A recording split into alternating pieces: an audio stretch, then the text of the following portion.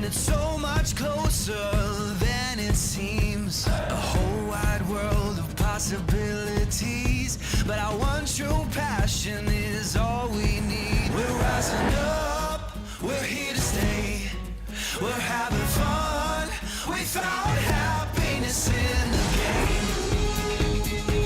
This is our game, so let's go. Na na na na na na na. We found our purpose in the goal. Na na na na na na. Focus on what we need. Teamwork will set us free. Nothing is out of reach. This moment is all we see.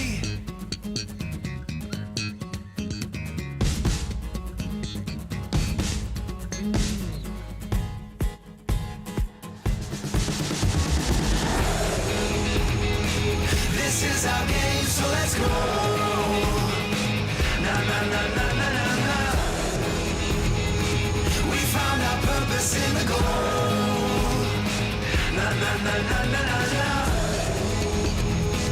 We found our purpose in the goal.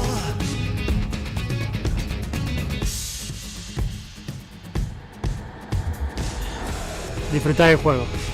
This is our game, so let's go.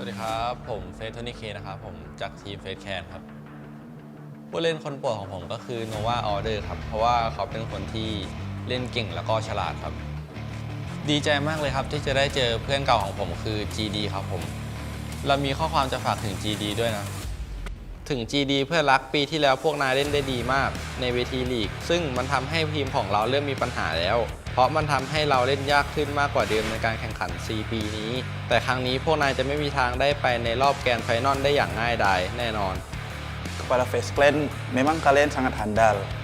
Tapi bagi kita, kalian sangat kurang, masih kurang. Apalagi di dalam kualifikasi ini.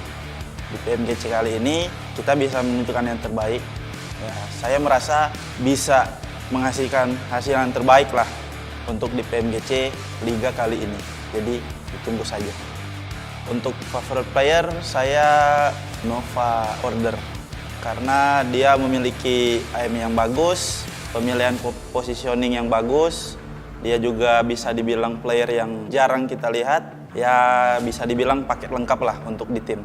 Kali ini saya akan ketemu Geek Yuhai dan saya akan menulis surat untuknya. Pada Yuhai, halo, kita berjumpa lagi. Ketika kamu di BTR sebelumnya, kamu bukan tandingan kami. Kali ini kamu kembali ke Malaysia dan sama sekali bukan ancaman. Bersiaplah pulang lebih awal. Hello, I'm back and I become stronger now. If you guys don't believe, you guys can come and find out. This time I will fight for Malaysia and I will bring the glory back to Malaysia. I feel very excited because the previous PMGC, me and my previous team, we did not qualify to the final. And I'm looking forward to make my new team now to final for Malaysia. Throughout PMGC, I think my favorite player is from Star Wars Esport. I think is top because when they play in group green, the player top perform very well, and I'm looking forward to fight him in the grand final. This week, I would like to meet Tony K from Face Clan, and I want to give him some message. Dear Tony K, many people call you talented boy in Thai PUBG Mobile, and I have seen your outstanding performance in C as a veteran of the battleground. I predict that two of us butt heads in the 2022 PMGC League, and that it will be an explosive meeting. เราอย่าตั้งหน้าตั้งตารออยู่นะ คนที่ล่ำลือว่าเป็นเด็กที่มีพรสวรรค์ในมาเลเซีย แต่คนที่ชนะเป็นเราเอง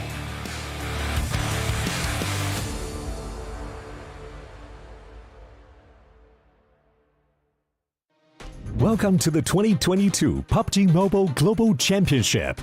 This year, we'll witness the world's best teams fight for their share of the $4 million prize pool across the PMGC League and final stages. The league stage will be held in Kuala Lumpur, Malaysia, with an all-new format consisting of 3 parts: groups, survival, and last chance. The group stage will kick off on November 10th all the way to the 27th. And we'll split our 48 teams into 3 groups. The top 3 from each group will advance directly to the finals, and the bottom 5 will be eliminated.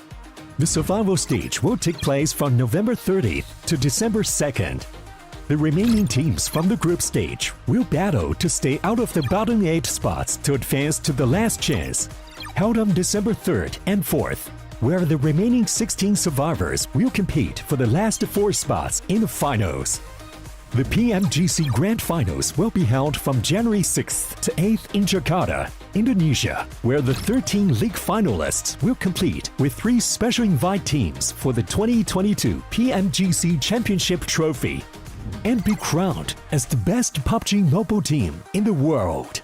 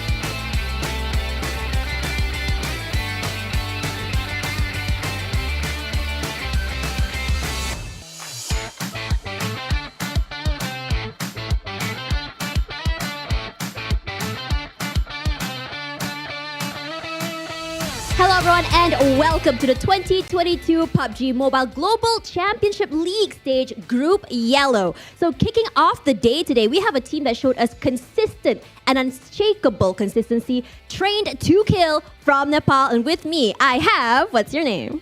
Zin. Zin, T2K Zin. And this is very exciting for me because they are a team that despite not having any chicken dinners, they still made it to the top 3. So my first question for you today, how do you feel about participating in PMGC for the first time? Are you very nervous? And what's your mood before the start of day number 2? हामी त एकदम खुसी छौँ PMG start भएकोमा अब आजको हिजो अब हल्का गेम बिग्रेको थियो र अब आज चाहिँ त्यो सुधार्ने मुडमा छौँ हामी Yeah. We are very excited to play the PMGC 2022. Yesterday we did the small mistake, and today we will improve ourselves.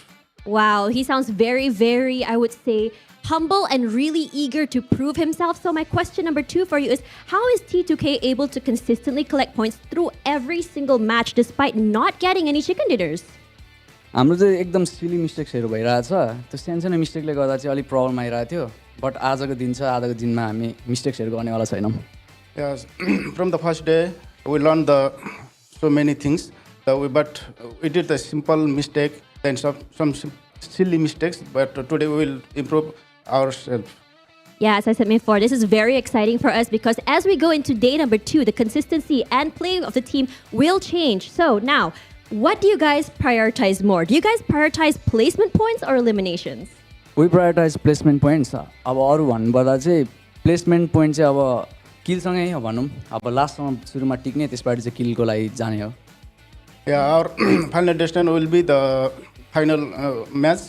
Then even though we are trying for the elimination, and then our main priority is elimination and the final match to win. Right, this is very exciting as well because when you think about it, we do need to find that sweet spot between survivability as well as placement points. Now, for my final question for you, Zin, what do you think your team needs to improve to finish the day leading up to groups? दिन सकिनु अगाडि चाहिँ अब के चाहिन्छ भने हाम्रो मिस्टेक्सहरू र हामीले अब कन्फिडेन्स चाहिँ लुज गर्नु हुँदैन त्यति भएपछि हामीलाई पुग्छ Before the end of the match, we will improve our team. Then we will not repeat the same mistake. Then we will confidently we will play and we will win this match.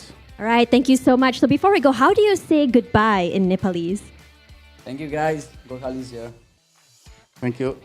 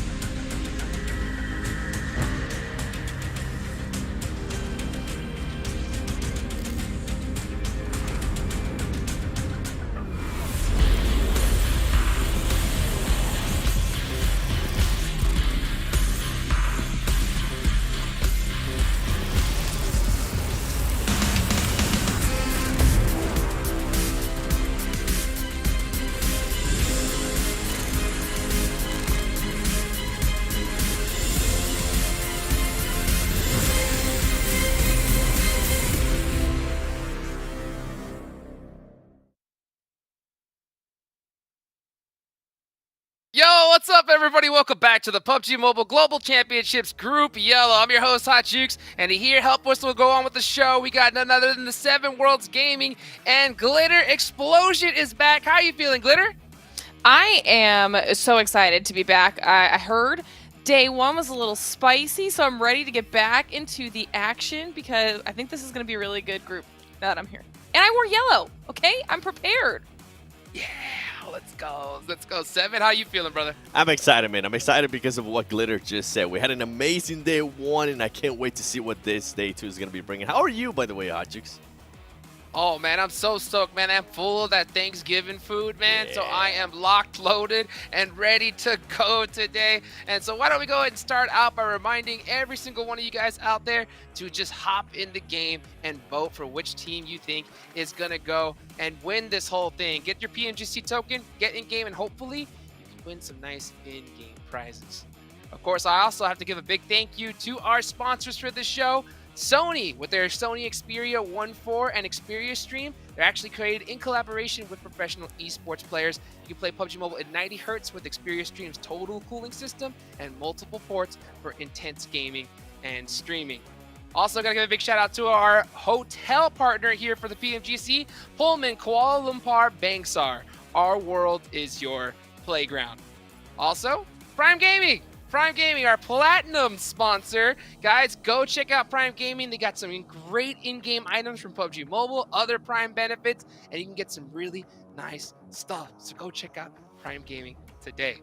And last but not least, of course, the Maserati is in PUBG Mobile. You guys can pick up this skin up until December 31st. So the end of the year, that is it. So guys, go get it today and ride its style. Vroom, vroom, vroom, vroom. Yeah, you know, speaking of putting that pedal to the metal, okay? Follow us, guys. Come on, do it. Click the buttons. And if you don't want to do it, then still do it, okay? Helps us all out here. Right, Seven? That's 100%. And I mean, if you are going to be tweeting out or doing anything, make sure you also use hashtags PMGC or PMGC 2022 because I've been keeping track of those. And you guys are sending some interesting stuff. So talk about it. Get that conversation going. Get that conversation to go. And there's so much to talk about here. Why don't we go ahead and show everybody who's possibly tuning in here for the first time the participating teams here. And these are the squads that got to play yesterday. This is day number 2. And we saw some teams pop off at the start and some teams we thought were going to pop off, Seven, that didn't quite really hit the mark that we expected. D Savior. Yeah, just, you know, putting that one out there too. Some teams popped off for sure. I mean, Geek Fam, that's one team that I'm going to be looking at. We'll go into that a little bit later. And then there's some less sorry teams. But you know what? Let's talk about some of the players. You can see, damn rude. I mean, 3,500 damage. And this team, Glitter, was just so aggressive. Yeah, I mean, obviously 3 out of the top 4 from Geek Fam up here. I mean, to be fair, Tony K, phenomenal performance, especially from the 4th place overall team, still being up here as the best, or number 3 in the damage. But I mean, Rude has the number 1 highest damage on a first day performance so far. Geek Fam has been incredible, and you can also see that reflected here in their grenade use. One, obviously significantly higher than every other squad up here, but that's just going to speak to their aggression. It's speaking to their ability to loot and use utility incredibly well. And then that ended up being reflected in obviously their first place placement on the day, ahead of everybody else. I mean, you've got 3 out of the 4 in the top 4, most nades used, 7. This is an incredible performance for day number 1. It is an incredible performance, and it's even more incredible because of what GK was able to do at 1.2. At one point, they had, I think it was a 28-point lead, and then Geek Fam decided to just obliterate all of that and say, you know what, we're actually here. We're going to be trying to get some chicken ears. We're going to be trying to get those high placement besides just the high eliminations that we're getting. And when I say high eliminations, I mean Geek Fam was going in. Right now, they have 51 eliminations, and when you compare it to GK Esports only sitting at 29. So a completely different team than what I've seen before, and I'm really enjoying to see if they're going to be continuing the aggressiveness, and then some of the other teams, hopefully they'll be able to step it up. I mean, GK, they didn't end the day so well, Glitter. They ended up with the 9th place finish and only 1 elimination on one of those games, and then the next one was a 12th place finish with 1 elimination. I'm pretty sure they're going to be looking to change that. Yeah, and we talk about that too, right? We talk about how momentum plays a factor into that, and on the flip side, teams that did close out the day really well. Another one that we'll probably be talking about is going to be T2K, Trade to Kill. I mean, they had multiple 2nd place finishes. We saw the interview at the top of the show with T2K as well, and they were just really consistent across the board, with no chicken dinners, still in the top 3 at the end of the day. And we talk about that a lot, Jukes. I heard you gasping before with excitement for what you were watching. Consistency is so important. Oh, it's so huge. Every single time I see one of them squad wipes, you know, I get so pumped up. And not to mention yesterday, the first play that we saw, Iron Sight Car 98 from across the map. That was so dang sick. Let's take a look at the rankings. And you know what? And the reason why I was gasping a little bit earlier, this is where we all stand right now. It's crazy to see that grenade usage ended up being the same stats as we see here on the overall rankings. Geek Fam, most nades used. Geek K, 2nd. And we see them here in 1st and 2nd place here, 7. Yeah, these teams have just been battling it out. And I mean, at one point, we had a 40-point gap between 2nd place and 3rd place. So I'm glad to see that has kind of narrowed down a little bit more. Glitter mentioned it perfectly. T2K, they have been super consistent. FaZe Clan, though, this was a team that they didn't really perform that well at the start of the day. They finished on a great note by getting that chicken dinner. We also saw 4 Angry Men. And then the teams that I was calling out earlier, I mean, D Savior, a lot of people expected this team to be at least top 3 at the end of day 1. Right now, they're currently in 15th place with 19 points. And Glitter, they better wake up because those teams at the top are looking to get all the points. Yeah, especially when you're looking at those bottom squads. They're the only ones with single-digit eliminations. That's not what they want, because now we're looking at the average eliminations, and Geek Fam literally has an average in what Xavier has in total.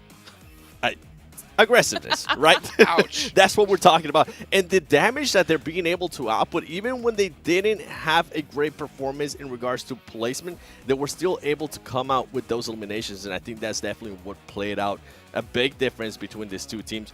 With GK, I mentioned it earlier too, I'm really intrigued to see what kind of team we're going to be getting here as we do look at the top Aaron Gill performance. You can see Geek Fan, I mean, I'm not surprised to see them there. FaZe Clan, I am a little bit surprised to see them there as, you know what, I'll tell you why later. And then IHC, 16 ranking points, 21 elimination points, and GK. With the thing with GK, I have to tell you guys this real quick, is that they were too passive at times, and I'm hoping that they try to be a little bit more aggressive today and not just go for placement points. I like it. I agree. Can't go for placement points. You got to be able to go for both. You got to go Yep. for broke here. These is today's matches. This is the same good old cycle that we've seen multiple times in a row. But I think that's the championship formula here. You know, is that no matter what situation you in, what zone you get, you got to put up some points. You know, get those 8 points and say, hey, you know what? There's no chance we're going to get first place here, but let's just try to put something on the board. And then when you do get that zone, you can't just get a chicken dinner. You got to get that chicken dinner with like 15, 20 eliminations. That's what really sets that first place mark. And man, we saw Geek Fan, they did exactly that strategy yesterday, Seth.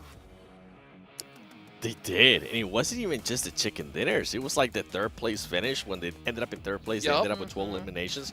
We saw them being able to get more points than the teams that were actually winning the games, and I think that's currently why they're at the top. Well, you know what? Speaking of teams at the top, I got 2 of the top best analysts in the game right next to me, and these are their teams to watch here going into match number 1. So I see you got some interesting picks there, Glitter. So why don't you break down your picks for us? Okay, I mean, 7, we obviously agree on 4 Angry Men. I don't know your reasoning here, but for me, I mean, they started off the day fantastically. I think everybody had higher expectations of them, and it was just like what started to be a steady downfall that just kind of plummeted into not finishing above a double-digit placement after that. And I want to see them bounce back here today. I already talked about Time to Kill a little bit, how insanely consistent they were. 3 second-place finishes out of the 6 matches, and I want to see if they can finally close out a chicken. And then Geek Fam. We've seen teams at the top fall off. I want to see if they can continue this dominating performance or if it was a flash in the pan. Yes, I'm so glad you mentioned that for them too, because now with 4 Angry Men, this is my reasoning, okay? And the only reason why I picked them before this Aaron Gill, yes, they won the first Aaron Gill, but they just kept getting into weird engagements right off the bat in every single Aaron Gill. I'm even looking forward to seeing how they're going to be able to adjust to that. Are they going to be getting any of their players knocked super early on, or have they been able to go back, watch that tape, and maybe work something out that doesn't happen again? Now with Game Lord, they were steady in a way, and I know Imperium is going to love this that I'm talking about them. They were steady in a way that they were able to put themselves into position to actually strike at the end. They finished off the day with 2 very strong games. I'm trying to see if they're going to continue with that momentum, because if they can, I will like to see them at least top 5. And then last and not least, you Savior. You heard me talking about it earlier. Please, wake up. You can't do this. Well, you know what? They need to wake up, and all of you watching need to wake up, because it's time for match number 1. Let's take it on over to our casters, Zute and Espraxi. Thank you, Hot Jukes. We are back with day number 2 of week number 3. And if it goes to show, you know, day number 1 was great. Day number 2 is just going to get better. And 3 and 4, well, it just goes up from there, Espraxi. I mean, yesterday was a statement and a half that we saw from some of these teams. We saw a very explosive start from the likes of 4AM, as we mentioned, but as we continued, I mean, it was Geek Fam, it was GK Esports bringing in that consistency, and that's going to be the key today. I mean, we mentioned D Xavier, we mentioned Besiktas, I mean, with one of the craziest clutches that we've seen, not only as an individual with that 1v4 against Train to Kill, but then also in that 2v3 right at the end of Miramar. I mean, come on, they just brought that synergy, and if they can do that again today, then we might have a whole different storyline to follow. So many different storylines already developing through the first day. The one I'm looking out for in particular, though, is the Geek Fam team, right? Geek Fam, we saw them pretty much play the same style all 6 matches, and they absolutely crushed it.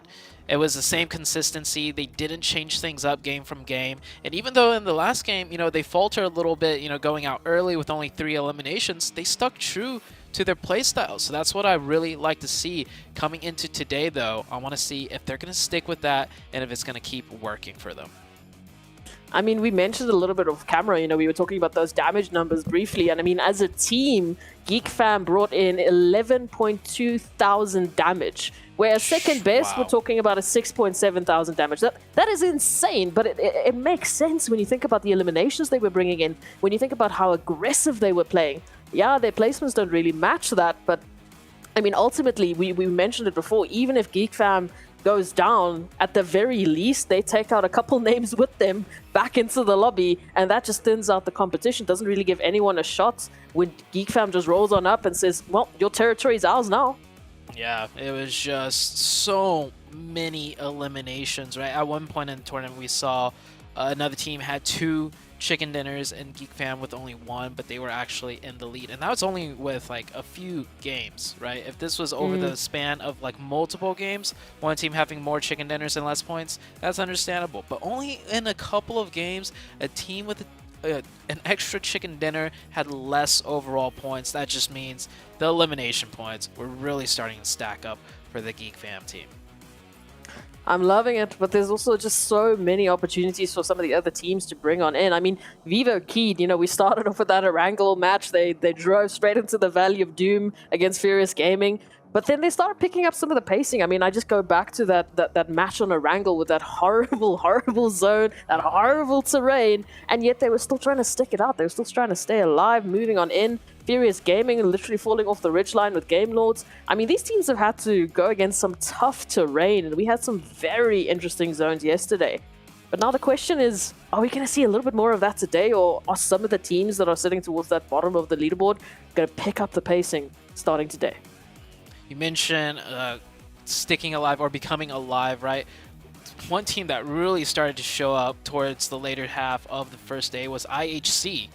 Right? Ooh. When they subbed in Ziol, it was like complete 180 change. Like, I'm looking at the stats right now. Okay, round 1, right? They go out in 13th place, 0 elimination. Round 2, they do better, but not in the form that IHC probably wants, right? They got 3rd place with only 1 elimination. They were down to 1 player very early on, and he got lucky making it in. Right afterwards, 14th place with only 3 eliminations. And then I think it was game 4. Game 4, they made the change. Game 4, they brought in Ziol instantly. 2nd place finish, 9 eliminations. 10th place finish, not that good, but 5 eliminations. We saw them go down fighting. And then the very last match of the day, 6th place finish, not too bad, not too shabby. 12 eliminations. That is a stark difference.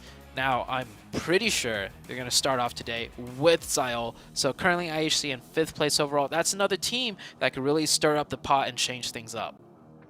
And I mean, IHC was a team that we were all rooting for. We were all waiting for that starting movement from them, especially with that beginning little bit of a phase between 4 Angry Men and themselves on Erangel with those Car 98 shots. I mean, IHC all the way, and then you just didn't see that. But today, it's a whole new day. They've shaked everything off from yesterday, and now they need to bring the action.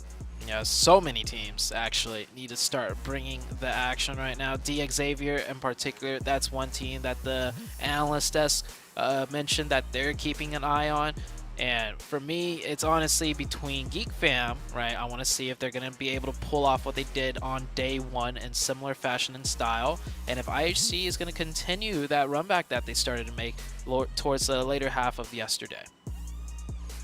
going to be the question here. But that zone, once again, it just seems like Erangel is the southern map of the day. We keep going towards this direction one way or another, at least this time, starting off from that eastern side. So some pretty good opportunities for the likes of, I'm thinking of Besiktas, if they wanted to go to that mansion or Jasnaya Poliana situation again. FaZe, if they wanted to head through to Milta Power, well, easy pick'ems for them. But then the question comes through, what have we been seeing on the military base island? We know IHC love that Novo position. 4 AM generally seem to have been joining them on the military base island, but now it looks like a straight drop for 4 Angry Men over towards military base. Yeah. Yesterday, 4 AM also got bridge camped, right? Leaving military base when the zone was very far up north. And they got bridge camped by Geek Fam, no less. Geek Fam, a team that likes playing, from the edge. Makes sense why Geek Fam didn't rotate in. We do have the first circle. It's going to be on the southeastern side. A bit of military base in the mix. And this is a little bit different of a drop. Now, these two teams, Falcons and Tem Entertainment, they've been sharing Jasnaya, but it's usually, we take the west side, you take the east side. However, this time around, looks like Tem Entertainment has stretched a little bit into the Falcons' territory. Not a full-blown engagement by any means, but seems like Tem Entertainment is starting to back up, maybe assert some quick dominance, apply some pressure, but they don't really want to engage into a fight either. It's interesting to see that, we're on day number 2. We've already had all of these teams going up ahead against each other, at least in 3 iterations of Erangel. Yet we're still seeing mini versions of hot drops. We're still seeing teams dropping on a very similar location, getting those loose up and jumping into those earlier engagements, which it's unlikely that we would see that still, but yet here they are still proving a point. So Falcons and Tem Entertainment will be interesting to see if they do go head to head, if we will see that earlier engagement. We saw a few delayed engagements, if I could call it that, yesterday. Some of the teams taking a little bit longer to make their plays and either get out of the situation or get those final engagements. So hopefully today we see a little bit more of a quicker pace from these teams. Also, stop crashing into things when you're driving.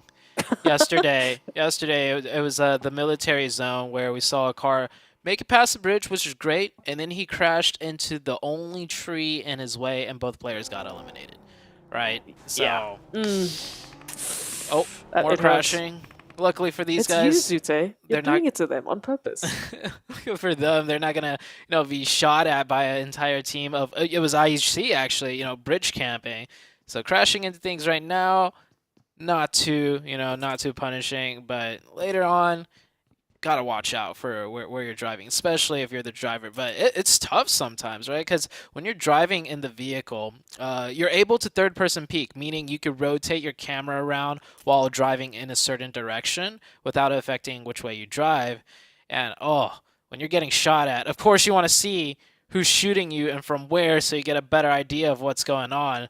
But then that means you're not keeping your eyes on the road, and it becomes a deadly mistake sometimes. That's where the teamwork has to come in. You have to have your spotter, you have to have your driver. Second, if you're in that passenger seat, your job is to spot out who's shooting at you. But yeah, it's keep your eyes on the road. Don't worry about it. Yeah, we don't care about what's happening on the music. Your job is to see who's shooting at us. That is the only job you have as a passenger. But hey, at least we'll see those teams maybe stepping it up. If not, Zute is coming after you. You heard it here first.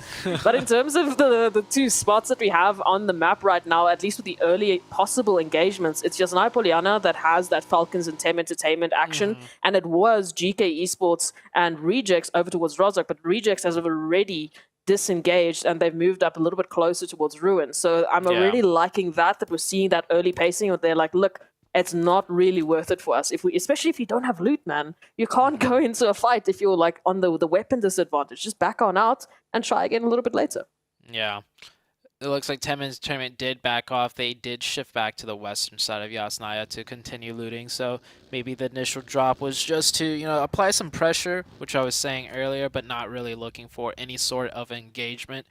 Fights might start breaking out between those two teams, though, as the matches go on, when one team becomes a little more desperate for points, or when one team, start feeling a little bit more confident, as in, hey, we might as well go for it.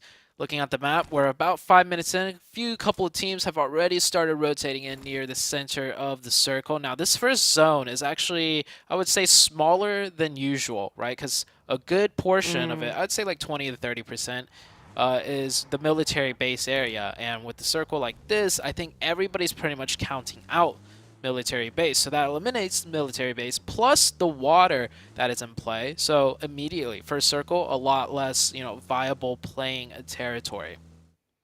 And what's even worse for the likes of, let's say, IHC or 4AM, when they want to take that Eastern Bridge rotation, well, surprise, surprise, that happens to be the center of zone. I mean, we have already 3 teams situated within that opposite end, such as Nongshim Red Force. We've got Furious Gaming moving in. We've even got Genesis Dogma Gids that have moved in. FaZe moving down from Multa Power towards that bridge. I mean, it is stacked now. So for 4AM, they're going to make that trip on through. You can see right past Nongshim Red. Thankfully for them, it doesn't seem like Nongshim Red was quite ready for a little bit of that containment, but they will have a stock rotation to make immediately as soon as they reach the mainland. Definitely agree. 4AM did make it past that bridge, didn't get camped. They find an open compound. Of course, they can't really get too further in because, as you were saying, many teams all set up around here. But luckily for 4AM, I think their biggest concern was getting bridge camped, right? Yesterday, they ended the last game going out to the Geek Fam team because they were bridge camped. It was quite a good fight, though, on the bridge. It went back and forth. 4AM actually got the opening 2 knocks, but then Geek Fam held it down. And somehow, some way, Geek Fam, I mean, there's a reason why they have so many elimination points. They took that fight back from a 2v4 and eliminated the entirety of the 4AM team. So 4AM definitely breathing a sigh of relief. Their worst nightmare, the bridge camp, is not going to affect them on this first game.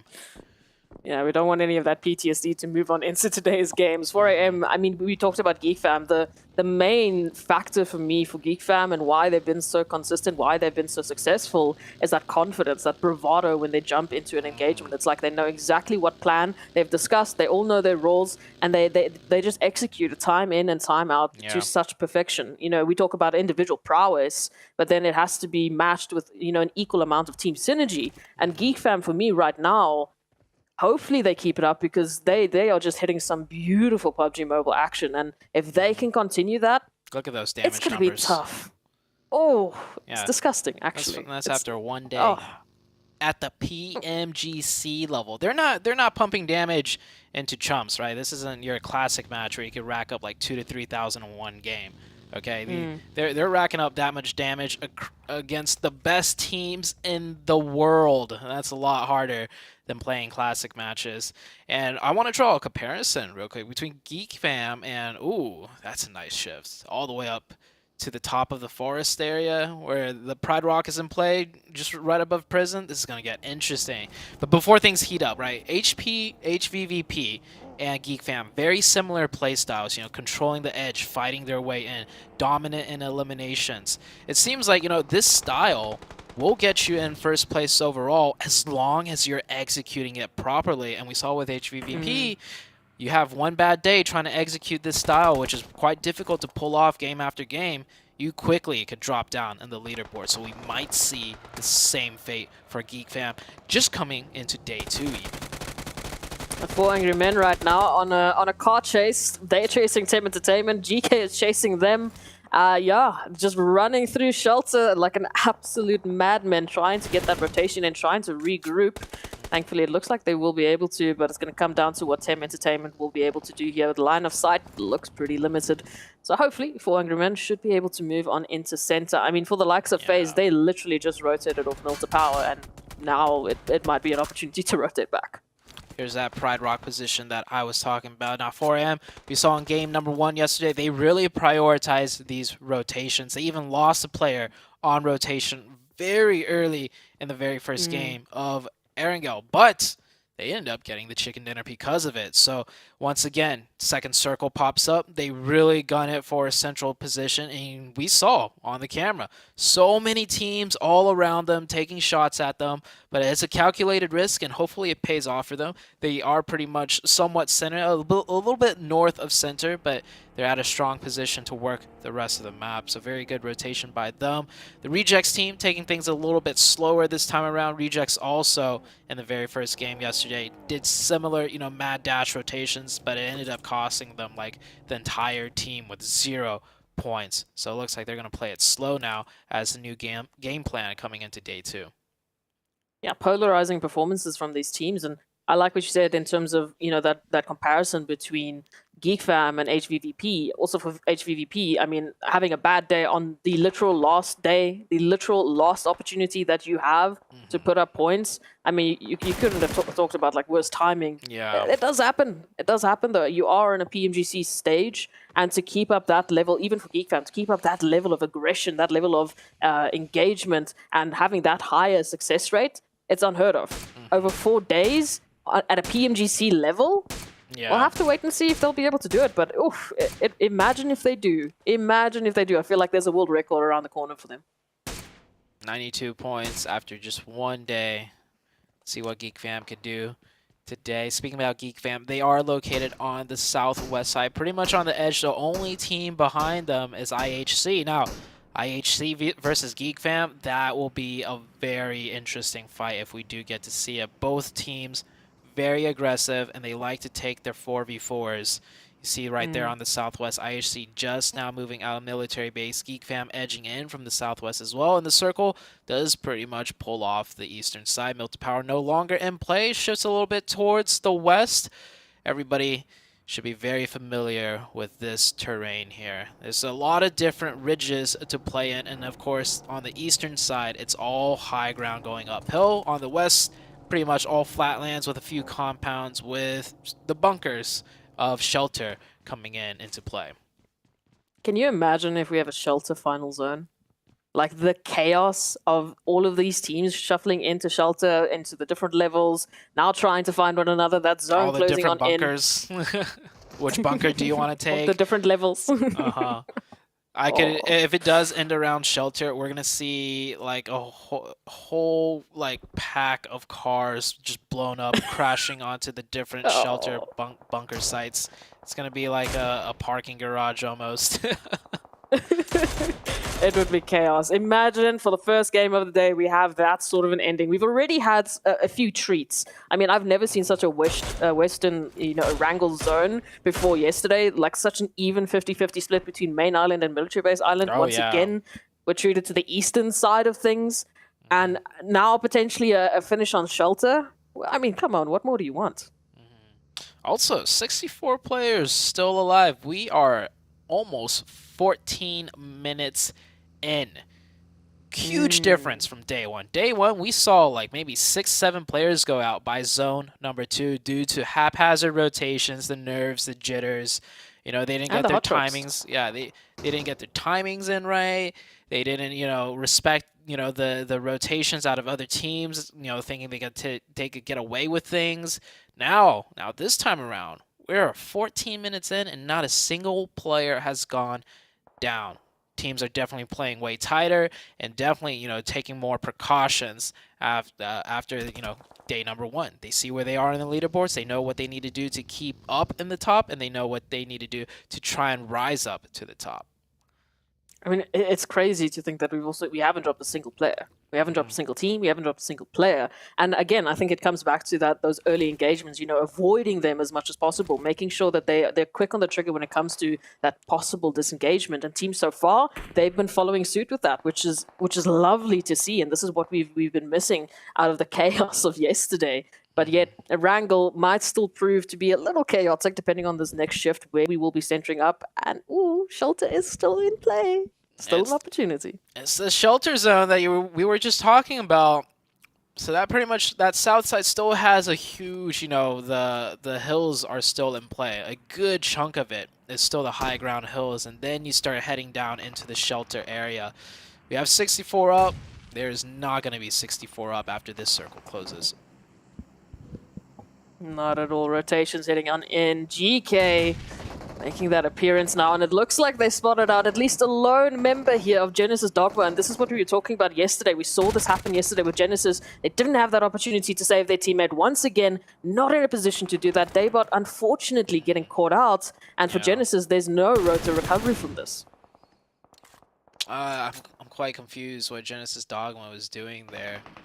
It might have been a split, and then this player got pushed, but From the way, you know, GK are already set up, it looks like they sent one player down there with no support, and they are taken out. Now, Xavier getting into the mix of things with Nongshim Red and Geek Fam, of course, here to third party and take shots whenever they can.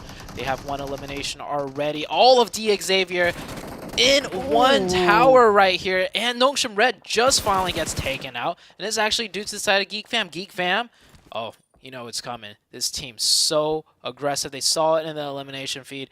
Multiple players of Xavier has gone down, and yeah, they're going in for the finish now. Only Frankie up and alive, and we saw Frankie do some aggression. fantastic snipes, but here it comes. Geek Fam, they know what they've done. They've taken up two. They want that final team wipe, and it is almost instantaneous. They don't even get to finish a sentence, and then we immediately move on to FaZe, fighting for control of these hilltops up against Genesis, and oh, what a tough fight.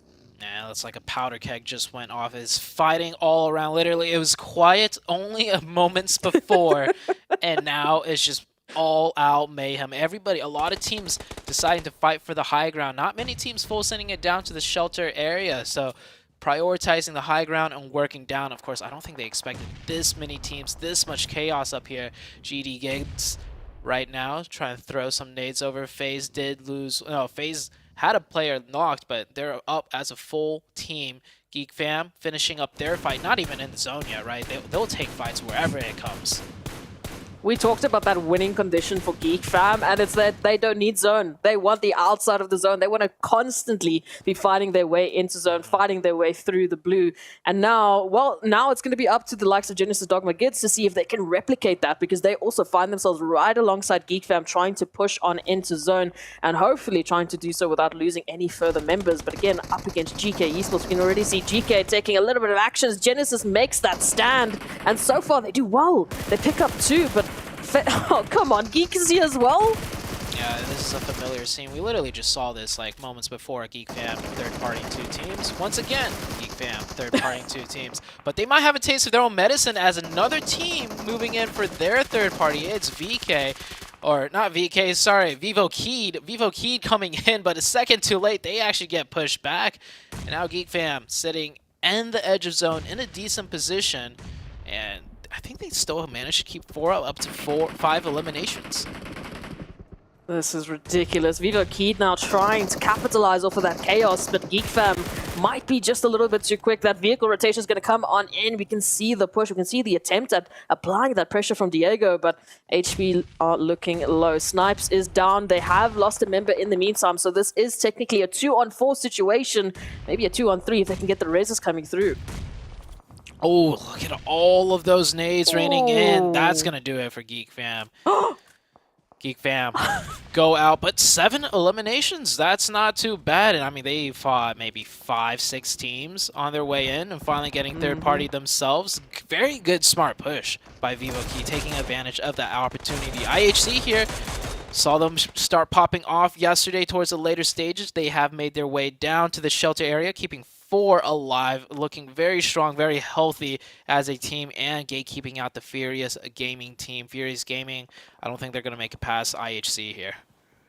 Again, IHC running with a different roster. We saw Zyol replace Godless yesterday. This time, both Godless and Zyol on the roster. And IHC looking pretty refreshed, looking pretty hyped. I mean, they're already picking up those 2 eliminations as Furious Gaming goes down. So this might be a different version of IHC, at least the version that we were expecting. We'll have to wait and see if they can bring through that performance as Vivo Keed now, after their wonderful success, need to make that rotation into center zone. And look at this outskirt, look at the vicinity. I mean, you've got GK Esports, you've got Tem Entertainment, you've got Besiktas and 4 Angry Men right up ahead of you. Where do you go from here? Pick your poison, right? Pick a team, take the fight. There's not much playable area left. There might be some pockets that, you know, on the very edge that Vivo Key could survive in, which it actually is not too bad of a choice, right? You don't know where the circle's going to go, and if you take a position on the high ground and a fight might be elongated, and then the circle is going to shift in a way where you don't have much control. Speaking of control, Besiktas right here controlling the low ground, which is probably better than the high ground, because the high ground, everyone could see you from up there, and more than likely, you're going to have to come down. So you're just going to be constantly in the sightlines and firing range of so many different teams. 4AM do get that revive up to 4 eliminations, looking a bit better than their performance towards the late stages of yesterday. IHC, of course, just constantly controlling the edge, fighting their way in. Oh, the last member here of Satan being caught on art with Vivo keyed in their rotation. It was only a matter of time as they head through that southern rotation. And currently they do find themselves pretty well centered up, so they picked their poison beautifully. And now Falcons up here against IHC fighting for control of these edge points of shelter. IHC making quite an aggressive push. Oh man, Falcons are just pretty much stuck down there. That's never a good look. Whenever you're fighting for these shelter positions, you want to be the team that's pushing. You want to be the team that's aggressive. Of course, don't get third-partied. You got to make sure that they don't get shot in the back by the reject team, which is looking like what's going to be starting to happen. IHC, one member is knocked. They will be getting that revive. Falcons, however, trying to fight back with the grenades. That's a good one. They do get another nade. Now's the time for Falcons to push out and do something, because if they don't do something now, they're going to get a full reset, and Falcons are already down to 2. Look at how low IHC is. Falcons needs to make the push. They will apply some pressure with that Molotov. Hopefully it's good for them. Otherwise, they're going to let IHC come back. And, oh, yeah, that Molotov nearly eliminated the entire team, and Icy goes down. That's what I like to see out of the Falcons team. Some punchback power, and Falcons defend beautifully against the 4-man team of IHC. It's been long awaited. Unfortunately, though, their journey does not end. We see Yusuf going down there to Vivo Keyed, who have a beautiful line of sight. And of course, with all the mayhem and the chaos that's just erupted, they know exactly where the action is. They know exactly where there are some potential eliminations around the corner. 4 angry men pushing on up here just on the outskirts of zone, now having to move into potentially either Vivo Keyed or Tem Entertainment, or take their chances with the Besiktas, who we know Besiktas are not strangers to any uphill battles. Falcon once again on the chopping block up here against Rejects, moving on in with that push. Man, Rejects just slammed in here. Here's that parking garage I was talking about. Look at all those cars. So many cars. Falcon down to 1 player. Rejects now taking over this bunker position. Beautiful push by the Reject team. They just went for it. They realized what they had to do. 4AM trying to do the same thing, just going for it. However, they are now down to 1 member. Like I said, coming from the high ground to the low ground on these flat open hillsides is definitely not the advantage you want in terms of high ground. They're not only getting shot at by the team that's defending against them, which is Tem Entertainment, but I'm pretty sure Besiktas was raining in shots as well. I mean, absolutely. After that clutch that they they brought on Miramar, they're absolutely no strangers here to these uphill battles. Train to Kill, hello, making an appearance here on the scoreboard. Already 3 eliminations, looking to add a 4th, maybe even a 5th, as Vivo Keyed with their 8 eliminations. Am I reading that correctly? 8 eliminations for Vivo Keyed, moving in from that southern position. Oh, make that 9 if he could get that. Did he? I think he's... No, he did not manage to steal it away. So close. 8 eliminations still for Vivo Keyed, and a beautiful position. They managed to slice right down the middle of that high ground, using those rocks and smokes to a very effective degree. They're going to manage to beat out the 4AM team that was coming down from a similar position. Rejects down to 3. Not fully in the circle. They should be okay. Just scooch on in just a little bit. Make sure you get those smokes down first, though. And the side of Game Lord and Train to Kill on the northern side, they've been sitting pretty quiet, very comfortable, avoiding a majority of the fights that are happening down on the south.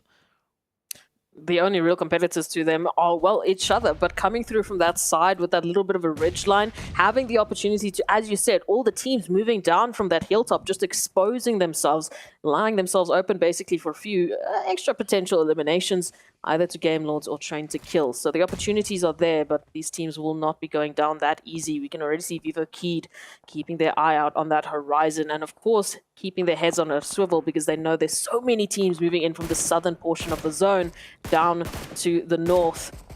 Tem Entertainment now, a couple of shots, heading through to Vivo Keyed, and Regis just on the opposite end of that hilltop. Circle shifts north once again, so everybody has to come off this hilltop now. A little bit of the southern side is in play, but that's pretty much just the roadside and just flat open terrain. I'm going to imagine all 3 teams on the south are going to suffer some sort of casualties. Meanwhile, the teams on the north sitting very comfortable. Train to Kill and Game Lord do get that circle towards them. Game Lord might lose that ridge in play, though, with his circle slightly shifting down south of them. Train to Kill just getting a slight more of a zone blessing in this situation. And for Vivo Keyed, for Tem Entertainment, as soon as they go past those trees, their cover, it's null and void. So Tem Entertainment now trying to make a dash on in, trying to close the gap a little bit closer, heading into more of an eastern approach. And this is going to be an interesting one now because they might actually have a perfect line of sight onto Viva Key. There it is, Adrian down to a sliver of HP, nearly down to nothing. But they just managed to get behind that care package. Great smokes for them to use right there. Zone slowly starting to choke teams in. You see Vivo Key losing one player, another player log. Here comes the Rejects team. They have to make their play. Falcon finally gets taken out. Good job for Falcons with that solo player trying to make it up to the 6th place finish. Now it's Vivo Key versus the Rejects, but Vivo Key have to worry more about than just the Rejects as Tem Entertainment firing him from the sides, getting a knock, and then Rejects getting the finish with the beautiful nade. We're down to the top 4 teams. Rejects sitting comfortably. Tem Entertainment, however, same cannot be said for them.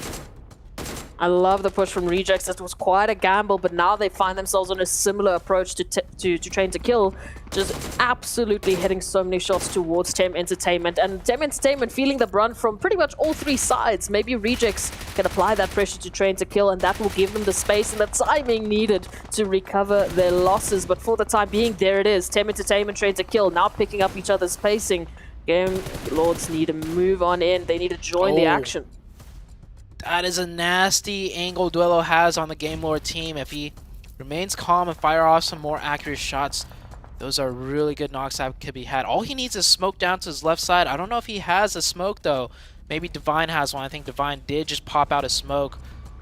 If Duelo could get his left side smoked out so he doesn't have to worry about Train to Kill, he could have some really nasty shots onto this team. Game Lord, however, is deploying smokes of their own, effectively obscuring the vision that we just saw Duelo have earlier. Now teams are firing back and forth. Everybody, or every teams, are taking shots at one another. Circle closes beautifully into the middle, forcing all of these teams to make some sort of move. I like that. Really putting these teams through the gauntlet now as they need to snake it up into the grasses. They will be losing majority of their respective ridge lines, majority of the cover that they've been holding onto so beautifully up until this point. But Tem Entertainment, I mean, I feel so sorry for them. They have just been getting punted, lead after lead bullet, just going straight in their direction, not having any sort of time to recover. We can see they're right on top of each other, just trying to stay alive. And now Duelo comes on in and adds to the pressure gauge. I feel sorry for that tree right there. That tree's been soaking up a lot of bullets as well. The only hard cover that they have, and the rock, but man, I think Tem Entertainment is about to bow out here. Too many teams raining in fire from all sides. Still got one player left here. If he could weather this a little bit longer as Train to Kill. Train to Kill getting... Oh, when did the Train to Kill took out Game Lord? I was so focused on Tem Entertainment. Game Lord has just been eviscerated out of the match, evaporated. And now, hold on. Take a look at this. RC goes out. And Tem Entertainment stays alive with 2. And they're going to bring it down to a 2v2. But look at their meds, Tem Entertainment. They don't have much to work with. They have literally nothing. Now down to Mormon as Train to Kill are just on a rampage. They got 10 eliminations. And now they're looking to close it out for good. Down to Mormon. We can see nothing. Nothing to do with meds. Nothing. We've got he got the knock. That's it. Tem Entertainment, he got the knock on the other player, though. Legend is down. These 2 nades for the Hail Mary. Oh, he uses all 3. It's a little bit far. Can one bounce a little bit further? Oh, shooting the buggy, trying to blow that up maybe. Oh, they'll get the revive though. But no meds, is it worth the revive? That's the question. Oh, I think he went back and dropped him some grenades. He's prone in the open. Did Jane spot it out? Some shots raining right back, using his teammate as bait. Get some good damage in. But Jane's got one more first aid. I think Jane knows he's out in the open. But he does not want to risk firing off some shots and then getting hit back as Jane almost went down earlier. Oh, good timing for Jane, though, right as he pulled out the grenade. What a win. What a clutch by Jane from Train to Kill. I mean, it looked like it was Train to Kill's game, and Tem Entertainment was going to be the 4th team out, but all of a sudden Game Lord's out, Rejects is out, and then it was almost a win for Tem Entertainment. Tem Entertainment, that's a team that's way down in the leaderboards as well. They didn't get the chicken, but that was a good finish for them to, you know, really shoot themselves up the ranking as far as Train to Kill is concerned. I mean, they're not doing too shabby, you know, third place coming into today and then getting that chicken dinner. That gap between second and third, that 20-point difference almost, is suddenly a lot smaller. Oh, absolutely. This is what we were waiting for. Yesterday, as we mentioned, as our analyst talked about it, we only had a 40 points gap between that second and third at some points. That closed on up right towards the end. We had Train to Kill picking up the pacing, which is something we've been waiting for. We knew that they brought in some interesting, you know, opportunities for themselves. It was just that final execution that they needed to bring through, and here it is. That winner chicken dinner. But what an absolutely beautiful showing from them in that final zone. Honestly, this first game I liked a lot because it pretty much showed us all the teams, you know, that aren't in the top besides Train to Kill are showing up today. Everyone's coming out swinging, but the team that swings the hardest in this first game will be Train to Kill.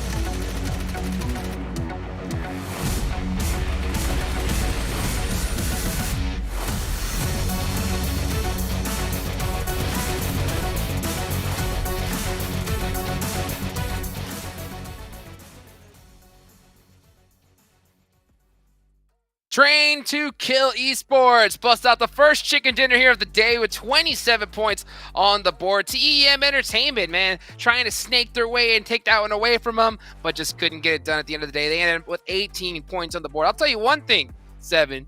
Train to Kill Jane popped off in this match. I agree with you, baby. I'm so glad you brought him up, Hot Jukes. Jane put up 8 eliminations, and what's more impressive out of those eliminations is he was able to do that with just, I think it was 409 damage. Talk about being able to steal some eliminations. I am happy to see Rejects there towards the top 2, 15 points for them. That's going to be good. And then Vivo Key, we saw Vivo Key taking on the fight with Geek Fam. By the way, Geek Fam, this is what I was talking about, Glitter, earlier. Only 1 placement point, but 7 eliminations. Wow. The aggression. It's the aggression all over again, and they were doing well in the eliminations. They just got caught out a little bit earlier than they would have liked, but you guys were just highlighting Jane. Phenomenal performance. 8 elims on 400 damage. That is efficiency, okay? 8 elims and 34% of the team contribution. Plus, we also get Legend up here for T2K. Geek still making an appearance because of all of those elims. And then, like you were also saying, Seven, we had some Vivo Keyed popping off. Adrian with 6 of those elims. But listen, I put him in my teams to watch for a reason. T2K. All those second places, they paid off. We start off the day with a chicken dinner. You called it. Glitter Damas is back. Could be. Could be, in fact, back in the fingers are on the head. She is charging up and ready to go here. And you can see right now, this is the actual fan vote leaderboard. So all you guys that went a game, got your PMGC tokens and voted. So far, S2G is still up on top. You see Bigatron in second place and Power all the way at 5th. I wonder if we're going to see this change soon, Seven, with how some of the teams are performing in this group. Do you think that's something likely? Who would you vote for? I would vote for Geek Fam, and I'm surprised we're not already seeing Geek Fam out there with the way they're currently performing and the aggressiveness that they're being able to showcase. They're just a fun team to watch, like the way they're currently playing. Glitter, who would you? I would agree with that. Honestly, I'm a big fan of the aggression. You know that we love when teams are elim heavy, okay? Yeah. It just makes the games that much more excited, and when they're not afraid to have those aggressive early and mid-game stages, it makes the game more entertaining. Now we're looking at the overall ranking, though. Geek Fam holding on to first place, hitting the triple digits off of those elims, but the jump up from T2K into second place, and they actually had a pretty sizable gap that they had to make up, Seven. And the down roll spiral continues for GK Esports. They got 0 points, and now they're going to lose on that second place to T2K. I am going to be looking at some of the other teams, though. You can look at Vivo Key right now being able to push up there. We saw a tie between some of those teams in 4th and 5th. And Reject, this is why I was happy to see some of those higher points out of them on that first match, moving up to 9th place. And it's crazy how most of these teams are going to be packed. Like, if this continues on, I'm going to be so excited because we might get a flashback to last week when it came down to the last game on the last day. And I called them out earlier. I'm going to have to do it again. The Savior. I mean, I don't know what's going on with this team.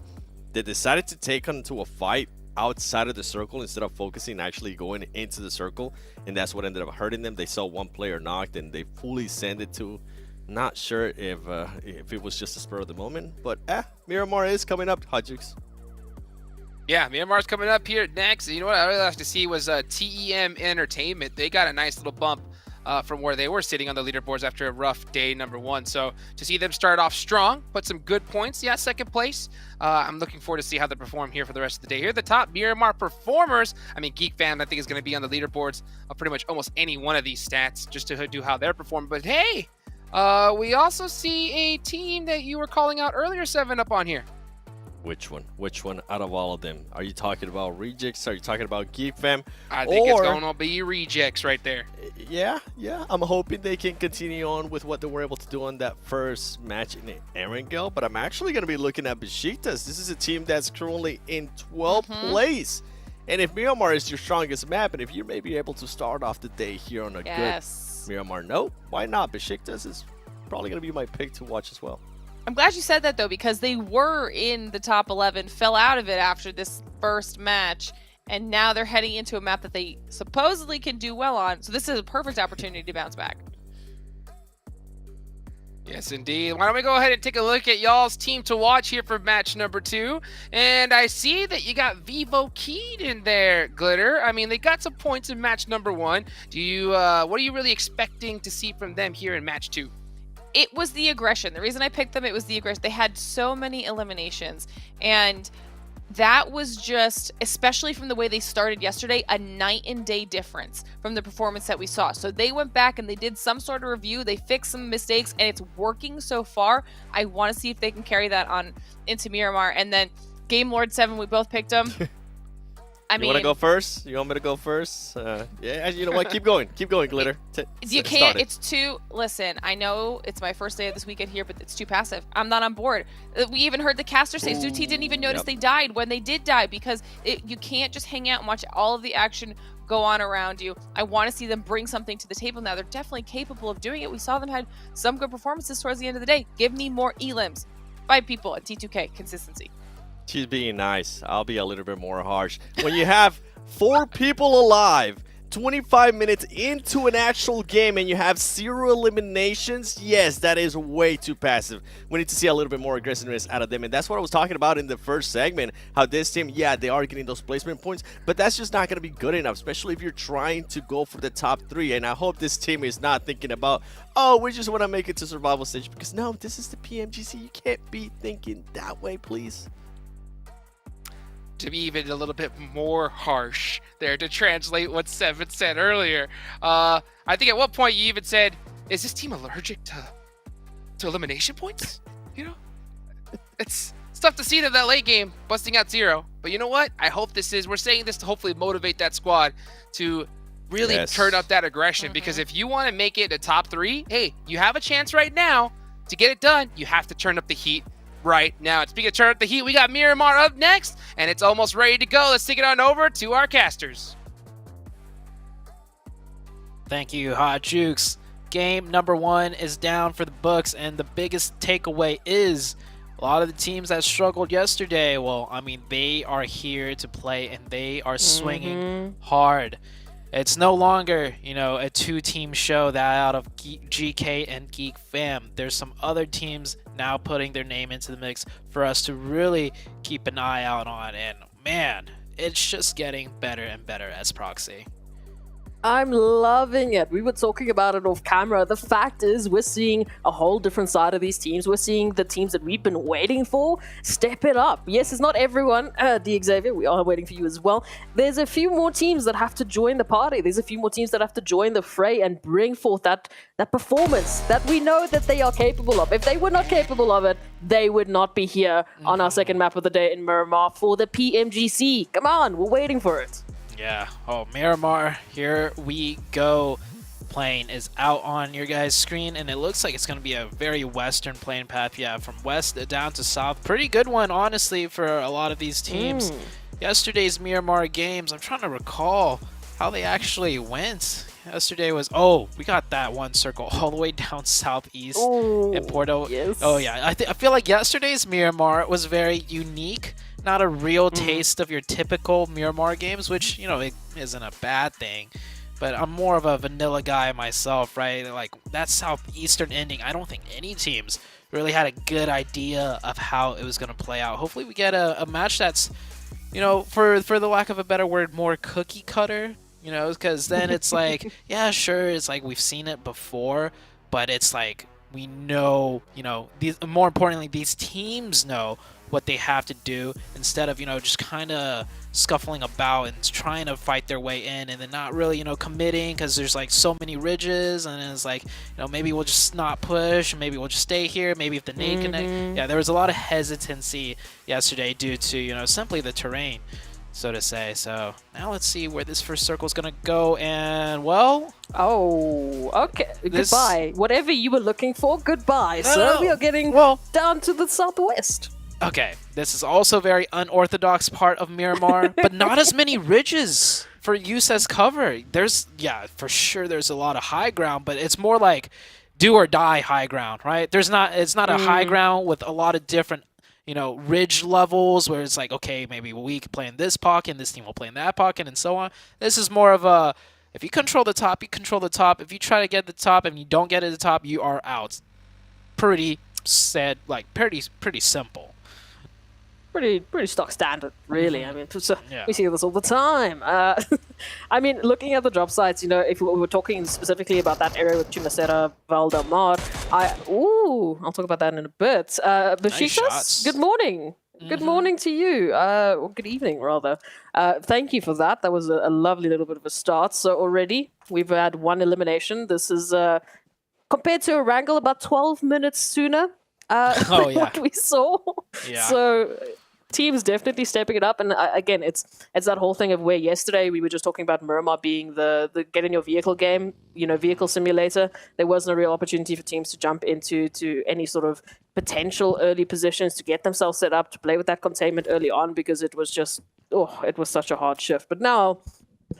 Still a hard shift. I'm not going to lie. I mean, all the teams that run that northern side, like, Game Lords, like Falcons there towards Hacienda del Patron, I mean, congratulations. You need to join the territory of Nongshim Red Force, who love that Chumacera. We need to join Four Angry Men over towards Val del Mar. It's going to be a fun time for rotations in these teams. Speaking about rotations, Geek Fam here, the furthest team away from the circle. I mean, it's what they want, right? It's maybe not this one. Maybe when I don't know, Miramar, when the circle's that far away, and if it goes any more south, all they got is uphill battles. This one's maybe not the circle Geek Fam is looking forward to as far as fighting into zone goes. Yeah, no, it's not the expectation here, but what is nice to see is that we are still sticking to some of those expected drop sites. I mean, Train to Kill over towards Graveyard, at least there's some sort of normality there.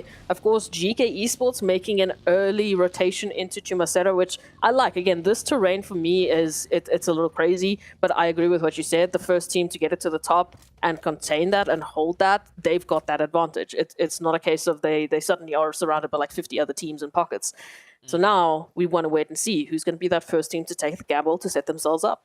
Yeah, they could create a buffer zone, essentially. We saw one of the GK members, they don't even have a vest, like not even a level 1 vest. So a very fast early rotation, not even taking the time to look around for a vest to secure a position in a really crucial point on the map.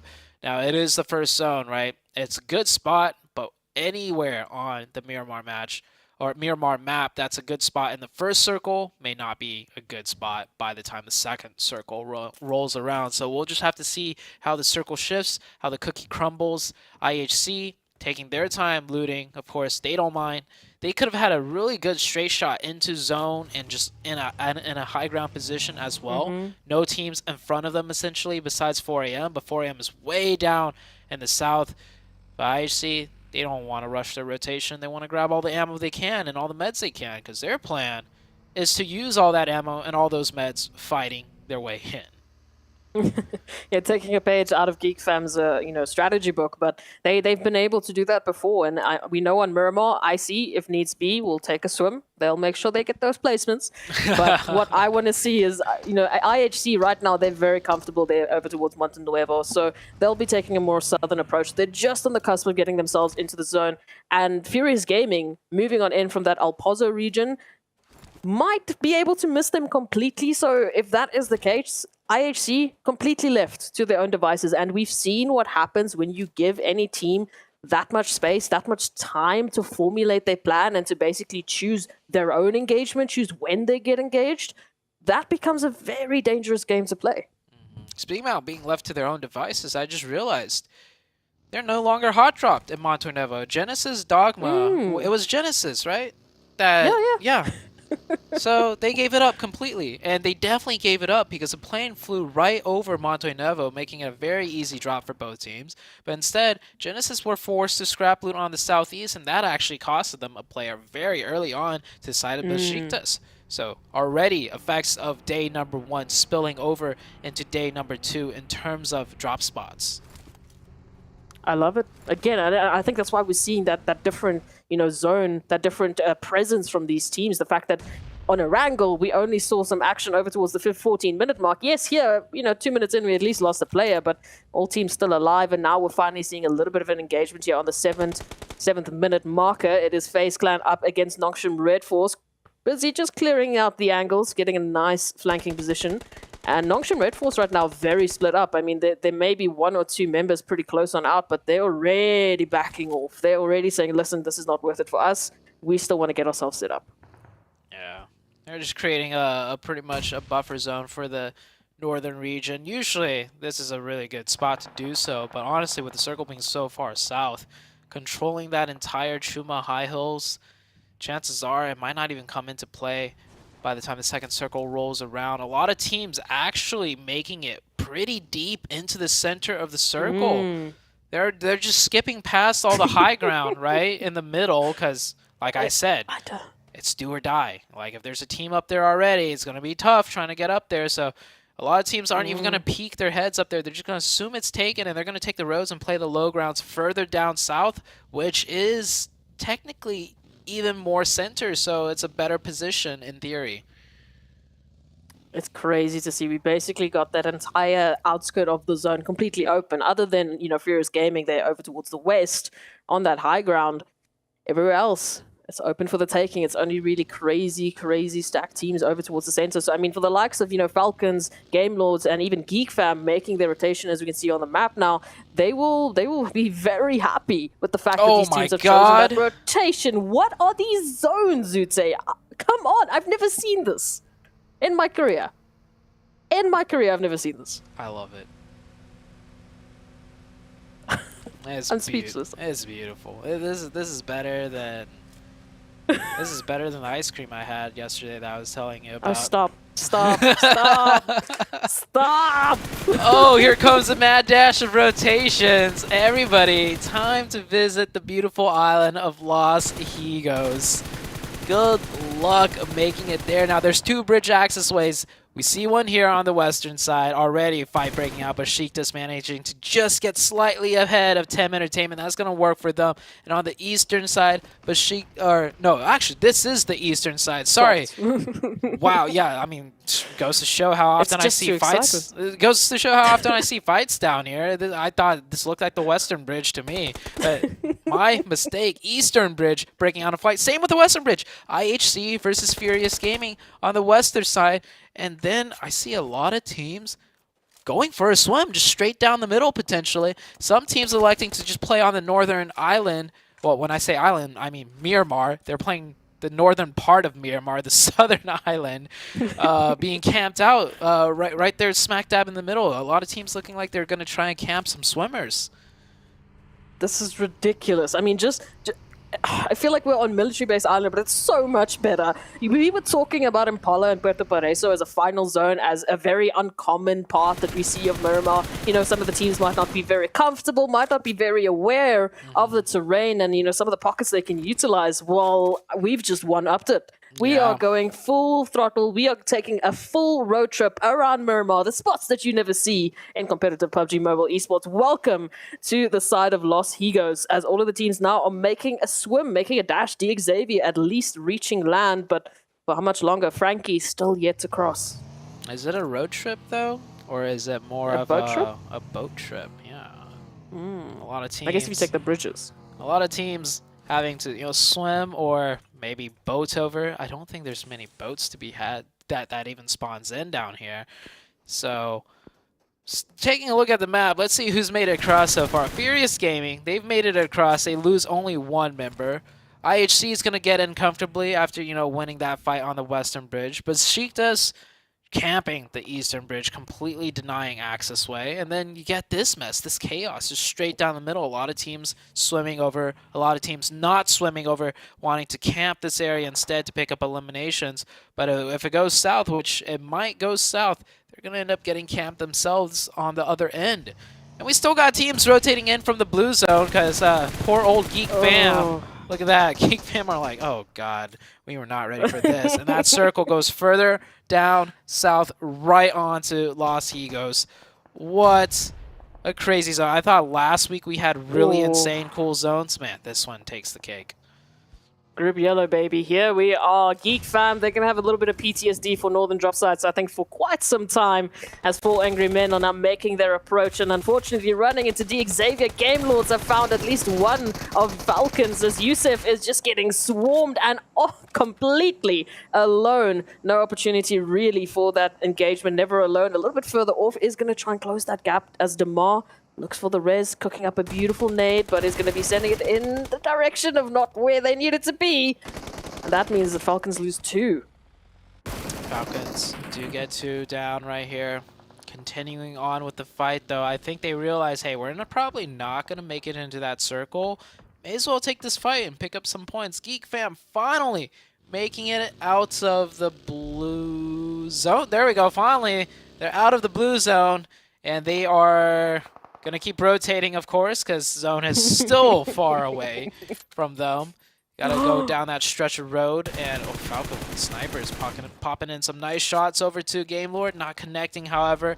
Falcons down to 2, and it's like, at this point, it's like, do you just stay and fight for the points, or do you try and make it into the zone still? I think these teams are really struggling with deciding what to do in terms of those 2 options.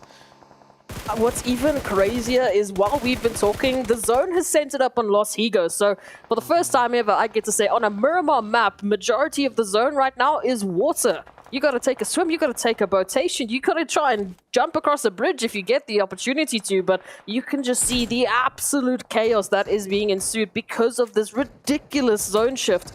Our rejects, I mean, they were one of the first teams to make that swim across onto Los Higos, and now they might be reaping the benefits. Geek Fam, unfortunately, when we talk about those third-party opportunities, now literally in the water, getting shot at with what option? Man, so many players just swimming onto shore right now. I love how you could see some of the cars, some of the vehicles still just poking out of the water. There's so many cars just in the water as well, serving as some sort of hard cover, to be honest. in the water side, that could actually help some players out. But yeah, take a look at, I see a buggy, I see a smoking vehicle, I think that's a 3rd vehicle. Mika trying to grab some air, and the second he gets some air, shots raining down on him. This is FaZe Clan here, trying to farm as many elimination points as they can. Same with the rejects. They swam early, and now they're reaping the rewards, being able to shoot back at everyone else. And yeah, this is indeed a straight up Los Higos finish on Miramar. Oh, it is beautiful. This is one of the first times I've been able to see this. And what chaos can we expect from this? So Besiktas moving on in from that eastern side. They've also been treated to some beautiful land, some beautiful real estate as Rejects pick up a few more eliminations. But again, the elimination counters are not that crazy. You see the numbers, they're not that insane just yet because there's still a whole slew of potential, still a lot to go around as Falcons move on in right next to Genesis Dogma Gids. Daybot will get that information. Doesn't seem like they're going to be jumping into the action just yet because they've got a few of their teammates in the water, at least with the backup there of their duo. Maybe they can get powerful and never alone out. 4 AM getting into fight. This is on the southern side of the part of Miramar. This is on the Los Higos Island. They will take down that player. D Xavier, both players swimming ashore, forced to get into quick engagement right there. D Xavier go down to 2 members. This is Geek Fam with 1, GK still with 2, Train to Kill with 3. I'm taking a look, trying to figure out which teams are still 4-man teams. There's a couple of them still, which is going to come into play huge, especially for the side of 4 AM. They got to push their way in and fight their way in onto Los Higos. I mean, I'm taking a look at FaZe, I'm taking a look at Besiktas, you know, Tem Entertainment, who do have full numbers, but they first have to get their way through Train to Kill. So might be a potential there coming through from that eastern side for Angry Men, also rotating around from the west, right alongside IHC. And Rejects still keeping their eyes out here on the horizon, around the water, to see who's going to be making a crossing and who they might be able to pick up. But again, so much zone availability has been given up to the water. So yes, maybe some of those vehicles might help them out because at this point, I don't know, if we go anywhere closer to the water, I don't think these teams have an option. IHC successfully defending against that 4 AM push. Now it's down to 1v1. Svan should be... Oh, nope. Just as I say that, that is actually FaZe from the other side of the river getting that finish right there. Now Svan is the last member up for 4 AM. This 4 AM team was just literally a 4-man team a second ago. Now they are no longer 4 Angry Men. They are just 1 Angry Man. Same with the IHC. IHC down to just 1 player on that island. Genesis hitting a few couple of shots. At least Alan has made it across, and they will be hopefully trying to make sure that their teammate can swim across quite safely. But we've got so many teams on this side. Reject still just being an absolute menace with that beautiful nade onto Victor.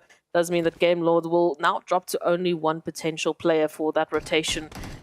Vivo Key, they had such a good start on Erangel, but I don't think alongside them and every other team in this lobby, they were expecting this kind of a zone. How would you even prep for this kind of a zone? Well, one thing I learned is just go for the swim early. All right, like just go for it. Rejects right now sitting really comfortably in a strong position right there on the south side, also being able to farm a lot of points. We are 100% confirmed on the Los Higos ending now. Tim Entertainment, they managed to avoid the fight with Train to Kill, just circumventing that and wrapping down to the southern side. That's going to be good for them. There is a 2-man team of Furious Gaming right in the heart of Los Higos. Now FaZe had 4 up. They decided not to cross the river and instead has been setting up camp at that compound, taking shots at everybody for the last like 10 minutes pretty much. Now they got to move in, but they do have 4. This 1v1 between Svan and IHC. Both teams down to their last players. Both teams need to move just a little bit further to go in. It looks like Alex is going to try and avoid this fight and instead wrap into the zone, giving Svan a nice way in. Here we have FaZe now crossing over. Nosham Red here taking a lot of good shots from inside the vehicles into the swimmers of FaZe. FaZe lose 1. FaZe still has 3 up though, but they have to deal with the rejects and GK on the other side. Ragnar waiting for them. I do not see an opportunity here now for FaZe Clan to make this happen. Tony K actually circling back over here towards Nongshim Red to see if they can find a different way through. Vivo Keith, one of our other only 4-man teams, also didn't decide to make that trip over into Los Higos and now will be paying the prices. Tony K rotates on back around to give Dooms a bit of a surprise, trying to take out that shot trying to take out that pressure from the vehicle, but now out in the water they all are. Sporter will be looking for FaZe, looking for that final shot onto Tony K. So hopefully get a conclusion to this. Oh, I like what Nosham Red Force is deciding to do there, honestly. They know with 2 it's very unlikely that they could, well, maybe one of them will make it to the other side of the shoreline. But may as well go for the points, right? Go for those elimination points. They sit in the vehicles instead to use it as a means to be able to shoot in the water. And they take out, well, not just them, but them with RC take out the FaZe team. RC still taking shots at so many swimmers, man. They must be, I was going to say they must be spent on ammo, but then I realized there's loot in Los Higos too. They probably looted some ammo up, which they are utilizing to full effect right now. and they were one of the only teams to take a hold of these compounds early on. So if there was loot available, likely Rejects has taken all of it, which is why we can see them being the first team to reach those double-digit eliminations. As Train to Kill with that rotation on end, we were talking about those 4-man teams. It was Tem Entertainment alongside Besiktas that made that trip down to Los Higos. It is no longer Tem Entertainment, who are now reduced down to only 2 as Nongshim Red Force unfortunately feel the brunt of Rejects and their just big brain plays, man, making that rotation onto Los Higos. I mean, oh, loving it. This fight's about to heat up even more, though, because if the circle goes right into the buildings, the city, the heart of Los Higos, we might get to see an urban finish, and there is still 18 players left alive. And if you take a look at this beautiful scenic shots, yeah, fighting here won't be easy either. It's almost like a city ending. It's just a mini city for all of these teams that are left.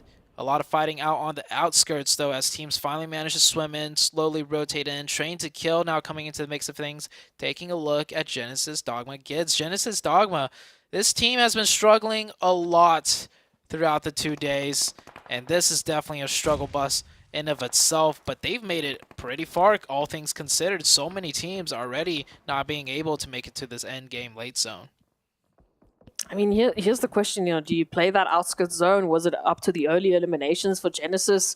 They might have had a slower rotation, but just choosing that timing right and managing to get in and capitalizing off of some of the chaos that might have been happening inland might be why they were rewarded with some opportunity onto Los Higos. Now, though, it's coming down to this potential of that urban finish. Will it end up in the urban side, or will it actually shift towards Besiktas? Because then, I mean, my money's on them. They have full control of the terrain. They have all the ridge lines. If they can take out the Xavier, at least the last remaining member of the Xavier, then they are in full control of the southern portion.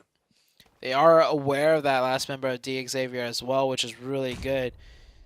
That's the worst thing that could happen to a 4-man team, getting caught by a solo player and then losing one player. But they'll control this territory for now. They're playing very cautious. They could play more aggressive, honestly, take more territory. But like I said, that one player of D Xavier, if they were a little bit overextended, they could have easily lost one, or maybe even 2 players going from a 4-man down to a 2-man. So playing it rather more cautious and not, I mean, the chicken dinner is in their sights pretty much. The only 4-man team, Rejects and Train to Kill with 3. Those are the only 2 other teams with 3 players. Everyone besides that have either 2 or just down to the last solo. The beautiful benefits of that chaos. This is what we are reaping. We are being able to see what these teams are able to do in an absolute gauntlet of a Miramar, as only their second map of the day, mind you. So after the insane pace change that we saw on Erangel, immediately back into the chaos, because there just was no other option. These teams really did not have another option to play a different style, to bring in a different form of energy. Miramar has just been, it has been ruthless. That's the best way I can say it. And now Genesis Dogma coming on through here from this northern side. The moment they stand up, it looks like Train to Kill are, well, trained on their position, waiting for those pixels to move. Circles slowly crunching in. Every team pretty much stalemated now. Neither team looking to make a move until the next circle shift. Tem Entertainment here with only 2 up. It's been an absolute slugfest just making it here.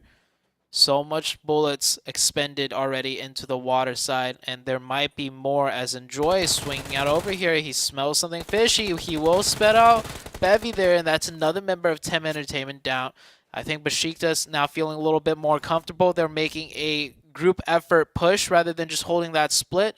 They will take down the side of Tem Entertainment. Next zone shifts too. It goes south.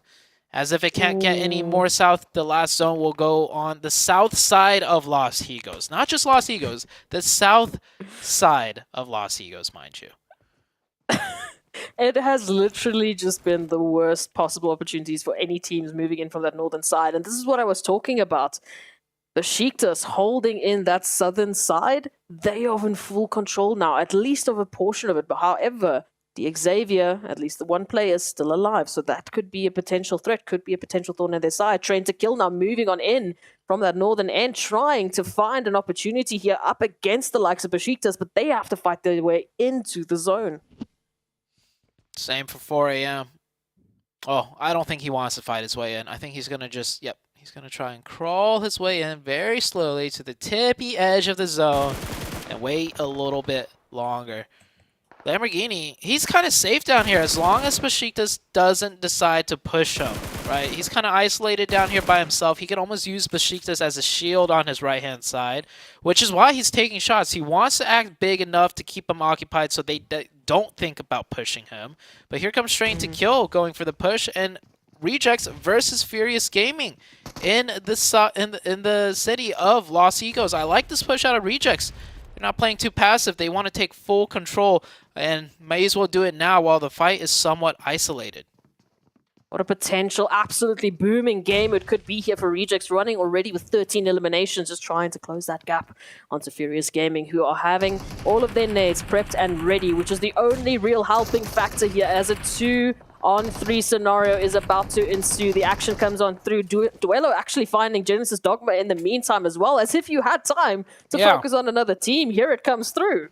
You always love seeing that. When a team is focused on a fight and it hasn't fully broken out, they could turn their heads and just, knock a player from another team. Genesis Dogma will get that revive. The Besiktas and Train to Kill fight is starting to ensue now. Train to Kill not really getting the better end of things. They did manage to knock one player. They will get one confirmation there onto Besiktas. So Besiktas will hold strong and take out that team, but they go from a 4-man down to a 3-man. Still massive potential. I mean, and the only other potential 3-man team, it is Rejects still up against Furious Gaming. And Justice is out for the hunt here, and they will do so. They will succeed. They are on 14 eliminations. This is the performance we've been waiting for from Rejects, but now their journey's not done. Genesis Dogma gets still up and alive in this one. Again, reduced down to only 2. We've got Besiktas moving in from that eastern side. And then we've got a few potential stragglers of 4 Angry Men. Well, 1 Angry Men and Lamborghini from the Xavier. 4 AM look like a new and revitalized team. And a more aggressive team. Or not, the Rejects team. Yeah. They are just... Yesterday, we saw them be extremely passive. Yesterday, in the very last match, you remember, they had 4 players, and they full sent it into a shack with 4 people all hiding in a shack, and they got absolutely decimated. Now with 3, instead of hiding, they're taking fights, they're being active, and they're picking up those points. This is the Rejects team that, Japan really wanted to see, and I'm so glad that they're showing out now. They had a good game in the previous match as well, racking up a lot of points. So Rejects looking very strong today. We'll see if it holds true. We're down to the last 5 teams now. Got 2 solos. The 2 solos actually really close to one another. The 2-man of Genesis Dogma. Man, shout out to Genesis Dogma. I don't know how they made it this far. They were one of the later teams, right, to swim over from the northern side. They capitalized off of the chaos here in this zone, off of the chaos of this entire map. The way that we have been rotating, the way that we have been going through this terrain. I mean, they just got the perfect timing after the chaos, but now it's going to once again coming down to those decisions. Rejects now finding the last remaining member here from 4 Angry Men.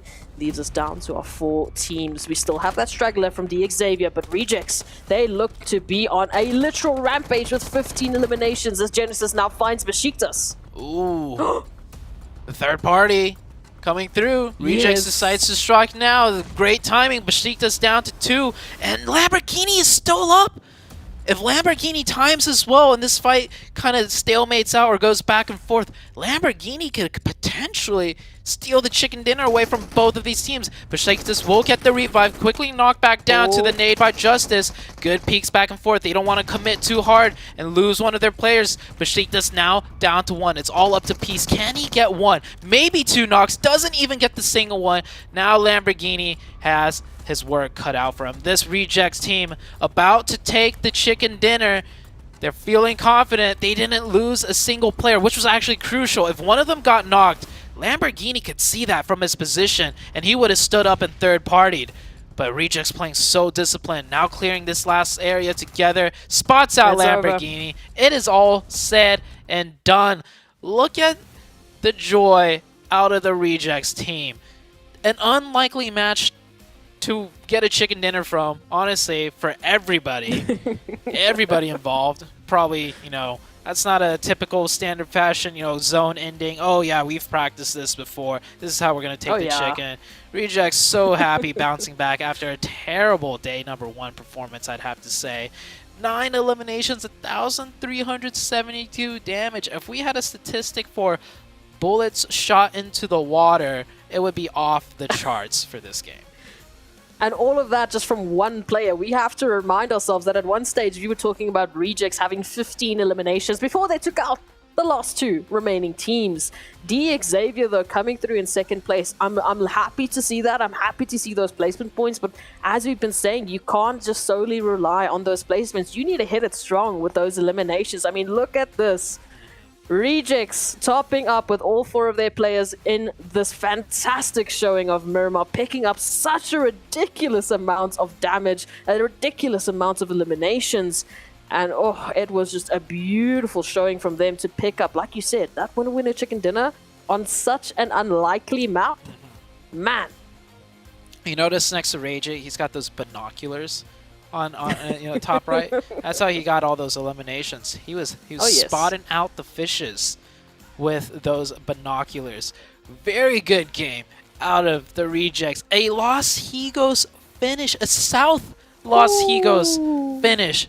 Never seen before. I can't wait to see what happens next. Rejects looking strong.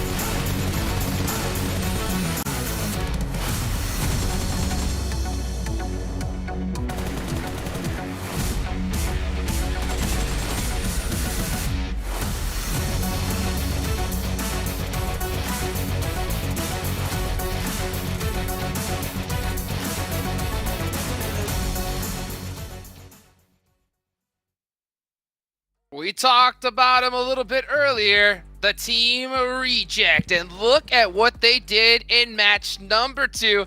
35 total points, 20 eliminations. I think this is a record for Group Yellow, if not a record for the whole PMGC 7. Correct me if I'm wrong.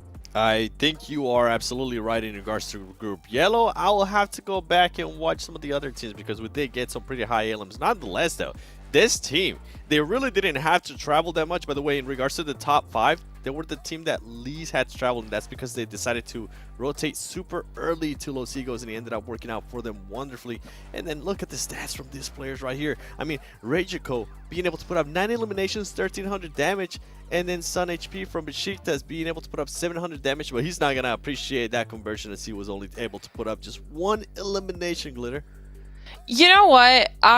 This is probably the most perfect comparison we could have gotten storylines wise. We talked about them because they started off right next to each other on the leaderboard at the top of the day. Then, you know, a little bit of separation. Besiktas drops down. Reject go up, and now, I mean, insane performance that skyrockets them. But you have to give a little bit of credit to Besiktas too, because even when Reject sponges 20 elims, they still got 8. That's actually a lot, considering how many were taken away from the lobby. Yep. That's true, without a doubt. I mean, that is tough, especially considering when you see Reject just go and popping everybody to still steal 8 eliminations there when you really need them. Hey, I don't think you can really complain too much. But I mean, I guarantee you, we're going to see these leaderboards change big time. When you have a team take 20 eliminations and a chicken dinner, oh yeah, that's a big difference. And we're going to see that big difference right in a little bit, right after this break.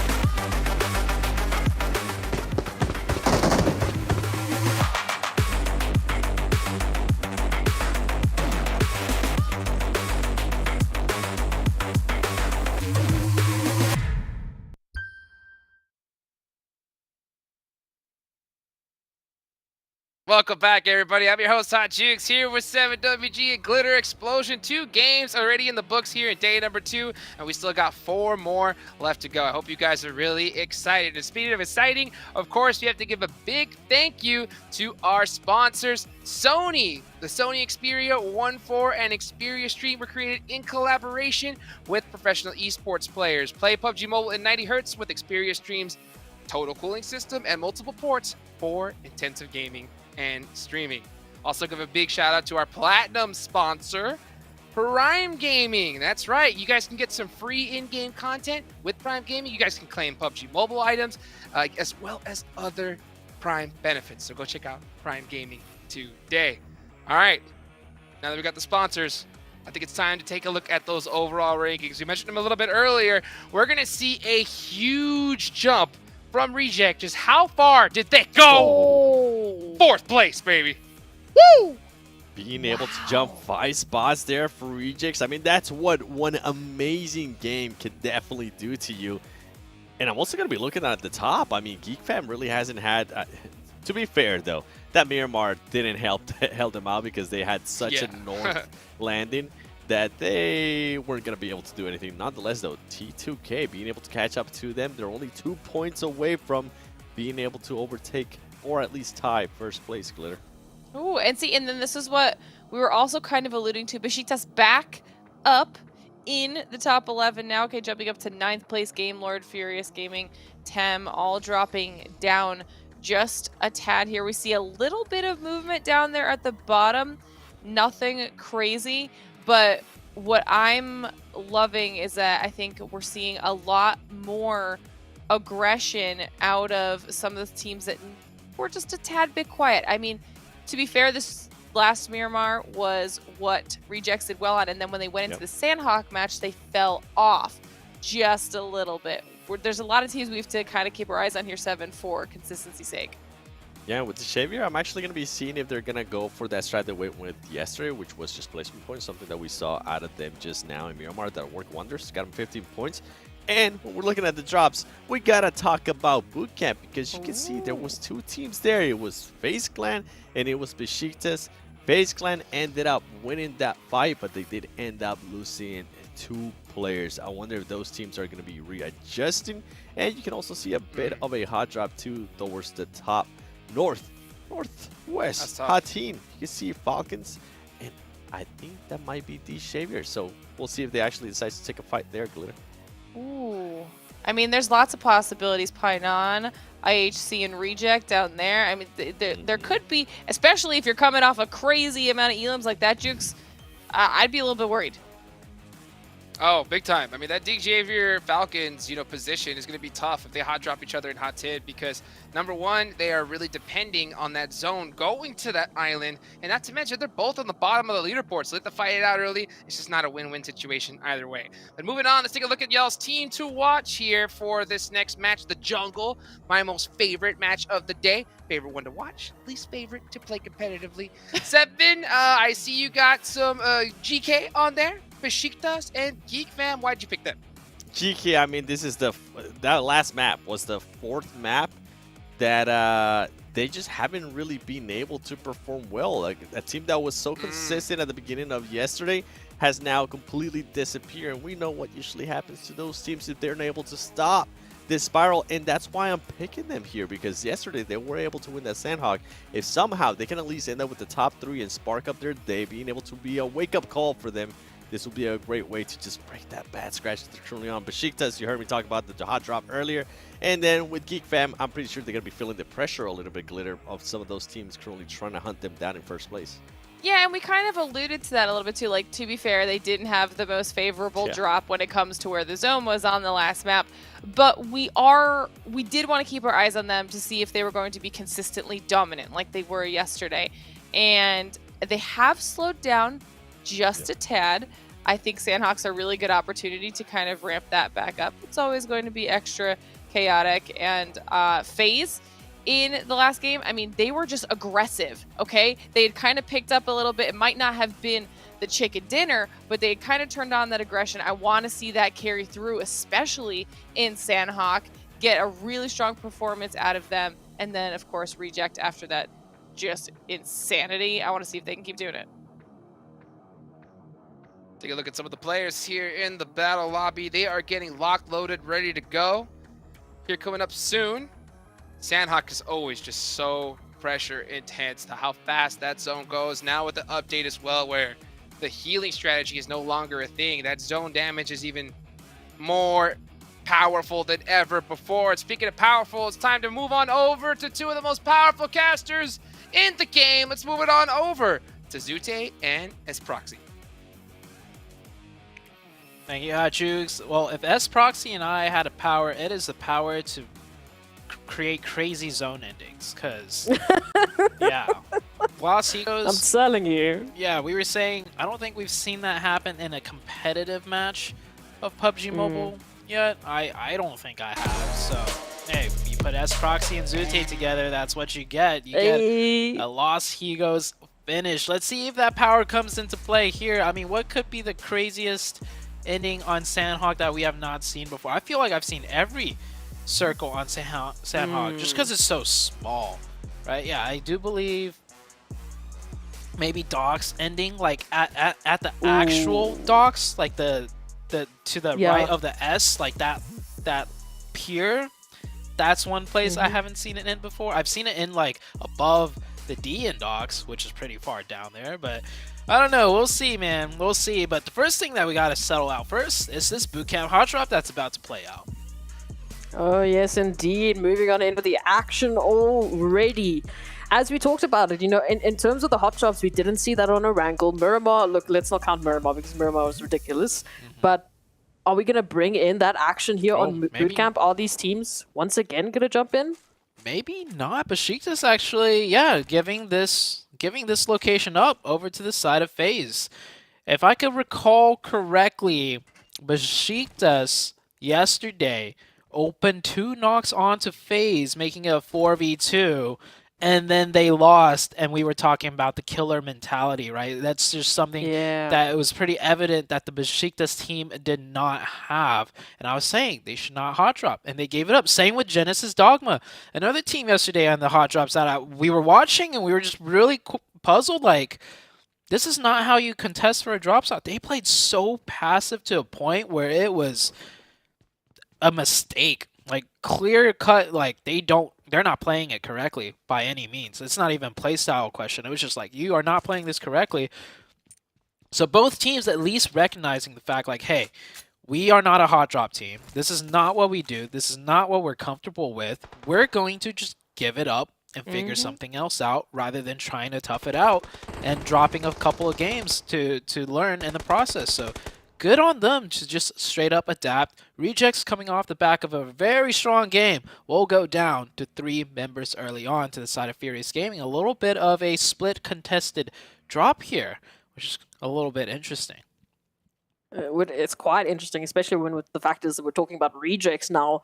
Losing one member right off the bat, pretty much right off the bat, with 2.5 minutes into the Sandhawk. And we know Sandhawk, it is third-party central, so you want to have as many numbers possible just to be able to contest all of the chaos that is surely going to ensue. We can see 4 angry men, but Chow being a little bit angry themselves and ensuring that elimination will happen. So 1 pickup here for 4 angry men and another pickup at least for the likes of Furious Gaming over towards rejects. So a few eliminations, a few trades back and forth, but generally we're still seeing the teams kind of just getting into their relative positions. I mean, Besiktas, yes, they gave up that bootcamp, era, but as we can see, Sun HP now split up, keeping an eye out on the Xavier. Oh, and Peace, as I mentioned it, they were very close to bootcamp. They had to take a rotation out to try and join the rest of their team. They're over towards Camp Alpha, and now they're gone. A lot of split drop fighting right now. Fierce Gaming ended up taking down another player of the Rejects, so Rejects now down to 2. Besiktas improvising a new drop, a new split, do get themselves caught against the Xavier and potentially even the likes of Falcon. They're doing like 2 on the northeast of the bridge on the north side and then 2 west of the bridge. So it's a good split if they could get away with it, but it extends a little bit too much into the Xavier's territory, and they're not going to be happy about that. And then with Rejects, they're doing a split, south of boot camp. They drop in the trifecta area, that bridge compound crossing. Then they drop south of boot camp, and then a little bit southeast of boot camp. Problem is, Furious Gaming, they do a wide quarry split.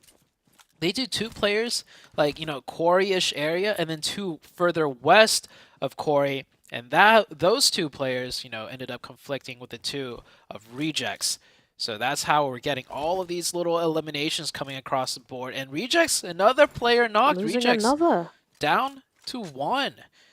Yesterday, they had polarizing performances too. I think yesterday they had one really great game. I think a chicken dinner even, And then nowhere to be seen for the rest of the matches.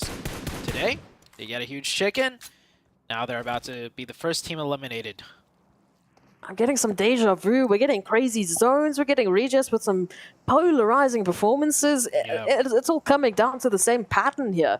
Yeah. And now, I mean, Justice, well, rotate, leave the situation, go hide in the grasses. I mean, there's really no option. And unfortunately, we talk about the time in and time out. We've had a lot of teams going for those fantastic placement points, and that's great. Don't get me wrong. That is fantastic, the fact that they're getting up into those higher placements, but you need those foundational points. You need those eliminations to back that up. I mean, at a stage like PMGC, one or the other is not going to cut it. We need both. We need full throttle running up that overall leaderboard. So it hurts to see this happen for Rejects, but it is Sandhawk. We know there's a little bit of craziness. Rejects had that interesting engagement with Furious Gaming, and then just from there on, unfortunately, running into team after team. So we're not really seeing a single team stepping up in terms of the elimination points. It's been relatively, well spread across at least the eliminations from Rejects. So wait and see who's going to be that first team to step on up. Some rotations now needing to come through, as well as we can see the likes of Game Lords right alongside Train to Kill and 4 Angry Men moving on in from that northeastern side. Do you think they're going to be all right? I do see Nongshim Red Force as a straight shot right ahead of 4 Angry Men, and they're kind of sticking around that outskirt almost as if they're waiting for a team to make that rotation. It's going to come down to just the next shift, I think. I think both teams aren't going to even bother really breaking into the first circle. They're going to be rotating towards that way, but off the next shift is going to determine which way they swing. Something interesting I want to bring up in comparison from week 2, the Group of Death, and this week is Stalwarts. Godlike Stalwarts, actually, very similar performance like the likes of Rejects. They were polarizing too. I remember day one we were talking about, oh, they're doing okay. They were like 5th or something like that. The next day, nowhere to be seen. Very polarizing performances. I'm pretty sure Seven on the desk, if he's listening, he could agree because we were both talking about it. They would go up and then they would go down extremely hard and then nowhere to be seen. They lose players early on. They lose 1, they lose 2. Go down to 2-man, first team down to 2, just like the Rejects. And, well, Godlike Stalwarts ended up being the first place team overall in the group of death. I'm not saying, the Rejects team have the similar caliber or experience to pull off something like that. But, hey, you never know. It happened to Godlike Stalwarts, so, yeah, up in the air. Opportunities always there. We know PUBG Mobile and the likes of RNG is always going to just bring in some interesting performances. I mean, speaking of those interesting performances, Train to Kill now down to 2 as Legend's been knocked, and now that recovery has to happen here. A few rotations means that IHC did at least pick up one of the members there. Train to Kill now clapping back on the likes of Game Lords who made that late rotation, and Train to Kill has been delayed as well. So now we are seeing a little bit of an opportunity as IHC fight GK Esports. Almost an immediate elimination for Gaith and Satan down to a sliver of HP. Yeah, I think that nade's gonna... Yeah, ooh. Actually shot by a different team there. Alex trying to go for the confirmation as fast as he can. He knew that was... Oh, he got it! Alex jumping over the car. Yeah, Alex jumping over the car with the DBS. He got it. That's that killer instinct that I'm talking about, right? He just knows. He hears the shots coming in from the other side. He knows that knock just went down. He's like, we want this point. Insling brings out the DVS and runs it and guns it and gets that 1 point. 1 point can make a crucial difference here. Absolutely. Just running in with that DBS action and running in with the vehicles. It is Genesis Dogma Gids up here against Tem Entertainment. And now Tem Entertainment, at least the duo of Tem Entertainment, need to step it on up. We have a 1-2 split, at least for the time being, as Baby steps on out to try and delay Genesis Dogma. But, Geek Fam doing what Geek Fam do best. The third parties are here. Dang, Geek Fam was just getting into a fight with IHC's fight earlier with the other team that rolled on in. What team was that? It was GK. GK rolled on in down to 1 player. Now Genesis Dogma here. Oh, that's Tem Entertainment taken out, actually. Tem Entertainment was a team defending in Genesis Dogma in full force. That's the most aggressive I've seen Genesis Dogma. It works out for them, at least securing that compound. But Geek's going to have something different to say about that. It's not Geek that picks up the point, though. It's actually IHC from over out top that picks up that one. No, these third parties are just heating on up. Genesis Dogma losing 5 another player. Already. Oof, it is disgusting, but it is fantastic to pick up these amount of points right off the bat. IHC once again stepping up. And I mean, we talked about that change of roster once again, another change of roster up into the first few games of today. And it seems like IHC have found their groove, at least until Yuhai has anything to say about it. So many different angles being exposed up there. Geek Fam playing in the ruins area, very split up. This is what playing aggressive looks like when you have 4 players alive and you have the zone and you're safe. We saw game number 1, I think it was Game Lord. I think Seven was saying, I want to see them play more aggressive. They had like barely any eliminations. Sure, they had the zone. They were safe. They could have sat back. Geek Fam, they have the zone. They have 4. They could also sit back, but they're so far spread out on ruins that they're able to third party 2 to 3 fights to pick up scrap points whenever possible. Next zone shifts, it does go up north right into the heart of ruins. It could end around there. It could even go up a little bit to the northeast where the reject player is sitting in a shack, I believe. The last one up for the rejects. Maybe he could squeeze out some placement points if he gets circle blessed long enough. It's going to be that question that has to come through here. And I like that, just the aggression that we're seeing once again. Geek Fam, one of those teams that we've said have been so confident, those teams that have not been afraid of taking the engagement. So it's good to see the likes of Genesis Dogma also picking up that pacing a little bit. But we have to see that consistency follow through. We saw with Geek Fam, I mean, in the first couple of games, we didn't have a single movement on our top 3. That last game, our top 3 didn't make a single movement on the overall leaderboard. Now it is an opportunity to climb back in. You can't give any of these teams space to work, or they will close that gap up against you. Nongshim Red Force here, coming in with Hello, to your right. Hello? 1v2. RC could do this. Justice, he's got the DBS. He gets another one. The third player, though, from out on top will get the elimination. Good try by the Rejects team. FaZe Ventores, though. Oh. Wait. Did Dooms accidentally throw a Molotov instead of a smoke? I don't know if that was FaZe, maybe. No, it showed... I think it was Dooms. Yeah, it showed Dooms Molotov. Oh no. Oh no. I mean, Nongshim Red Force just off of the back of a sub as well. I mean, they dropped Satan, brought in the QX. This is not the impact that you were looking for. Yeah, and also it's just... You mollied your down teammate, which you could have revived, and get back up to 3 and near the center.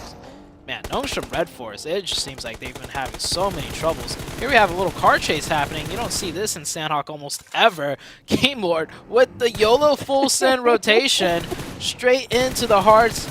Well, not the heart of Ruins, but on the outskirts of Ruins. One player will go down. Last player in desperately trying to set off that smoke. Can he get it down in time? Give him some cover. Give him some reprieve. Too many shots from too many different angles. And, man, with IHC's sight train on you, they will not let up. IHC up to 6 eliminations now.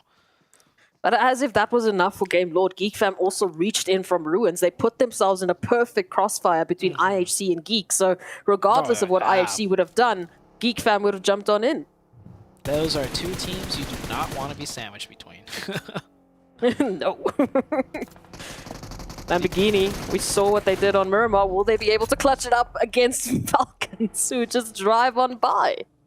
Nice little swing by right there. I like it. I respect it. Falcons.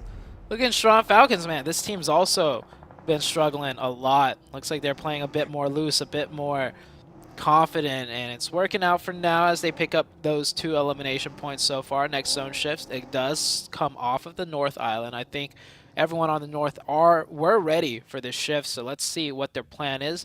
4 a.m. meanwhile swinging in from the western side. 4 a.m. started all the way on the northeast, so they did a full, complete wraparound. Working out so far, but can they get further?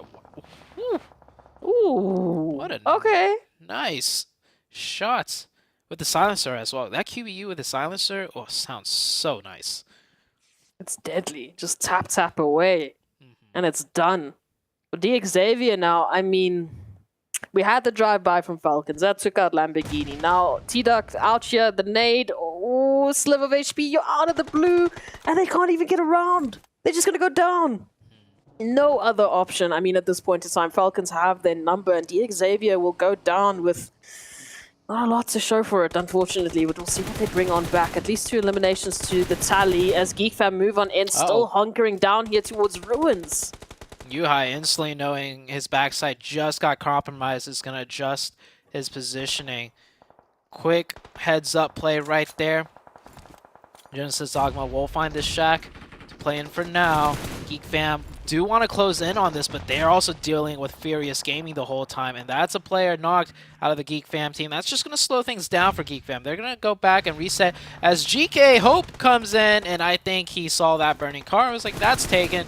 Ends up getting taken out by the 4 a.m. team instead. GK, once again, slipping on the leaderboards. Eliminated very early. No placement points, no elimination points. At the very least for our top 3, you know, GK going out, but we still have Train to Kill, we still have Geek Fam, and we have Furious Gaming, who decided that, you know, pole position is looking real nice right now. Let's just see if we can take out Geek Fam as Genesis Dogma chime in as well. Geek now stuck in between a rock and a literal hard place, as all of the teams in the vicinity are moving in for those potential third parties, just spreading out the damage. Rude down and knocks. Geek Fam snipes, trying to rotate out for that res. Look at this, right behind that tree. And we've seen what these trees have been able to do today, Zute. It's not some good cover to work with. Yeah.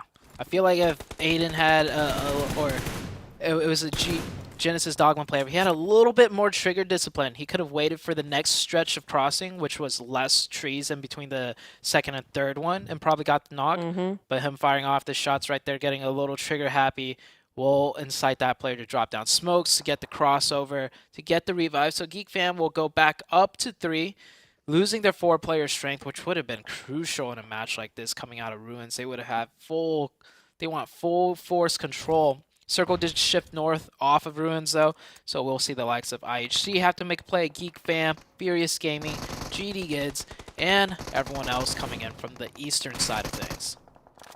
Longsham Red Force still in this at least for another second before FaZe Clan move on in.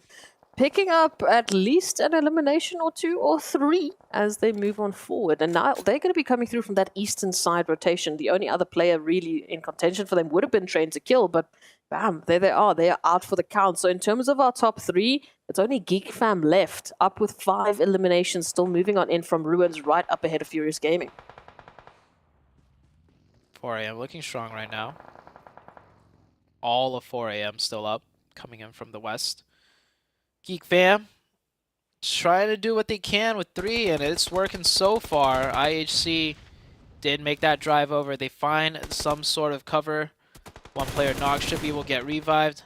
Constantly have to deal with it. GD gets, yeah, that shack being taken completely ruins Geek Fam's plans, and now they are getting pieced apart by everyone from every which angle. Geek Fam went from third-partying every team to having every team look at them, taking shots at them, yeah. From his backside, from his left side, from his right side. Nowhere for Snipes to go. Snipes about to get sniped as all the teams are moving on in. Furious Gaming still need to get themselves in the zone. Falcons going out at least with 5 eliminations. Here it pops off now as Furious Gaming, they turn it all around. Up to a IHC at least before Alex steps on in and confirms the entirety of Furious Gaming. But it's not going to stop there. Snipe still somehow as a solo fighting back against the entire mountain that they need to climb here. IHC holding them down, keeping him locked in. Rotations are going to be tough. Genesis Dogma still alive. 4am controlling the western side very beautifully. They do know Genesis Dogma is down there, and they know it's more than one player based on the amount of shots they've heard ringing out.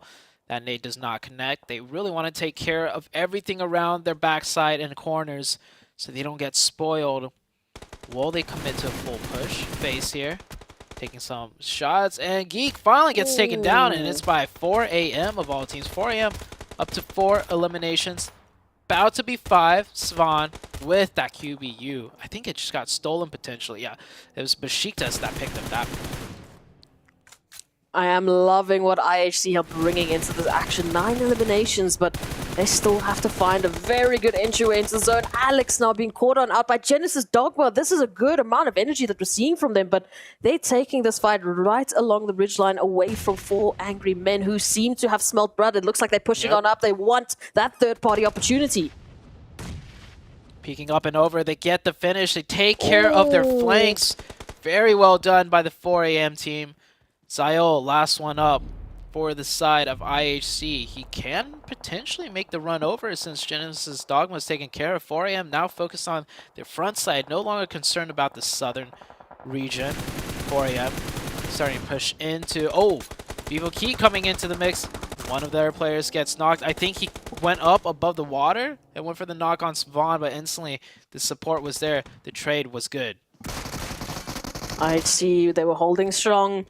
In comes 4 beautiful shots from FaZe Clan as they close that one out. IHC will go down though with those 9 eliminations. 4 angry men holding onto the coastal line here from that western edge of the zone, just confirming Vivo Key. So I mean, in terms of what we're looking at in the zone, it's Besiktas in center that have been extremely quiet. They haven't been picking up these eliminations or capitalizing off of those third-party opportunities. And now FaZe and Falcons will join our 4 remaining teams in the zone. And it is looking good in terms of the positioning for Besiktas, but will they be able to capitalize and pick up the eliminations?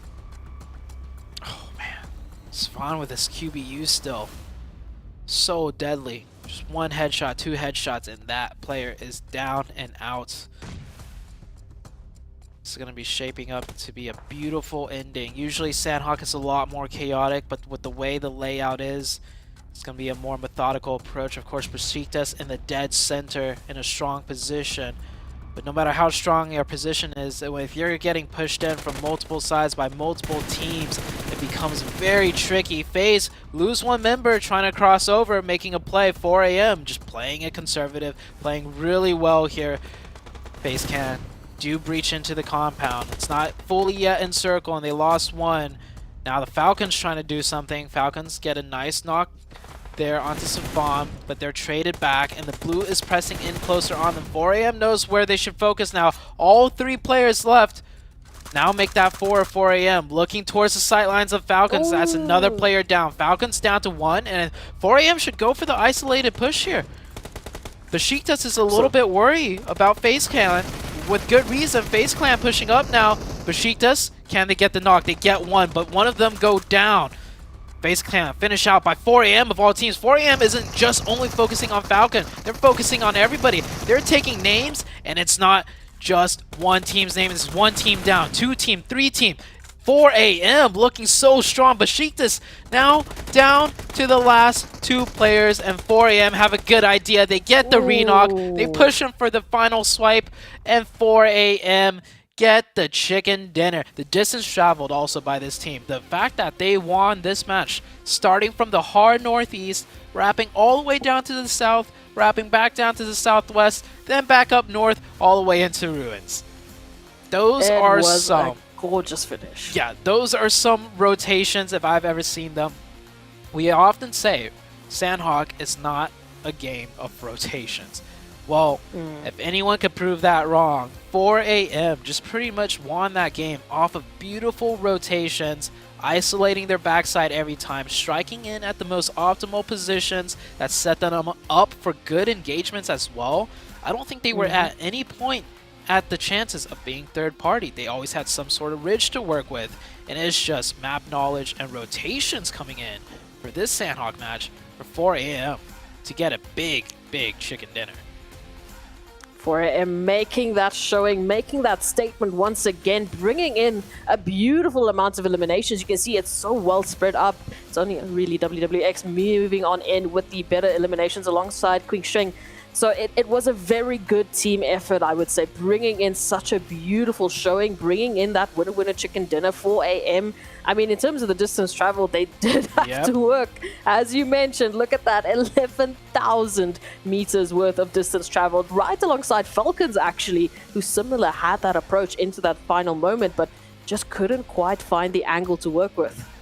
11,000 on a map of Sandhawk, by the way. Sandhawk, it's a small map. If you could travel 11,000 on Sandhawk, that really does say something.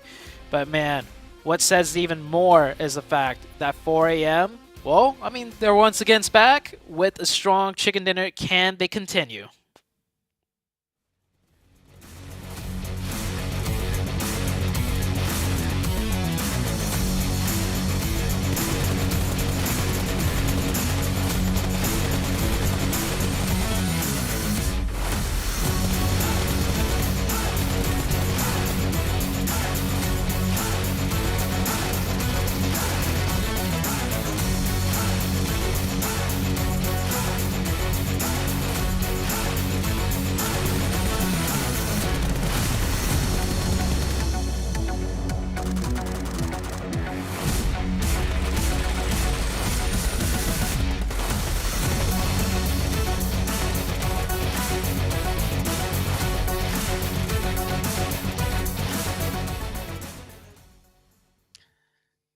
And the 4 angry men just got angrier. 30 total points after being a little bit quiet here for a little bit here in Group Yellow. Finally getting another chicken dinner once again. And then Team Falcons finally showing up and getting 16 points on the board here, 7. What impressed me the most about 4 Angry Men was the rotation. They were able to wrap around from the south and bring it all the way to the west. They were willing to take some damage from the blue zone, but it ended up working out for them because they were able to put themselves in such a great position next to that bridge on the west. I love to see those plays and love the bounce back too. I mean, this team, Glitter, they really didn't perform that well yesterday in the Sandhawk. They ended up, I think, with a 12th place finish in 0 eliminations. Yeah, and that was one of the reasons, not this specific map per se, but this was one of the reasons we called them out at the top of the show, okay? Now, we get to look at the top performers here, and it's going to be half of 4 a.m. as first and second place. IHC making a performance, and Geek, we called Geek out, wanted to see them have a little bit of a resurgence, and they're bringing it back, but I mean, okay.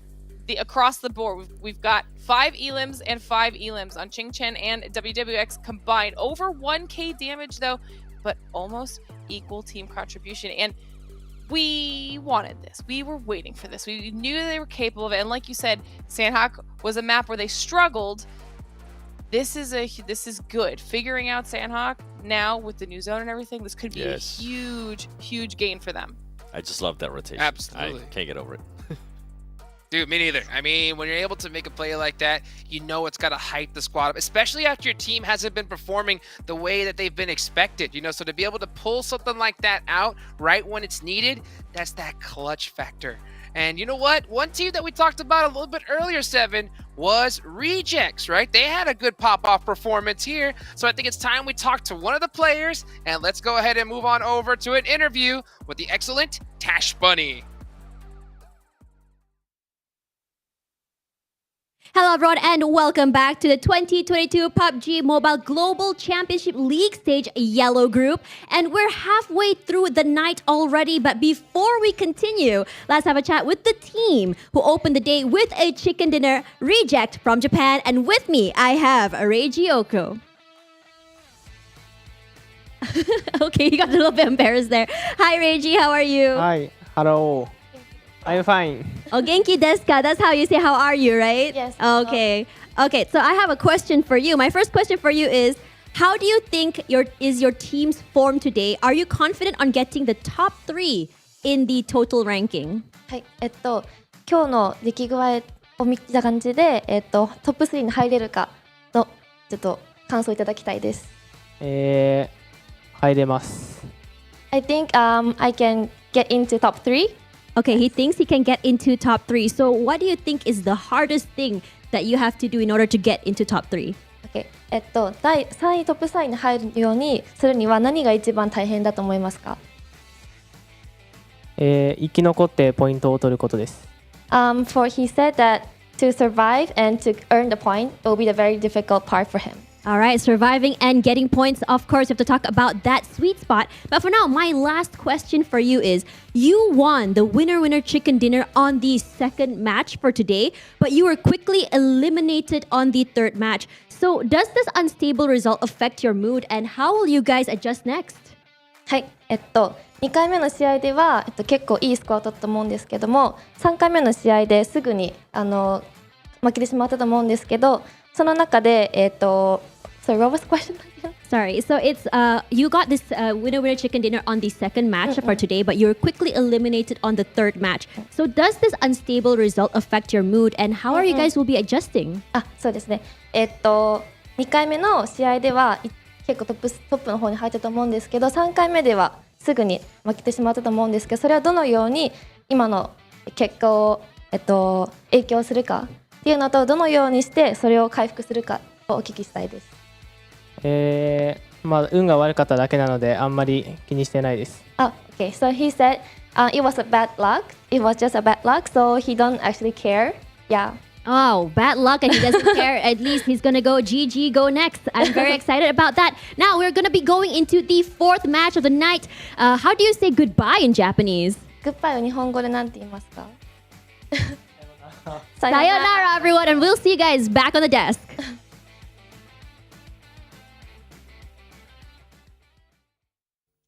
Sayonara. Well, hello, dude. Welcome back, everybody, here. What a great interview right there. What was your real takeaway from that one, Seven?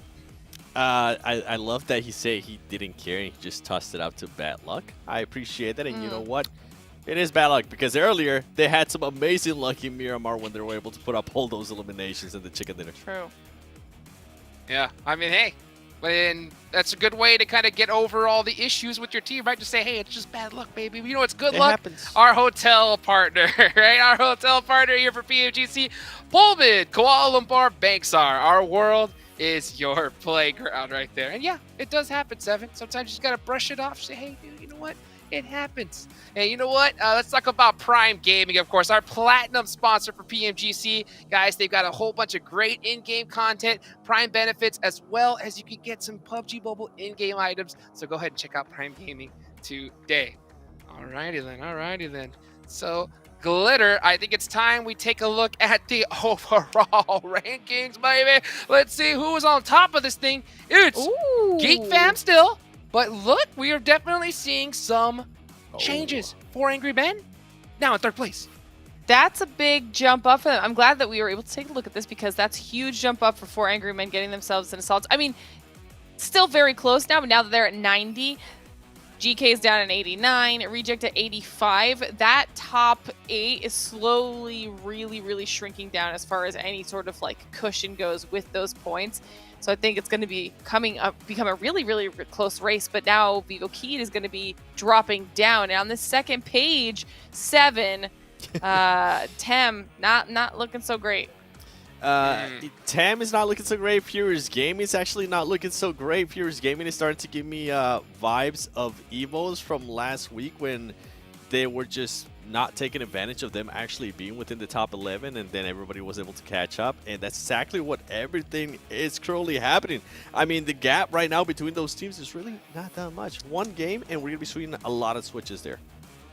Yeah, and now's the time to do it, especially before we go into day 3. And I'm just hoping we don't see, you know, GK act like HVVP from last week as well. You know, starting off strong and falling off towards the end. But hey, you know what? Still a lot of PUBG Mobile left to be played here. We got another match coming right up, and it's time to take a look at y'all's teams to watch. So 7, of course, you got Geek Fam on there. They're doing great, but could be doing better. Am I right or wrong? 100%. They could be doing better. I'm actually going to be looking at 4 Angry Men because they didn't perform that well in the second half of the day, especially when it came to Erangel. We saw how they were able to turn it around just now in Sandhawk. They didn't do so well yesterday. Today, they won. What is 4 Angry Men going to be bringing for us here in the next Erangels? And then for Tem, I mean, we talked about it. This team currently sitting in 13th place. I'm pretty sure not where they want to be. They want to be able to close that gap a little bit more. And why not take advantage of it? And I know you have Tem as well on your teams to watch, Glitter. Yeah, I want to see a bounce back from them. We saw clearly like these moments where they're very capable of having some solid performances. They're just not on the consistent side today so far, but also I really like what we're seeing out of FaZe. I feel like they started off the day a little bit quiet, a little bit slow, but they've really picked up their aggression. They've picked up their position and their rotations. I want to see what they can do now in the second half, back on Erangel, and see if they can improve from the first time around. FaZe up! FaZe up! Let's see who's going to be up here in this next match, everybody. It's about that time. Let's take it on over to our casters. 4 AM back in the leading for the top 3. They just barely make it in though. GK has been slipping quite a bit. 3 performances so far, not up to par with their day 1. Day 1 to day 2, things can change up a lot, and we're seeing that now. We talked about it. Don't give these teams an inch. They will take you for a mile. 4 AM now finally catching up, closing that gap, getting closer and closer to the top spots. And they don't seem to be stopping anytime soon. But like our analyst mentioned, that second half of yesterday didn't quite look like the performance we were expecting. And there's a little bit of a danger for that to happen once again. But I am loving the fact that we are seeing a few more names jumping up to the fray. We're talking about more teams in contention for those top spots. Players definitely warmed up by now. 3 matches in. I love the shots of the player cams because we could see a similar mood setting across all of them, regardless of where they are in the leaderboards. Everyone's really focused right now. Everyone's really serious. I remember like day 1 before the matches started, the player cams, players were like laughing, having a good time, enjoying themselves, relaxing. But now it's like, it's serious mode. Like, they've been practicing and training all year for this moment. And this is not your standard grind either. You know, all the players here, most likely, you know, play the game for fun too. So even after practice and after training, after scrims, they're probably playing the game just for fun too. So they've been playing this game 24/7 almost, leading up to this moment. And this is where they get to display it for the entire world to watch. As we come into game number 4, back onto Erangel. This playing path a little bit skewed to the north. We might see something interesting happen as far as teams, you know, dropping to the southwest goes. Might have some rotation skirmishes, you know, when they fight for those vehicles. But besides that, we should be heading into a regular game. I mean, I feel like Erangel typically doesn't really promote hot drops, even with playing paths being a little bit skewed. Yeah, there's a few potentials out there, but again, just based off the first wrangle that we had, that pacing that these teams brought in, they weren't looking for those hot drops. You know, if there was by chance a potential for the hot drop, which what we saw there over towards the Sniperiana, the teams would pull back. They didn't want to immediately jump into that engagement. They wanted to give themselves so much time to work with and bring their strategies to their best potential. I mean, what did we have? Like 14 minutes before we finally saw that first elimination, before we finally saw some action. And now with that centered zone, we are giving these teams the best possible opportunity to bring forth their best performances, to bring forth what they are planning to showcase and how they might make those final jumps up into the top slots of the overall standings. No crazy circles this time around, at least in terms of the first circle. Might see some crazy shifts, but besides that, it's going to be a pretty standard game of Erangel. Nothing like the Miramar one we had. Boy. No. By the way, if you guys are just tuning in or you missed the Miramar match, it was game number 2, right? You guys might want to just rewind back real quick. Game number 2, just take a look at where that circle ended. I'll give you a hint if you're too lazy. Los Higos, south of Los Higos. As we do get a knock between Vivo Keed and IHC. IHC actually picking up in a first blood. So this isn't a full out hot drop, but both teams try to stretch as far as they can from the plane path to South George Pole. And one player of Vivo Keed did not make it to the other side of the road. And Zayol actually taking quite a bit of damage. Look at his helmet and vest. Came down to a very close isolated 1v1. So Zayol just getting the better of that, which I don't know. I see that as 2 different ways. He had teammates around him, could have isolated and did a 2v1. Instead, he did a 1v1 and almost lost just based on the armor damage. So a little bit risky, but hey, it's IHC. If they're feeling confident, if they're feeling it, I mean, go for it. As Divine, getting caught out. There's those rotation skirmishes I was talking about. Game Lord setting up a nice little trap onto Divine there.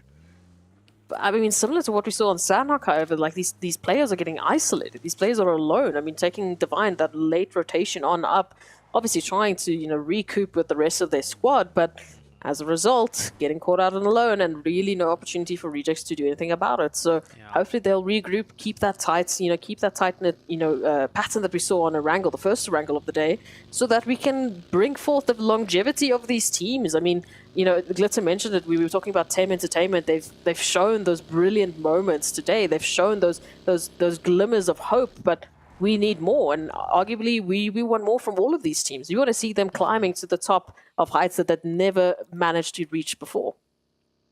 Definitely agree. We're 3 games in, and one of my questions was GeekFam's consistency, right? Playing from the edge and fighting their way in. That Miramar game, I'll toss out the window. Like, that one... It doesn't count. It's not a map. Yeah, we'll give them a hard pass. That Sandhawk, they did pretty well. They stuck true to fighting their way in. Just ended up getting crossfired by too many teams. It happens sometimes. They picked up quite a few eliminations. In game 1, they third-partied 2 teams like 2 to 3 times and finally got third-party themselves. Sometimes it happens. I think GeekFam, as far as playstyle consistency goes, they're sticking true to that style. And hey, they've managed to hold first place. You know, less could be said of GK, which not as consistent as GeekFam. So I think GeekFam, they just need one of those zone shifts where, I mean, it goes off of them, but it's in a nicer way for them to manage isolated 4v4s or just third parties where they don't get third party themselves. And I think we'll see GeekFam spring back up in a bigger lead, maybe with this game, maybe with the next game, but they're looking good so far. They just need that one decent game to really, you know, give them a little bit of a bolster.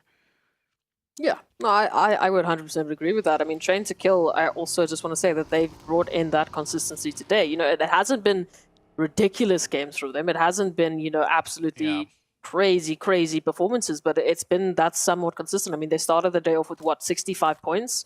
Now heading on that one away from the triple-digit marker, getting very close to that pole position, and if they keep up that performance, we could be actually seeing them taking pole position, potentially. That is before we consider the looming threat of 4 angry men and the pacing that they've been bringing in. And once again, if they can keep that consistent, I mean, it's been the same question for Geek Fam. If Geek Fam can keep up that dominance consistently throughout this week, then yes, we're talking about Geek Fam going all the way, but it's a hard pressured game. Again, I mean, I would say yes, Geek Fam have been consistent, but the rest of the teams, they've stepped up. They have stepped up to catch up to that pole position. We're about 6 minutes in now. Only one casualty in South George. That on to the backs of Viva Keat against IHC. Few teams rotating in. We don't see as many teams rotating in early because this, you know, this zone is so ambiguous almost. Being the center of Erangel. No real clear distinctions in terms of, you know, territory. The first Erangel game, we had a very eastern zone, right? So we immediately saw a lot of teams take the high ground of South Prison. Here, just smack in the middle. I mean, there's a high ground smack in the middle, but could easily go down to the low ground on the south or the north or dip over to the east or even the west. So it's like teams are going to take this one a little bit slower, even in terms of rotations, in my opinion. I would agree with that. I mean, especially with the fact that we've got so many teams already clustered into the center zone, they need to be careful of those rotations, especially the pathings that they're going to be taking. A lot of teams, as we can see, Rejects sitting up in the buildings, having those, you know, those scopes out, waiting for some of those rotations just to give a few welcoming packages along the way. This is how they get those foundational points, and this is a prime opportunity to do exactly that. Some of the first teams who have dropped center, they've looted, and now they're set up, and they're waiting for those opportunities that are looming in around the corners. I love the way 4AM scouted that compound, by the way. That compound usually a very popular one. Hard to tell if there's anybody there. You can hide your vehicles. But 4AM pulled up on the very north side of Rozhok. Using that vantage point, they had one person covered, scout out for vehicles, scout out for movement, didn't see anything, and those slide right in quite easily and comfortably. Not super center of circle, so probably why it's not taken, but that's how you make progress into these matches. Good scouting, good rotation pathing, and you won't lose any players, and you'll keep all 4 up. 62 players up. Going into the next circle shift, will this one give a more distinction on what kind of game we might be seeing? Does go hard down to the south, so now it's pretty much divided on the high ground and the low ground. Now teams will definitely prefer one or the other. There's some very strong compounds on the low ground that's more central, that if you take it now, you might be heavily rewarded for it. So we might see some clashes there in this new circle. Potential here for Pachinki and Farm. We had a request for a Pachinki zone on Erangel yesterday. It's a little late. Maybe it might happen today. Maybe we might finally get those answers. But these rotations with that center clash that we saw with the teams, 4 angry men right alongside D Xavier, who just seemed to be losing out on the luck, as we were talking about in that interview, just not having the opportunities. But will they have the same, you know, just momentum, the mentality against this opportunity like Rejects have, saying, well, it's RNG, it's luck, sometimes those rotations come through? Will they be looking deeper and finding out what they can do differently to prevent that moving on into a map like this? 4AM with a very far rotation will play on the southwest side of the center. That compound's a strong compound as a launching off point, though, because they will have kind of control of the ridge to scout further in. As Geek Fam getting into fight with Vivo Keed. He's solo and isolated, actually deciding to challenge really quickly. He could have gone down early there before the rest of his team could get there, but he applies damn rude, does apply the pressure onto Vivo Keed, essentially slowing it down, giving him time for his teammates to get there, and just in the nick of time, his teammates will get the trade. Diego swings out wide, will get one. potentially almost getting the second one. It's getting a little bit dicey for Geek Fam here. They might want to commit another player down here to help, but that will essentially give up the high ground for them, and they are getting third party. They do have all 4 players down here, actually. Will there be a third party? Diego, last one up for the team. He gets another one. The 2-piece.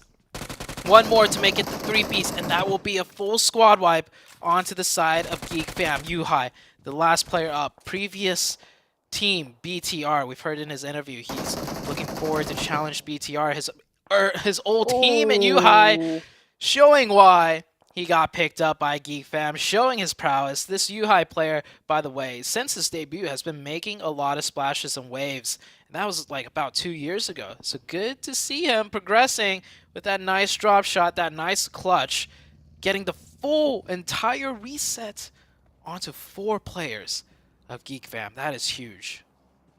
Rejects moving on in with that. We saw at least one extra knock coming through from the side of Rejects onto Geek Fam. And now IHC keeping their eyes peeled on exactly that position. Hopefully closing the gap. We can see Falcons and Train to Kill in the meantime finding one another.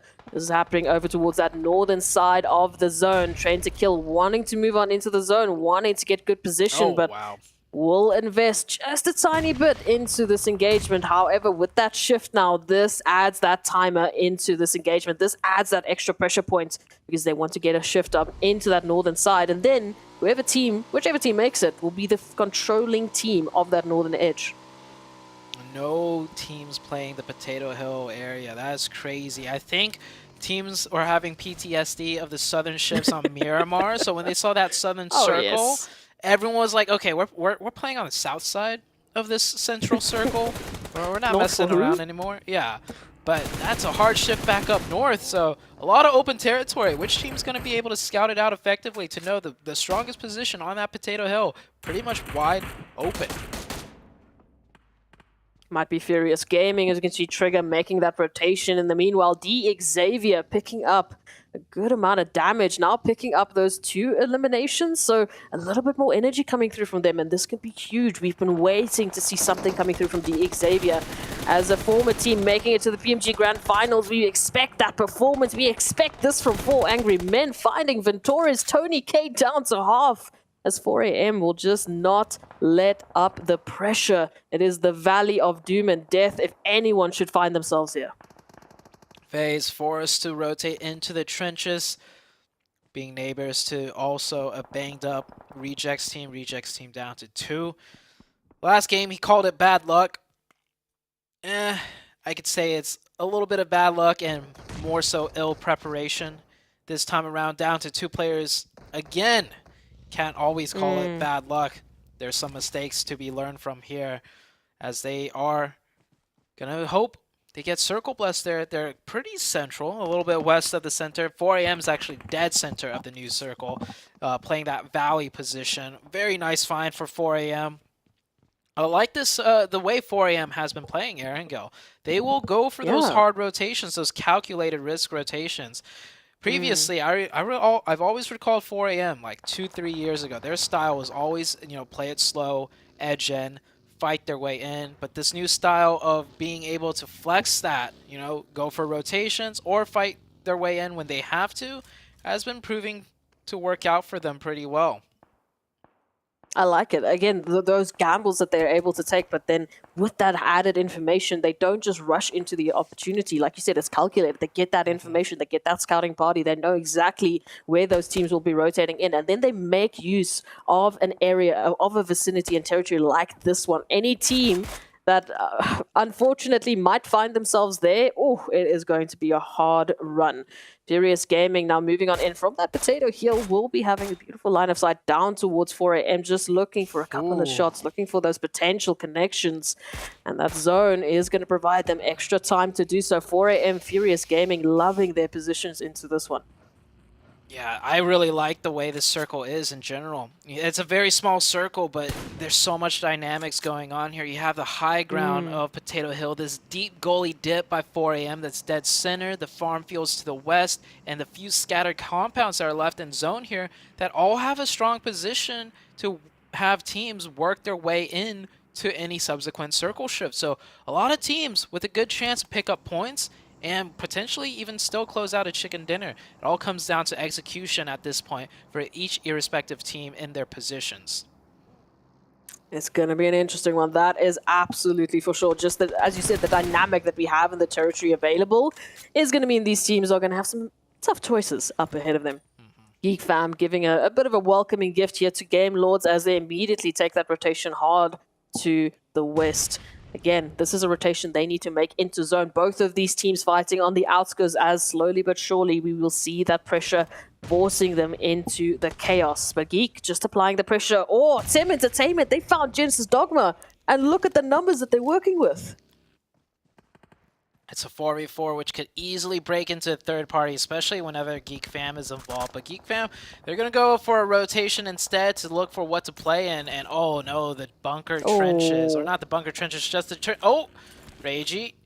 A little bit of bad luck there, potentially. Not getting that underhand tossed over the top. And oh, Reiji with a nice shot with the UMP peeking out over the top. Gets one knock. Forced to fall back because there's a lot of teams everywhere with sight lines that could third party this. Yeah, he's going to use the util instead. Good job. It's actually FaZe using the util. Reiji will eat the nade instead. The rest of Geek Fam going to start funneling in here. Rejects down to 1. Throws down the smoke. Should be able to get that revive. But meanwhile, look at that battle ensue on the high ground, the hilltops between Tem Entertainment, Genesis Dogma, and Game Lord. That is 3 teams fighting. Tem Entertainment is out. Now it's down to the 2 teams. I'm surprised Geek Fam wasn't the one staying up there deciding third party everything. They made the choice to go downhill into the trenches, and they still have 3 up and still making progress. Another good nade onto Reiji. That was all thanks to Game Lord. We're seeing that Hunter instinct coming through now, that aggression that we've been lacking, and Geek Fam somehow turning the tide onto Rejects. That is them completely eliminated. Back into the storyline here with Game Lord. They did so well up against Tem Entertainment, but there was that looming threat of Genesis Dogma. Victor finding that nade onto Booms is going to allow them that extra space as they try. And they try to make that flanking opportunity. But Genesis are holding on to every vicinity, every angle, every line of sight they have on lockdown. Now it is Victor up against, trying to straggle back, trying to give that buffer zone. They need that time to recoup. Yeah, Game Lord looking like they were the aggressors, all of a sudden now being aggressed on, down to 1 member. He's going to have to go somewhere, find some place to play from. As GK, this team has been awfully quiet today. Looking good on the initial defense against Besiktas. Besiktas pushing in with the 4-man team, instantly cut down to 2. Now getting shot in the back by, I think that was still the GK team getting an angle there. Now Besiktas down to 1. This should be easy cleanup, easy finish. GK showing us why they were first place yesterday. Clinical defense right there, picking up the 4 Besiktas without having a single player even knocked. I love that you mentioned that. Exactly that. They didn't drop a single player. Even the HP bars in general, it looks like they just brushed off a couple of those bullets like it was nothing. And that's great because they have a heavy road ahead of them. That zone has shifted towards that western side, just slightly anchoring towards the north, which means that rotation will need to come through. Nongshim Red Force is towards the east, and right up ahead of them, we can see the likes of 4 Angry Men and the Valley of Doom and Death that they have been planning. But now, a little bit of a distraction here. We've got a few rotations in. We've got GK Esports moving in. We've got Nongshim Red Force as well. So 4 Angry Men will have quite a lot ahead of them quite soon. 4 AM with the prone. Nice spray down. Meanwhile, on the northeast side, they have the Falcons and Train to Kill trying to get the high ground. Furious Gaming sitting comfortably, able to just keep both teams back. Satan does go down, gets confirmed. As GK, they crash in. They get a run over for the opening. But GK, not enough members left alive to fully commit to this. We'll let 4 AM get the reset unless if Genesis Dogma decides to get a nasty third-party timing in here. Looks like they're thinking about it. They're getting closer. They're not quick to pull the trigger, though, and not quick enough as Ching Chen, providing the sightlines, providing the cover from this exact potential push, will shut it down. I don't know how, I don't know why, I don't know where, but somehow, some way, 4 Angry Men have turned this one around for the time being. Genesis now trying to make that flanking opportunity right alongside Train to Kill. We can see all of the surrounding teams now filtering in, filtering all of that damage center. as King Shen might be in some danger here. Genesis Dogma trying everything to try turn this battle around and get a good position in zone. Meanwhile, Falcons in that rotation up against Furious Gaming. It seems to be all down to Milos right now, holding the ridgeline, waiting and trying to stay alive for the likes of Furious Gaming before the rotations move on in. I love the aggression out of the Falcons. This is a team that has the experience. I don't think they've had the confidence so far yesterday and today, but you see it here. They're coming out in spades right now, taking this prime position away from Furious Gaming with a very, very coordinated push effort from the entire team. They do get backstabbed a little bit by Nongshim Red Force, so just as I was complimenting them, things are starting to fall apart. They can still bring it back, though, with 2 players up. Oh, now just down to 1 player. Ooh. Falcons. Powerful. Last one up. Nongshim Red Force. Well, good for them. Looks like they have the confidence to start fighting, and third-party teams as well. Down to 3, but they have a prime location on this high ground. Again, it's just like we're having the teams that have been so quiet suddenly step up all in tandem, all in a beautiful choir as they're moving on into this crescendo that is going to be this next zone. Now waiting, GK Esports just prepping a beautiful nade, trying to find that connection onto 4 Angry Men, give them that space. In the similar fashion, Nongshim Red Force, they move on in with those utilities that they've been saving. They've been quiet. They want to take out the Falcons, who are reigning through with those 5 eliminations, and they are just 1 connection away. It's powerful mixed dash, but this dash is right in front of Furious Gaming. They have an opportunity to chime on in. Oh, Falcon. They never dealt with the last Falcon player there alone. Will go down. Nongshim Red Force should be able to get that revive as well. GK, another player goes down. Ragnar, last one up. They spot the vehicle, so they do have a good idea where the last player could be. And 4 AM, well, they're always going to clear out their flanks, clear out their sides. And the 4 people trained on that sight line, that is GK eliminated. 4 AM, potential maybe for back-to-back chicken dinners as Geek Fam here. Now, their time to strike, and oh man, they're just so good at fighting. How? They came in here as the 3rd team to show up, weathering the defense of both. It was what? It was Rejects and Rejects, FaZe. yeah. The Xavier even took a couple of pot shots at them as they made the rotation in. Everyone had an opportunity to take out the likes of Geek Fam, yet they're still in the conversation. Nongshim Red Force, just as we were talking about them as well, they find themselves on the wrong side of 4 Angry Men. Ooh, Ching Chen. That would have been huge for Nongshim Red Force if they managed to confirm that. Any knock and confirmation on 4 AM would be crucial because they're so resilient. IHC finally making their play. They were playing out of Pachinki the whole time, just biding their time, waiting to see where the zone would shift to. And now they strike, and when they strike hard. They strike hard onto the 2-2 split of D Xavier, and that's going to punish them. The Xavier, they're going to just give it up. They're not going to try and push right back off of the knocks that their teammates had, and they're going to allow for IHC to get a full reset. It has been the story of the game makers, not just the game players. You can stay passive all you want, but at some point or another, these teams are going to be finding you. We need that aggression. We need these teams picking their engagements. You can see 4 AM, they started that engagement with Nongshim Red Force. And why did they start it? Because they knew they had an opportunity to finish it. Now they pick up those engagements. Now they pick up those eliminations. And now they can pull it back. They can reset before they move on into anything else. Before they move on into Geek Fam, D Xavier, IHC, they have options, and it's because they have made their options.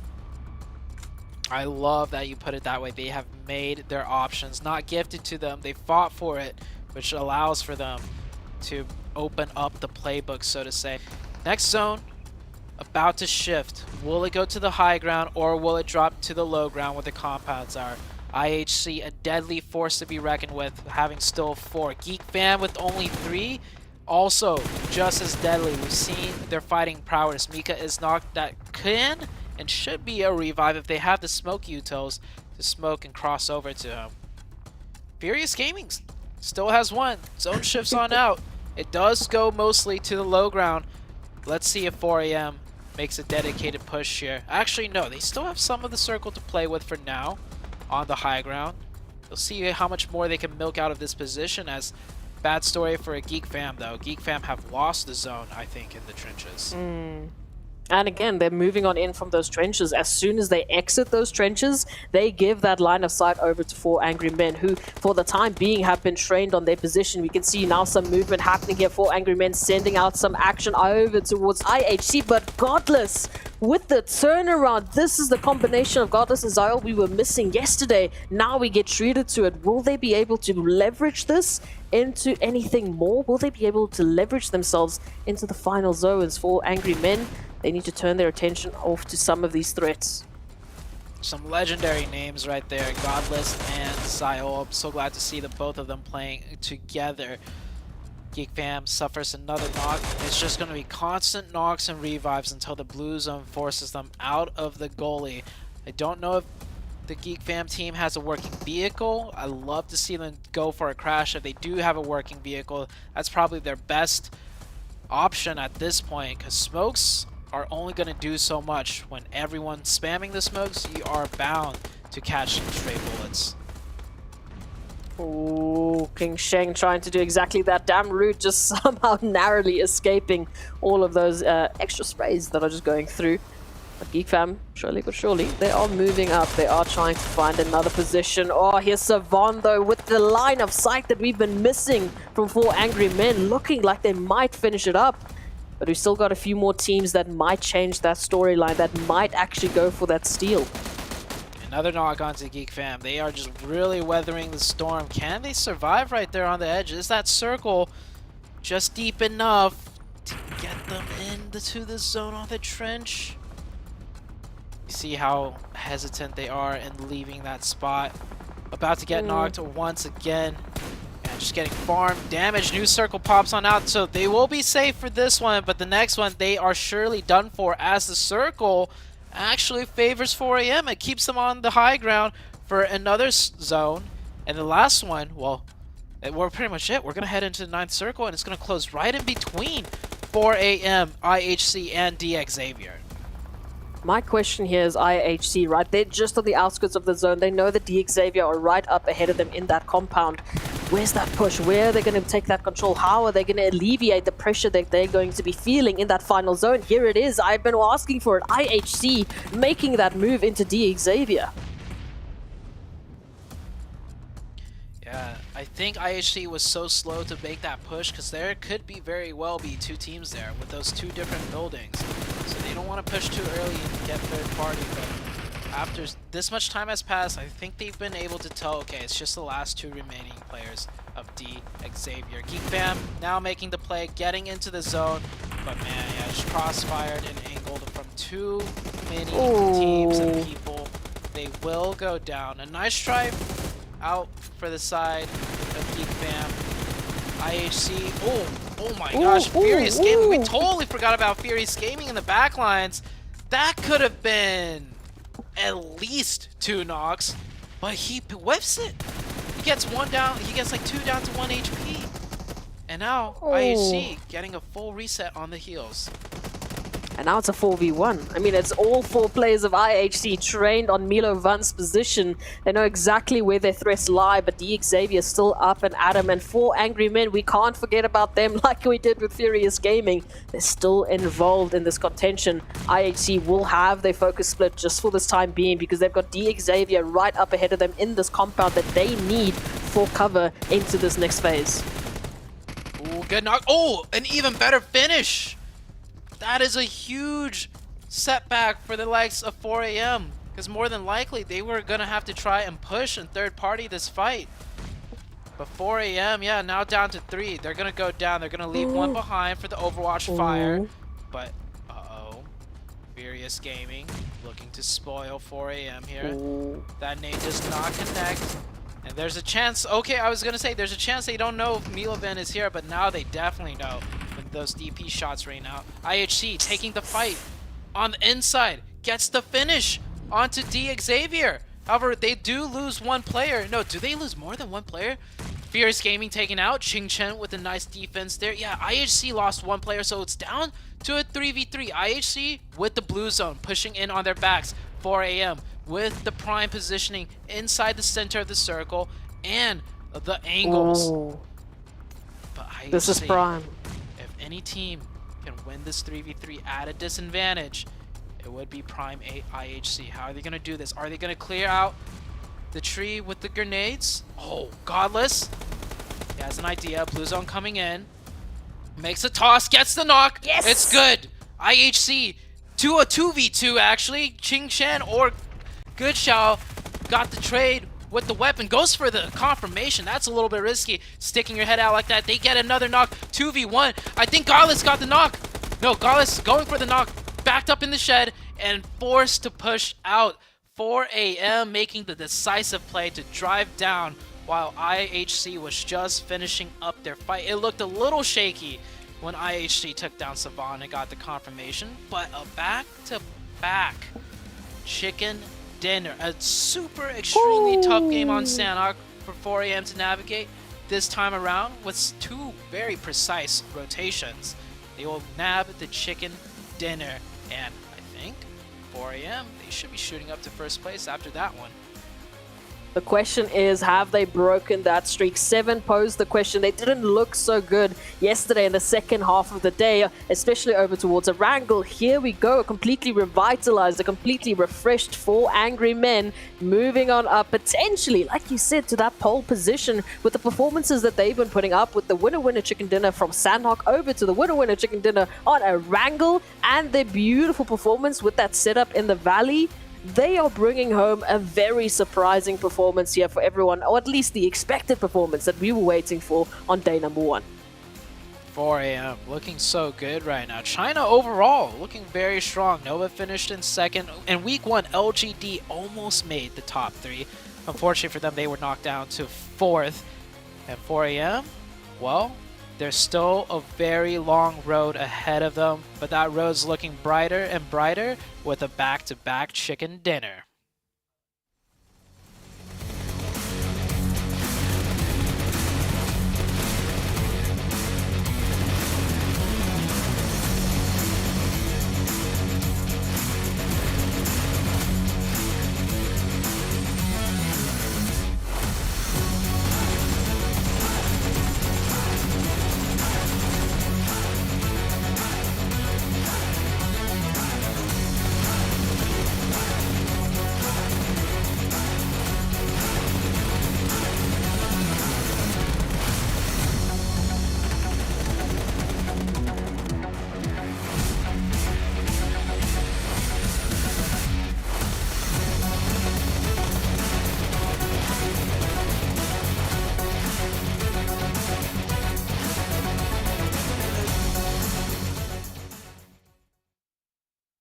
And just like that, 4 angry men bust out another chicken dinner here today in day number 2. You know, this squad has got to be feeling themselves, not to mention, you know, IHC Esports, 10 eliminations. They put up some good points on the board, and we're finally seeing Geek Fam have a little bit of a comeback here, 7.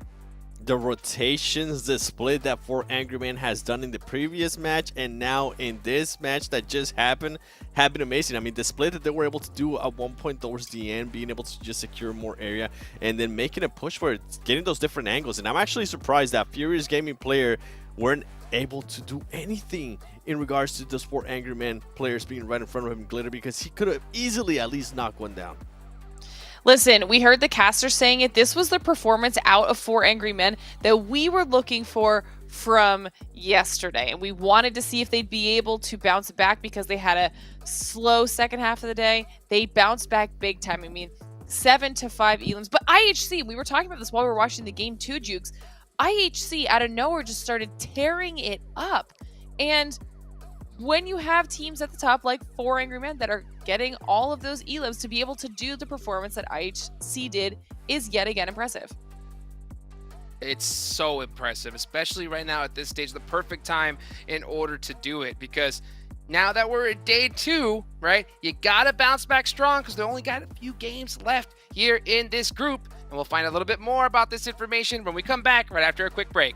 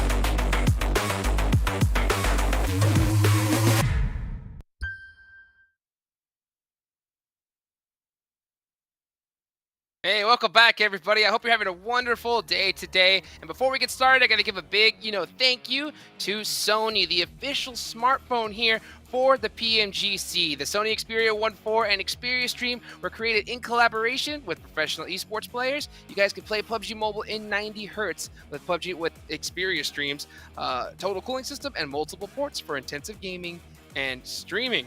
And you could tell, man, these guys, these four angry men, they are getting angrier and angrier as this show goes on. And I want to see just how angry they have gotten with this overall rankings. Ooh. And quite angry indeed. No way. 7. First place. Did you do this math in your head? Did you see this coming? I did not. I actually thought it was going to be maybe second place, but I guess the chicken there is the tiebreaker in this situation. Wow. Yeah. Okay, well, here, let's talk about him a little bit more. 59 eliminations. I'll actually go a little bit more in depth into that because it's really impressive what they've been able to do in the past 2 matches.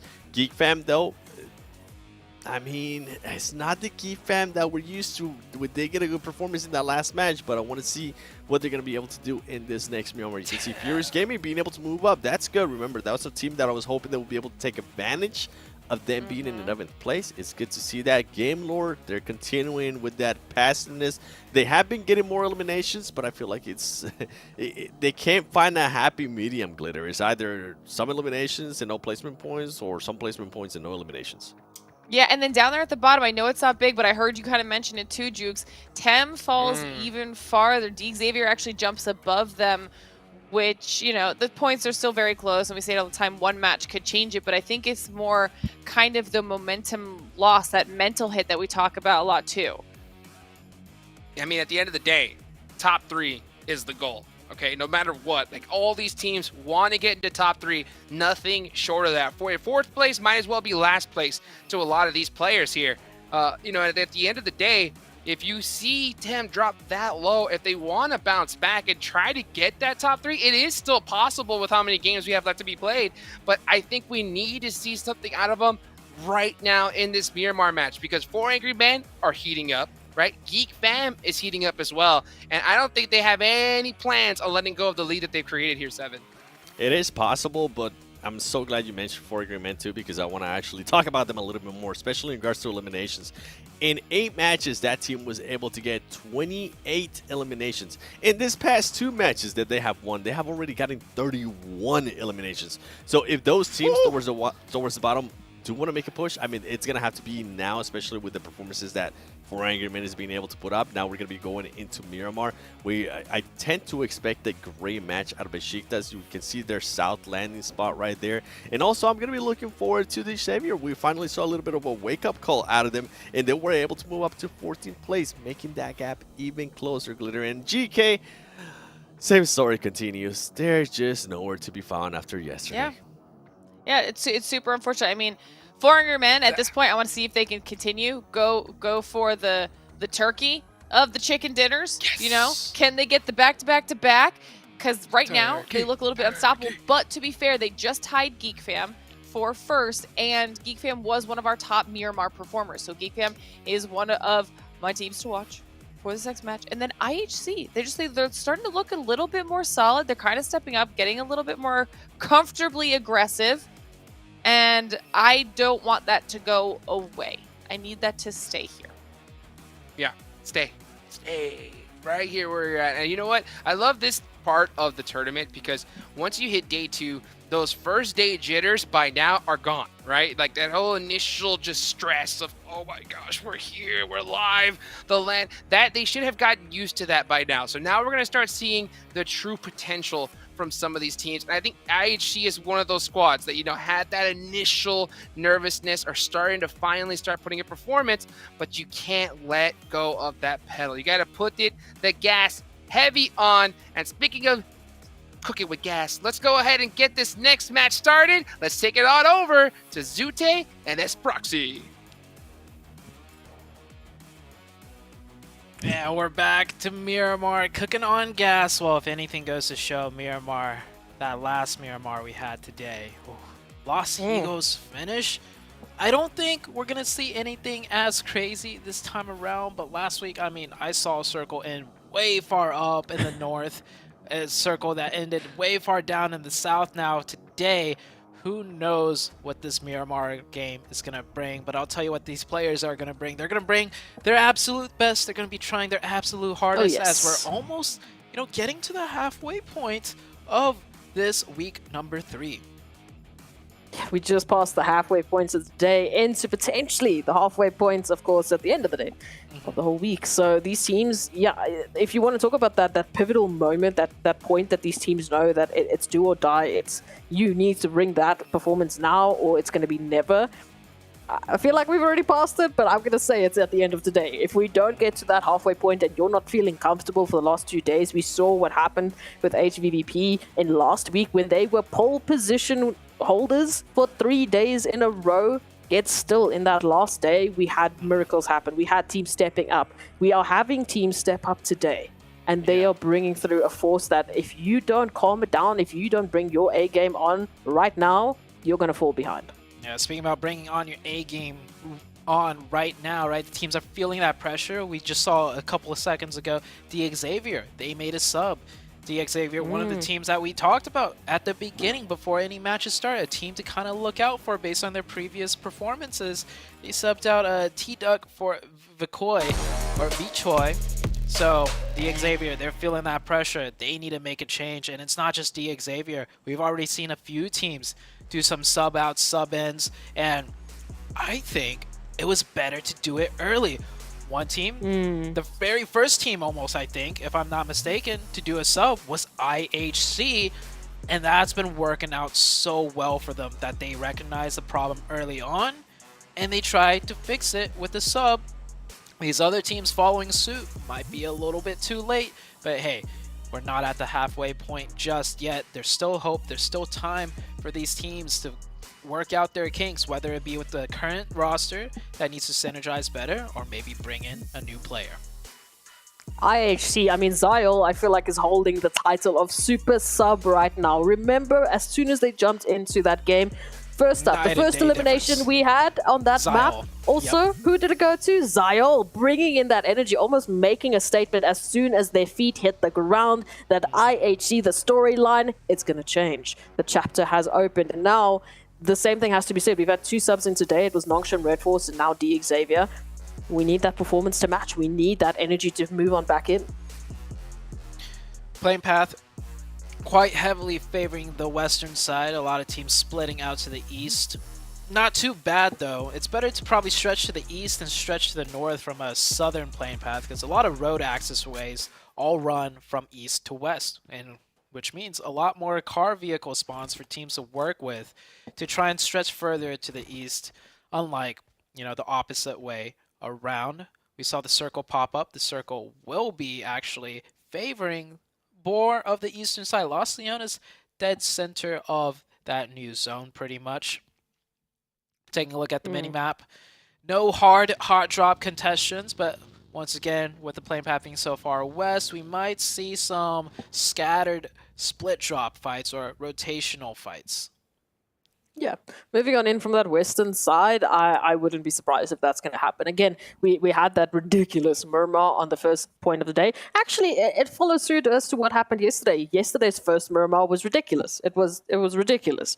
The second Murmur was a little bit, it was skewed. It was definitely still providing these teams with a lot of rotation options, but it was a little bit more normal. It provided the teams a little bit more spacing.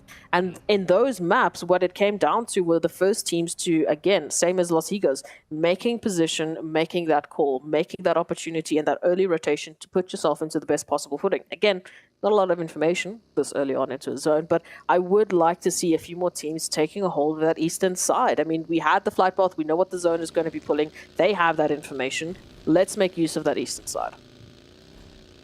We're riding with Snipes here, driving in FPP mode. I almost feel like it's better to drive in FPP mode because then you're forced to keep your eyes on the road, right? Whereas in third person, you can there's trees. Yeah, you can not keep your eyes on the road. You are coming up for these players and their driving skills today. You are the guardian of the drive today. You're like, listen, if you're crashing, Get out. Next driver, like either go FPP or like stop. Just use your passenger to your advantage here. But again, just for a reminder, if any players watch this back, if you drive bad, Zute is coming for you. Oh, I've had my fair share of mishaps with driving, especially on the competitive stages. It's honestly the worst feeling there is. But it happens. It happens to the best of them. And I don't think I've seen a single tournament yet where there hasn't been any driving mistakes caught on camera. So it's a part of the game. Even if you're the observers best. are watching. Yeah, the observers are watching. And even if you play this game 24/7, those trees, they literally do sometimes spawn out of nowhere, I gotta say. And the observers they're just waiting for those moments. They're waiting for that reel, for the funny moments. They're waiting to catch those points. The observers are like, we're gonna plot down a tree right here and right now. It's like, I swear that tree was not there before. Yeah. Oh, it is beautiful. But I mean, hey, looking at the performances that we've seen so far today, beautiful from 4 Angry Men to climb to the top of that pole position. Tied, of course, with the Geek Fam, who has been bringing in a similar performance in terms of the aggression they're wanting to show, but those placement and that positional awareness, rather, just the rotations that they've been making. I mean, they had no business, and I will say this happily, they had no business surviving those trenches. They pulled up into 3 teams. They had a 4th and a 5th team shooting at them, and somehow, some way, they stay alive long enough to make an impact. Same with Ruins on Sandhog. I mean, Snipes was literally getting shot from every possible direction, and yet they still make that impact at the very least with the eliminations. Yeah, it's just, I feel like if Geek Fam, like I said, if the circles shift in a way where it's just slightly more favorable for them to entry in on, that's the game where they pick up a lot of placement points plus elimination points. When the circles shift in a way that's a little bit trickier to deal with, I mean, they'll still make it work. A very strong, resilient team, but I just don't feel, the only thing they're missing, if we want to do a direct comparison, right, with 4AM that just overtook them, is they don't have those clinical, surgical rotations, but that's just not their playstyle. We saw, 4AM make some really long stretch of rotations on both Erangel games and the Sandhawk game. That's more so in their playbook, and that either, rewards them really big, or sometimes they'll lose players on rotation. That's the risk that runs with it. Geek Fam, they don't lose players on rotation because they just take it slow from the edge. Nice knock, though, from the FaZe team. It's a long-range knock, but VK, Vivo Keyed here, caught in between 2 different teams that could get very dicey for them as Game Lord's committing to the push-up here. Vivo Keyed fighting on both fronts now. CeeLo and Diego now trying to hold the line here, going to find that initial knock and then find that initial damage, but it is Victor from Game Lords to actually confirm that knock. And now Game Lords trying to scramble Diego, returning the favor. And again, this is a good hold, but it's a little bit too split up from Vivo Keyed. They, again, as you mentioned, they had a second team to worry about, so I don't blame them that their focus was split between either FaZe or Game Lord. Running that 2-2 split, they're losing out to the numbers advantage. The flank players need to create a better buffer zone, which was not done. Now they're getting shot in from behind, pushed in from behind. FaZe getting into the mix of things. I don't know if Game Lord realizes Vivo Keyed was in a fight with the likes of FaZe. FaZe might actually just continue to pressure this fight in. FaZe wants more. Game Lord looks like they want to back out or at least space out a little bit to get better positioning here. And that is Vivo Keyed just crunched in by both FaZe and Game Lord. It's like sharks in a shark tank right there, and they were fish food. Pretty much. You mentioned earlier about that performance from Geek Fam, and it's hilarious that we're talking about, now it's coming down to those rotations. Yesterday, we were talking the storyline that the way in which Geek Fam have been playing, their winning condition is them not having zone. Their winning condition is them having to fight into zone, being that outskirts team, and now it's coming down to that rotation. So that stark difference in the storylines also is coming through because we are having so many other teams step up. We're having so many other teams put up obstacles that in day number 1, Geek Fam didn't have to worry about. Geek Fam didn't have to think about, now we're having a 3-part rotation on the outskirts. We're having 4 Angry Men running off with perfect rotations. Now it's a whole different storyline. So they do need to make those small adjustments to give them that edge once again. I completely agree with you there. Next circle shifts to the west side. This side, west side, the best side. But honestly, I love this area of the map. I mean, we just saw the fight take place between Game Lord and FaZe, but yeah, that ridge line, that mountainside, so much opportunities for teams to, you know, really mount a strong defense with good sight lines, and there's still so much left to play. It's almost looking like the end game of the Erangel, where very dynamic difference, you know, throughout the map, and each point that each team takes up has pivotal ways for them to play it, for them to maximize points and potentially get a win. It all comes down to execution once again. Every spot has its advantages and disadvantages for sure. Which team is going to make the best of it? That's the real question to be had now as we head into the second circle. If you're talking about our current quote-unquote elimination leaders, not that there's a lot of eliminations that have happened, it's FaZe, it's Game Lords, it's Genesis Dogma Kids.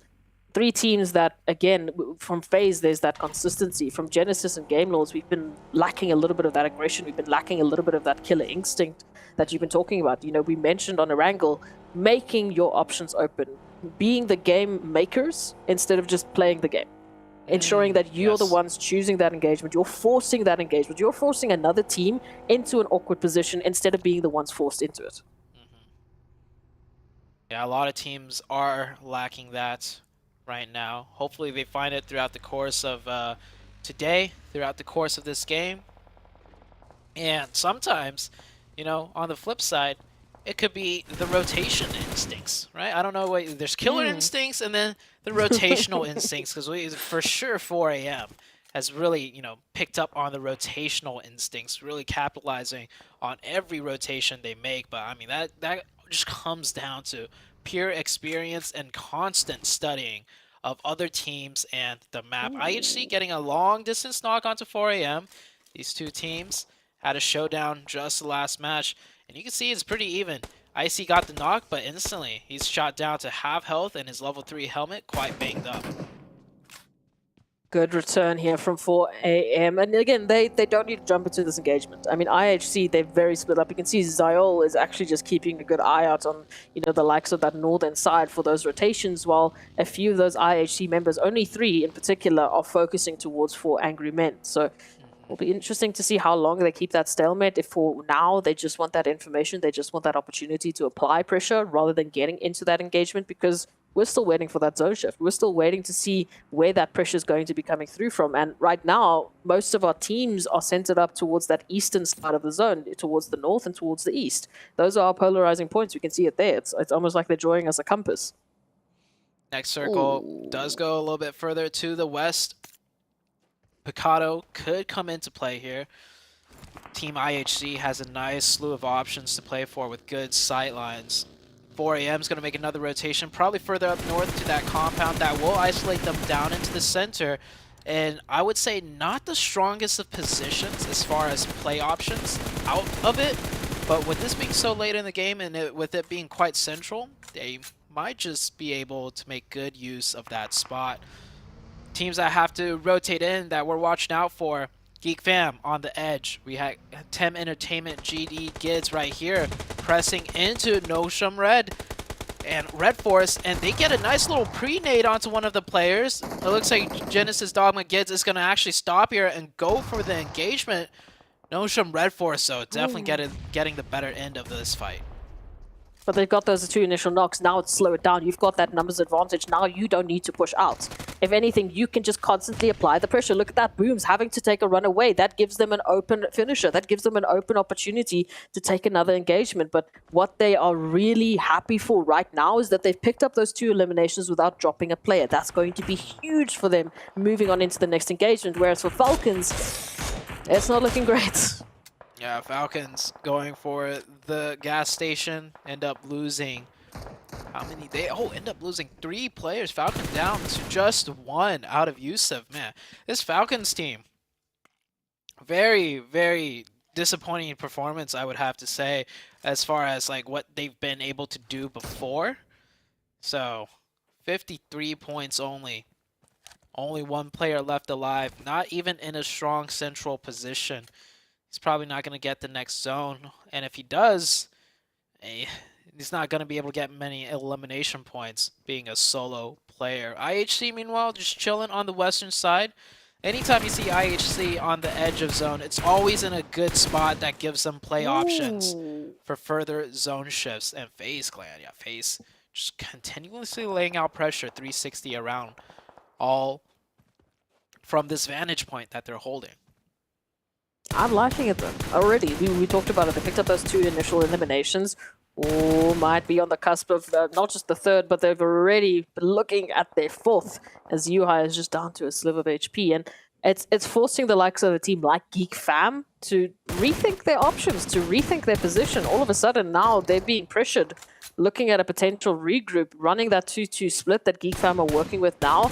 If anything, the 2 of Rude and Yuhai, they are isolated.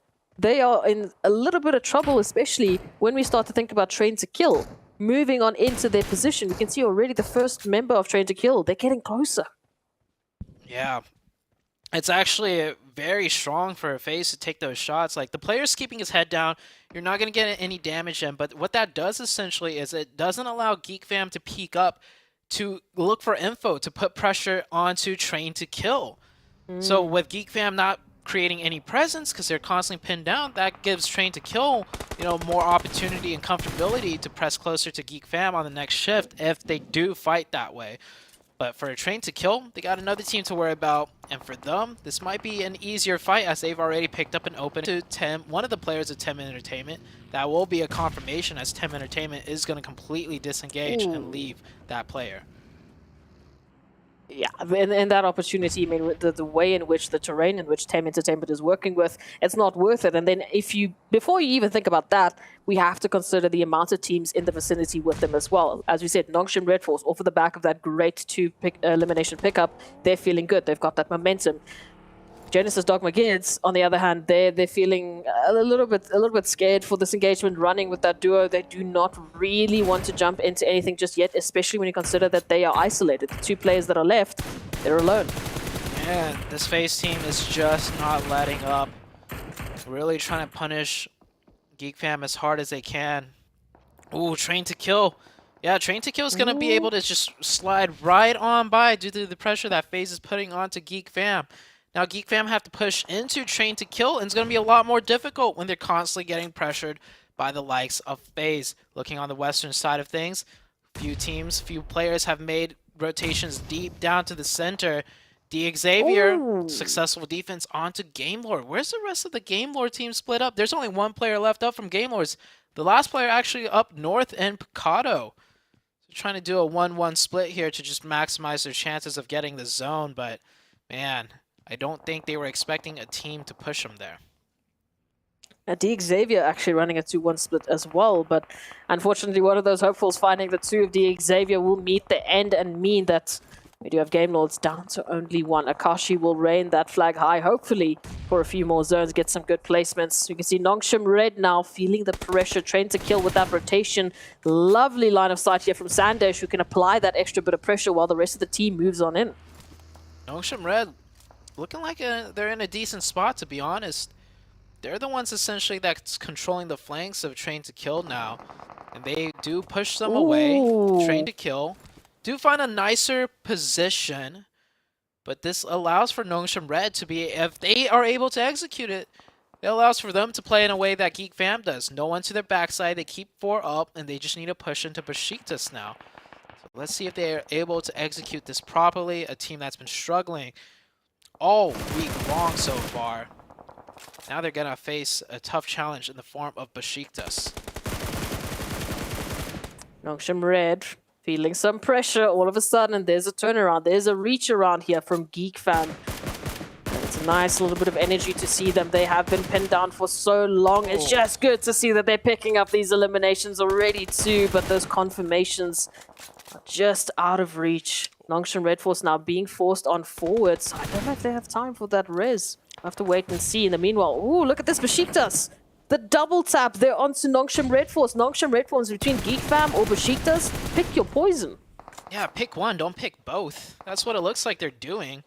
When that first player got knocked, the second player just stood behind that bus, like, hoping, praying that he doesn't get knocked too. He should have been aware. If my teammate got knocked in the back, they have angles onto me, so Nongshim Red Forest, just push forward. Don't just sit still and take the both poisons, like you said. Anyhow, it looks like GK making it into the late game. Some better rotations out of them, but Besiktas, man, on a warpath, fighting their flanks and fighting the front side. They're going to be looking to take care of Nongshim Red Force and then taking care of the likes of GK. GK's already hurt. And wait a second, it looks like Train to Kill getting some knocks onto the Geek Fam team. I thought that was Besiktas getting more damage into multitudes of teams here. Well, they definitely have the option here, but Mika coming through from Geek Fam, trying to hold the line as the solo member and just getting absolutely shot. You can beeline as much as you want, zigzag all you want, but you've got two teams trained on your position. Now Nongshim Red Force, they initially wanted to go for that push, but that elimination from Geek Fam is going to provide them potentially a secondary option. This is still risky though, right in front of like, what, 3-4 teams? Oh. I think Nongshim Red Force is going to go down there. Yep.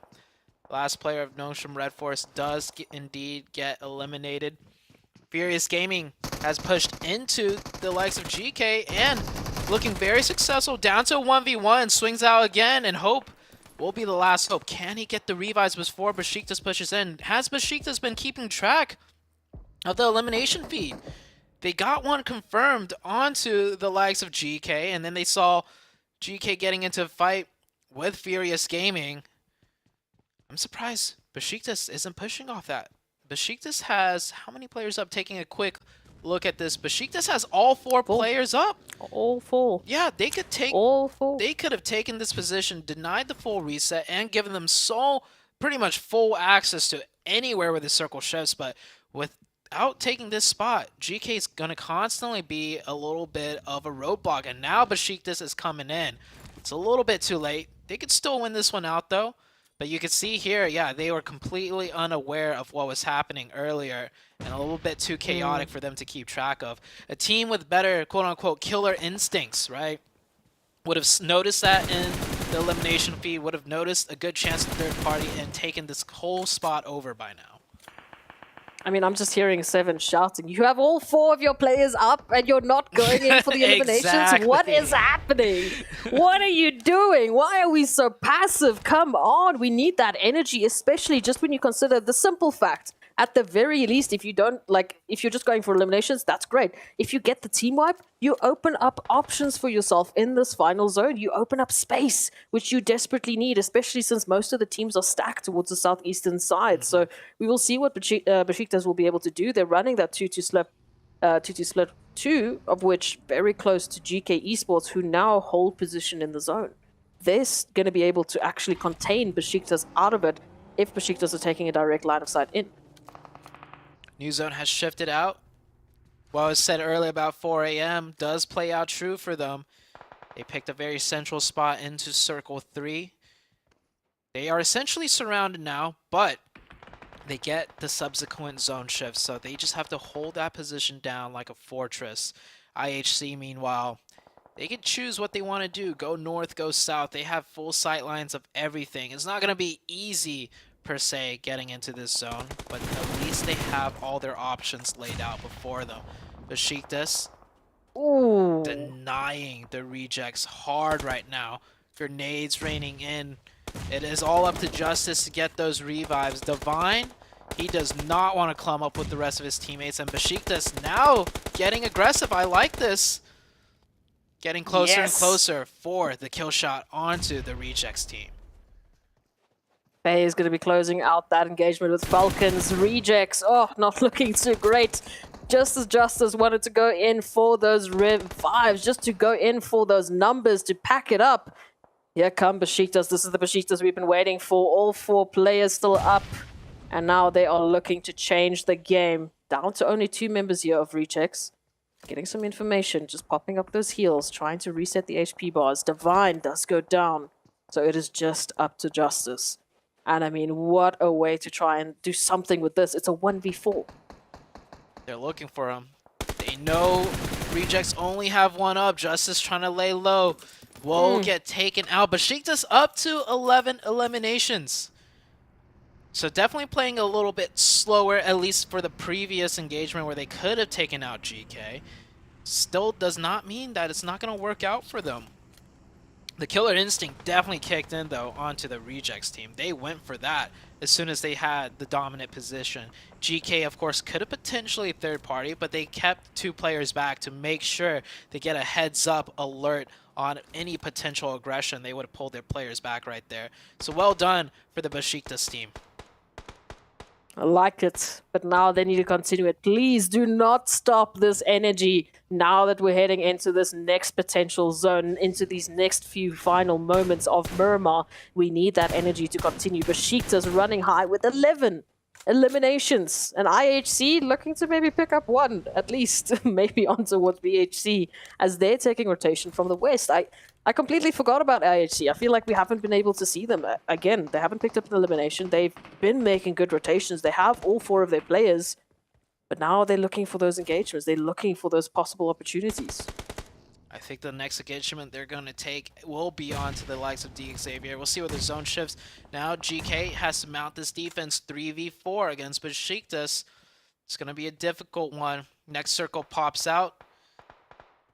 Pick your poison. 4 AM. That has the prime position, but a much harder building to crack, and they have 4. Or take the edge of zone on the north side against the 3-man team of Xavier, but not the best position on the map. We'll see what IHC decides to do here. I think it comes down to whichever side they get a knock onto first, potentially. As Train to Kill, GK, and Besiktas also, they have to move into this new zone. Besiktas still having a couple of bullets just flying past their faces. I see maybe making 1 or 2 connections. They're Xavier with 5 eliminations.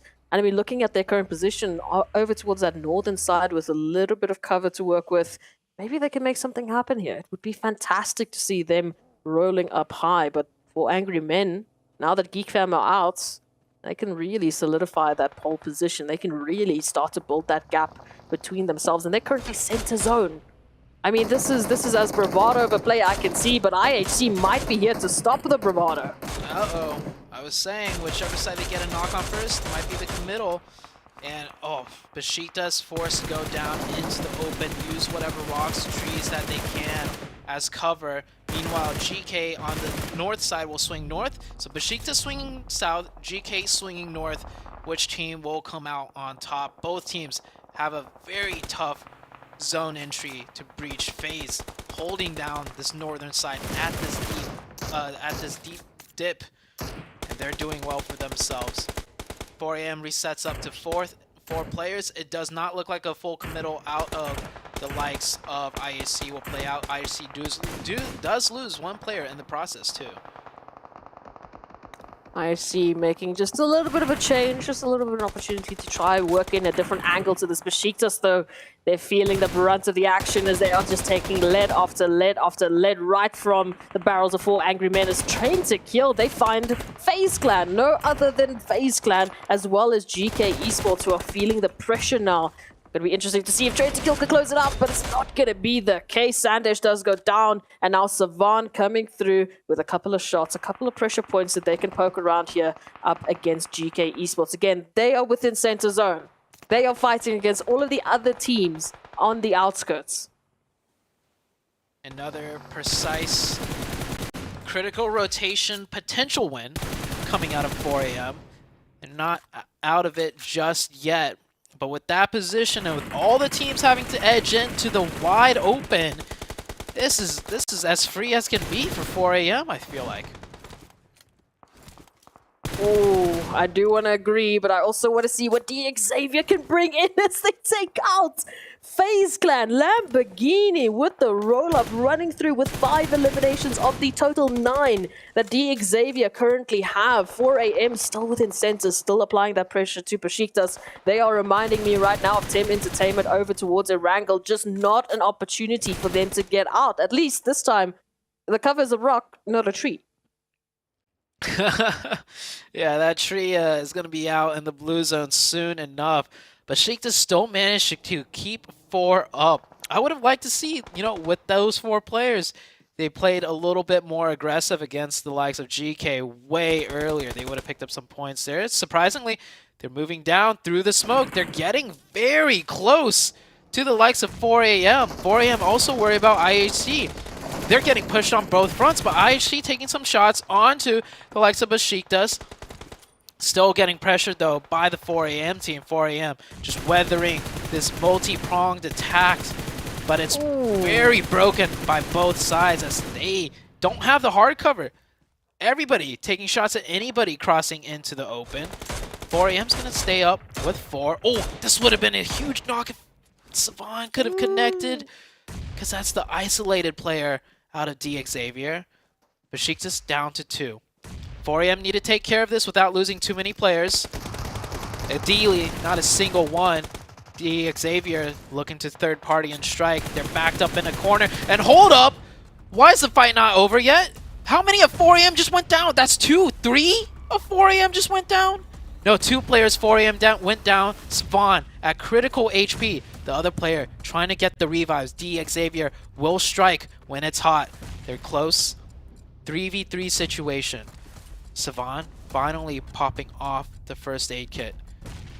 They might be able to get another revive if they feel the pressure of D Xavier slow down a little too much here.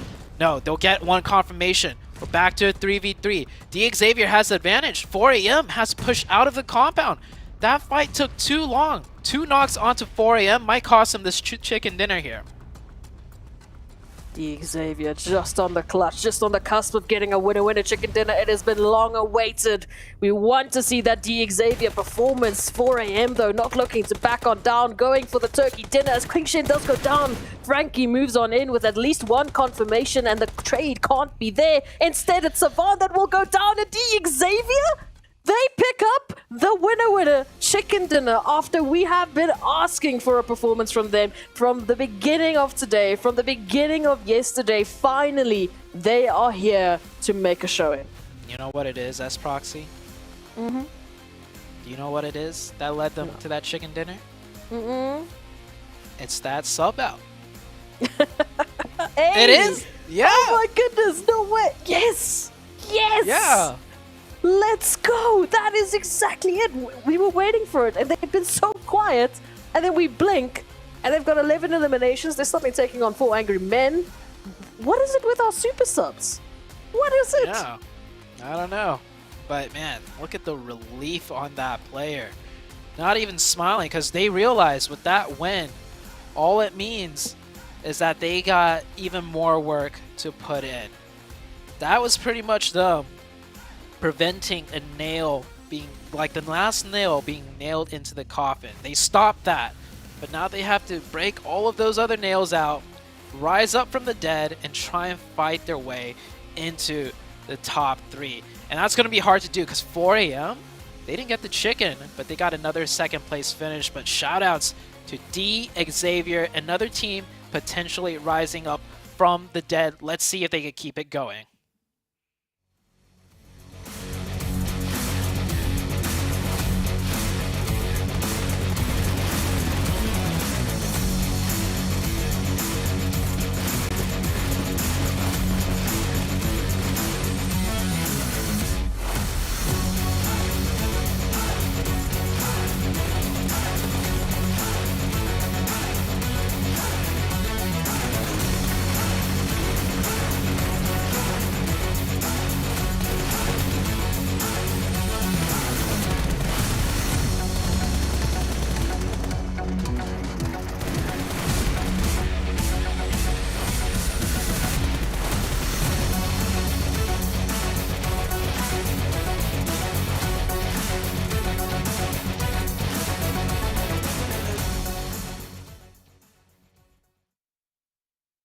D Xavier pull out a must-have chicken dinner. We could just see it in the player's face. Even though you just busted out a win, 8 eliminations by yourself, you could just see the stress, the relief. Because man, this squad had a heck of a hole dug for them, but this definitely put quite a bit of dirt in there.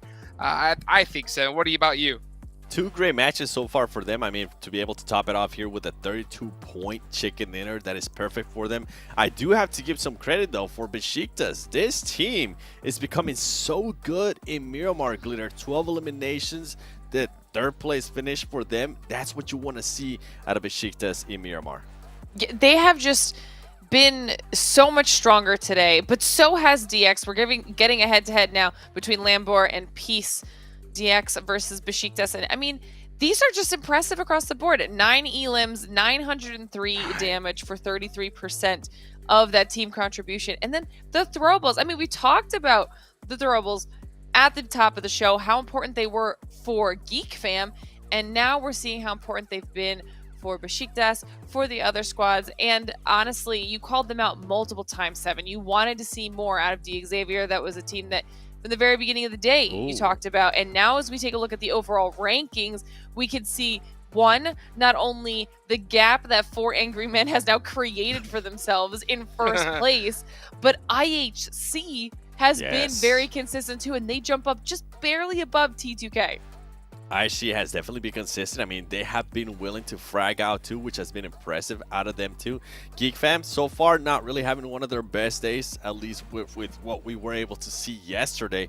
And then here on the second page, look at that big jump up. They were able to jump up into the top 11. This is what this team wanted to set themselves up, because after this game, we're going to be in the halfway point of this week, and they are at least putting themselves in contention here, I would say, to get within the top 5. This is huge.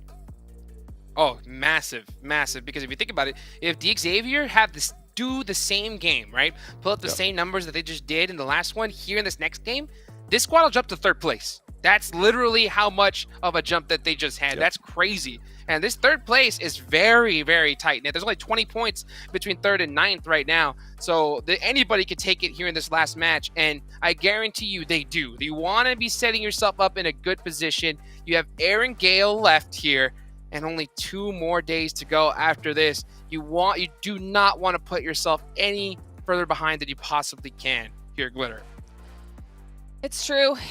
Honestly, last match of the day is always kind of one of those free-for-all options because, like you're saying, it's an opportunity for some teams at the bottom of the overall to maybe make a last-ditch effort to get some points on the board, but you know the ones at the top want to be holding on to that position, and we can see from the top performers right now, it's all of the teams that we've been talking about. I mean, now 4 Angry Men absolutely dominating so far today. Geek Fam, though, still the top Erangel performer, so they have an opportunity to close that gap and bounce back just a little bit. And then, as we were just saying, Seven, IHC, wildly consistent. They're up here, and right after them is T2K. Yeah, look at the eliminations that come out from Geek Fam. I think that's one thing that has definitely been saving them, their performance when it comes to Erangel. I think so far today, they ended up in 12th place, but they were able to at least secure 7 eliminations. And in the most recent one, they ended up with 8 eliminations in a 5th place. So you can see how that elimination and that aggressiveness that we have seen out of them is kind of keeping them up there. But at some point, just like D Xavier did, some of the other teams are going to start stepping it up too. So the aggressiveness, yeah, it's great. We love to see it. I know you love to see it too, Glitter. But I actually want to start seeing some chicken dinners out of them. They currently only have 1, and I feel like this team could definitely have more. True. Okay. All right, so I got a couple questions for you. It's the last match of the day. I haven't asked for too many predictions from you guys. I know you got your teams to watch here. But, you know, when it comes to D Xavier, all right, can we see another pop-off performance here? I want a percentage, okay? What do you think is their percentage chance of pulling out a game with more than 10 points, Glitter? Ooh, more than 10 points? Oh. I'm giving it an 88%. Okay, 7? 100%. 100%! Not guaranteed. The confidence! Wow. The confidence. All right, well, hey, I see you got a couple teams to watch on there. Tem being one of them. I mean, we saw at the start some good energy from them, and then just silence here. So I'm assuming that's why you have them as your pick, or that's exactly on it. I mean, you said exactly what I wanted to say about that team. We just haven't seen them ever since they put up that 2nd place performance in Erangel. They have completely disappeared. And then going back to game lore, I mean, this was a team that we were talking about how their passiveness was going to end up hurting them, especially some of the teams below them were going to be able to step up. Guess what? These Xavier just show what you are supposed to be doing here in PMGC League stage. You're supposed to be going for it. They were able to do it. They passed them. Game lore needs to start switching the strategies. Glitter. Okay, well, okay, so you're looking for some of the teams that have been struggling to bounce Yep. back, and I am on the flip side of that. I'm looking at the teams that have been doing well. I want them to close out the day strong so that they can head into day 3 with some momentum under their belt. So I'm looking at Four Angry Men, I'm looking at Besiktas, and I'm looking at D Xavier. Okay, you asked for that percentage, Jukes. I gave it 88%. Yes. I need them to make me look smart now. For real. Okay. 100%. All right, come on. D Xavier, pull up or shut up. It's the last game here of the day, and we are about to be at the halfway point of this tournament. 1 match left. You do not want to be in a tough position. GK is another one that I'm going to have my eye on right here, because this is a squad that has been performing kind of wishy-washy right now. I mean, it's crazy. I mean, after the start of yesterday, I mean, they had such a massive lead. We thought that, oh man, this may be a squad that just can run away with this. But then just after that 7, it's just been pitfall after pitfall. Why do you think that is? They're nothing's currently working out for them. I mean, since match, what was it, 4th, they haven't really had any performance higher than what they were able to possibly get just now, which was 6 placement points, 1 elimination. We're not seeing any eliminations out of them, which at least yesterday we got a chance to see some when they got those back-to-back chicken dinners, right? They ended up with a 5, and then they ended up with a 13. None of that is happening right now. They're currently dying down, and I think that's why they might be trying to go for those placement points. They might have been switching that solid just to get something going their way. Let me ask you this, Glitter, right? When it comes to GK, do you think that the reason why their performance is faulting is it because they're performing worse than they did at the start, or the other teams are performing better?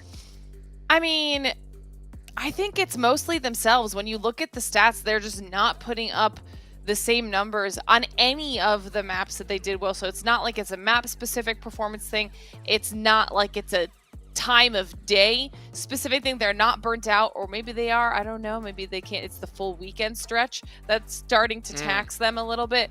But I think that they're very capable of bouncing back. They just need to at least get something under their belt that's a little bit better than what they've been doing, so that they can set themselves up better for tomorrow. Or if they don't, just be prepared to review those VODs. Make sure that you can make your adjustments from day to day, which is actually what we've seen a lot of the teams that struggled on day 1 doing here today. It's why they're doing better.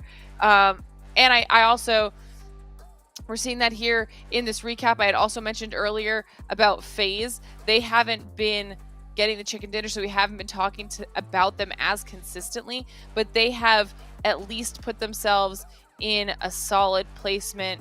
They've gotten some eliminations on the board, and overall, they're at least setting themselves up for a little bit better performance than somebody like the GKs of the world. So they got to do something. These days fly by. I was going to say, with FaZe, I would like to see a little bit more of consistency in regards to placement. We see a big up and down between them. They go either 13th, and then they're able to make it within the top 5, top 6. Yeah, and then it goes back to 13. A bit more consistency. We know that you guys can get the eliminations, but just give us some better placement, please. It just seems to be that just constant balance, right? It has to be both if you want to make it in the top 3. You have to get an insane amount of elims and placements points. This isn't the PUBG Mobile of 2018 where you could just go and just sit for zones and try to get some points, you know? Here, you got to make some moves, and you got to get those elims too. And it's crazy to see just a stark difference in so many of the squads, right? You see some have a whole bunch of placement points, some heavy on eliminations. And I think at the end of the day, it's those eliminations that give you that little extra bump up. But hey, you know what? We got the last match. I know you guys could hear us talk all day long, and that's what you want, but it's time to get the game, okay? So why don't we go ahead and get this last match started and send it on over one last time for today to Zute and us Proxy. Well, we're here to close out the day.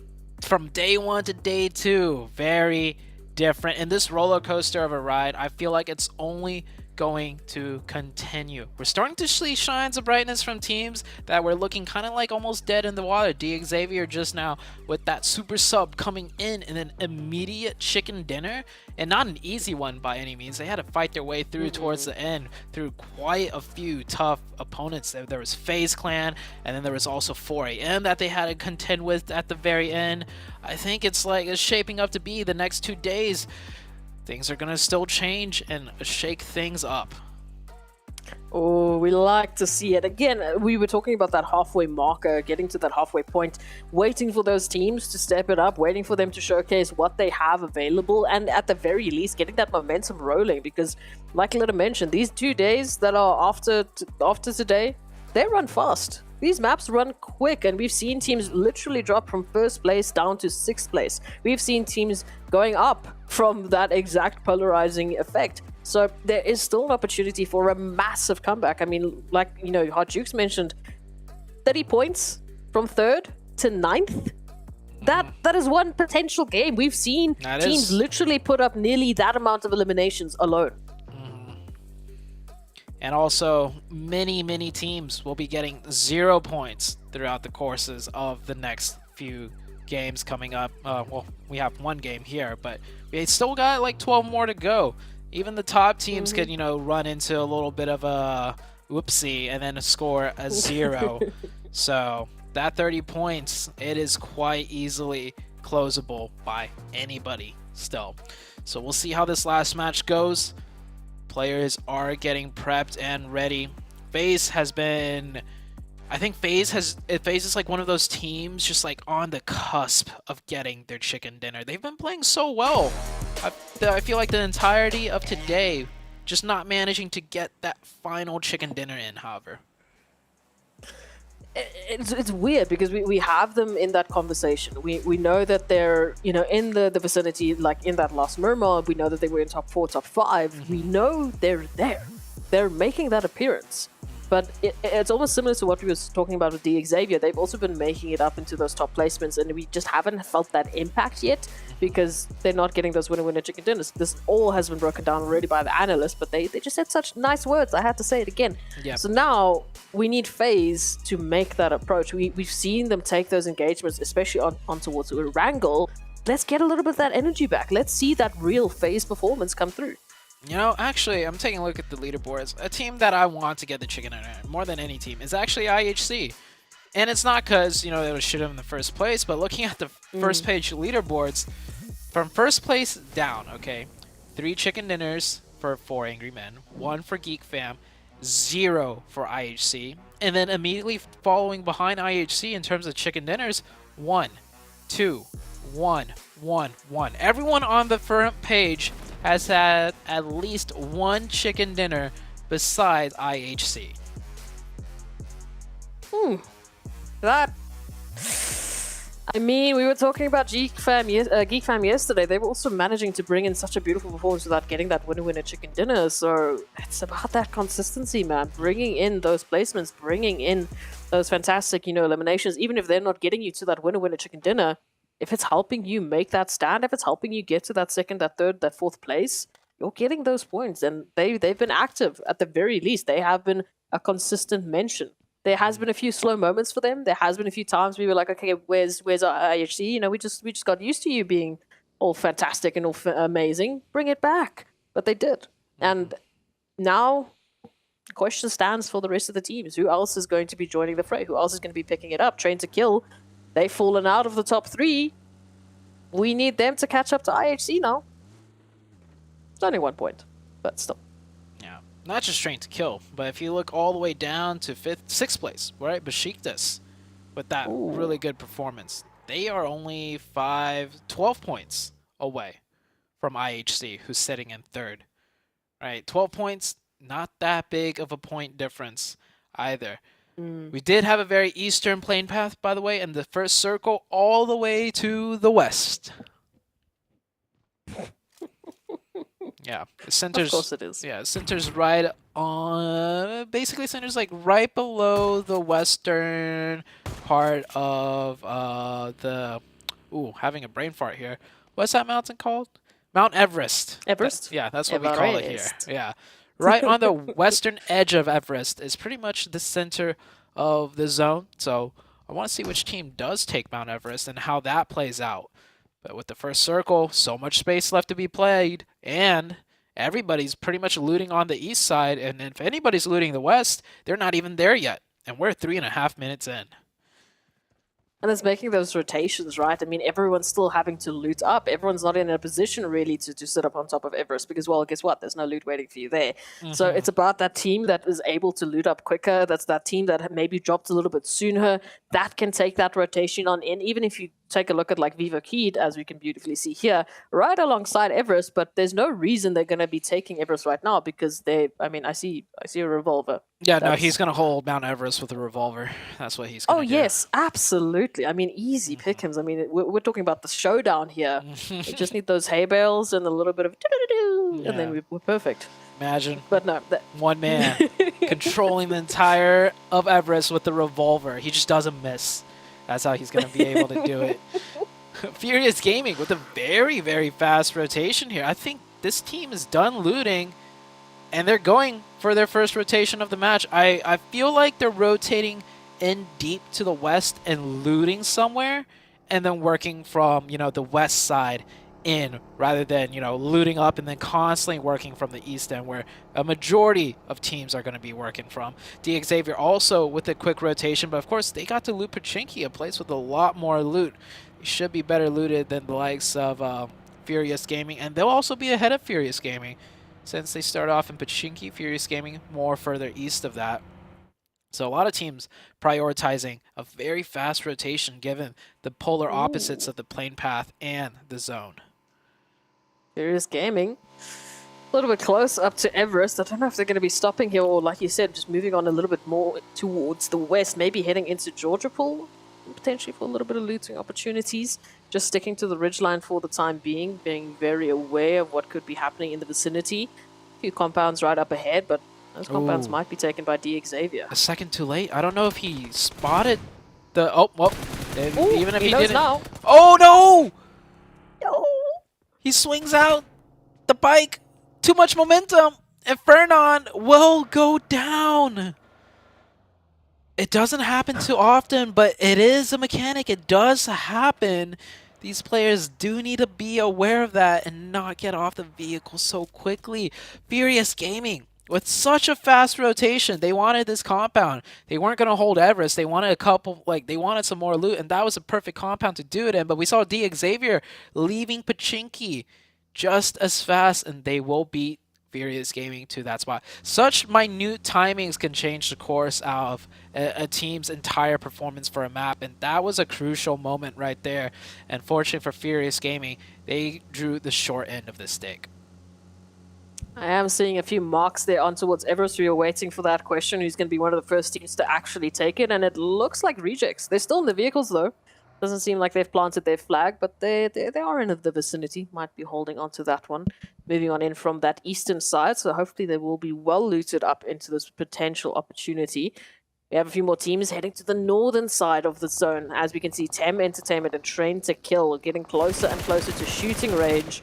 Running right past a few lovely opportunities and a few lovely potential positions, but Tem Entertainment, what more from them?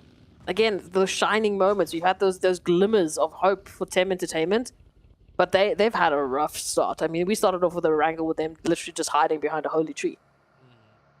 4 a.m. making a big adjustment from yesterday. They're no longer taking that western bridge because last time Geek Fam camped them out and they lost the fight. So they swung all the way to the east and in, and timing-wise, it works out because IHC was just about to take the bridge too. So that could have been another fight on the bridge for 4 a.m. But IHC, they play a little bit slower. They're still looting in Nova. IHC does not care about the circle whatsoever. They're just going to come in with fully kitted gear, ammo, weapons, scopes, and they'll fight their way in like they always do. Rejects, they do have control, or they did have control of Mount Everest, but looking like they want to get somewhere more central. I don't blame them necessarily. Mount Everest, a hard position to kind of hold and lock down. Sometimes you do get pushed from both sides, which makes things tricky. So they're going to play a compound instead. I mean, it works out. A little bit of a change up here for Rejects. They want to make sure that they've absolutely fully kitted. Oh, look at this setup here, though. Nongshim Red Force, they have taken that rotation in, jumped out of the vehicles just a little bit because they've seen a few stragglers in the form of 4 angry men making that rotation, looking for that revenge on the previous wrangle with what we had. and the valley that 4am set up this time around. However, Nongshim Red Force just a tad too far to actually make those connections. And so at the very least, they get that information. They know where there's another team making that rotation in. But it doesn't matter because the zone has favored the northern side. We are looking at shooting range, we are looking at ruins, even just the eastern portion of Georgiapol, the western portion of Rozhok, the sunken city. That's going to be where our zone is heading. That's a hard shift and a half for sure. Problem is, there's like not a lot of bridges to go up to the north if it does go up to the north. So teams got to decide now which way you want to play it, north or south. You could be, 200 IQ and play Rozhok, right? Which gives you, north or south for the next shift. But if it goes anywhere to the west, all of a sudden, you're going to have to fight through multitudes of teams. This circle, very tricky. This one's very difficult for teams to navigate and figure out, especially given the way it shifted, right? It also puts in the dynamic of the southwest side of the zone. Going to be so packed full of teams now. And again, in the back of their minds, they thought, well, the last time we thought it was heading north, it went all the way to Los Higos. So, what do we do now? How do we take this one now? I mean, west, north, east, south, every single cardinal position is a potential, and every single cardinal position is a gamble for these teams to make. So Xavier now picking up a little bit of action here over towards Georgiapol. They need to be quick about this. We know there's a lot of teams moving on into the center. Ravi's now moving on in, finding that connection. Game Lords out here in the containers, trying to use the vicinity, the territory to their advantage, and they need to. And remember, down, out of the disadvantage, we've got a few teams rolling in. It needs to close up. 1-for-1 trade there. Oh, Rejects find themselves back onto Mount Everest, controlling the eastern side, which is probably the better position given the circle. But they are fighting against Geek Fam. This team, Geek Fam, they've been not as consistent as day one, I would have to say for sure, running into a bit more trouble. But I don't feel like that's because of Geek Fam's performance. That's more so because the other team's performance has increased since day one. And so now Geek Fam are kind of falling behind. It looked like they did pressure out the side of the Rejects team, or maybe they disengaged a little bit. 4am, meanwhile, on the southern side. We will get to see how 4am plays now without those precise, crucial rotations. They're going to have to be working and fighting their way in, which is the 4am playstyle of old. Let's see if they still got it. They're going to start off against GD Gids, getting one knock. Looking like it might be a confirmed elimination as well.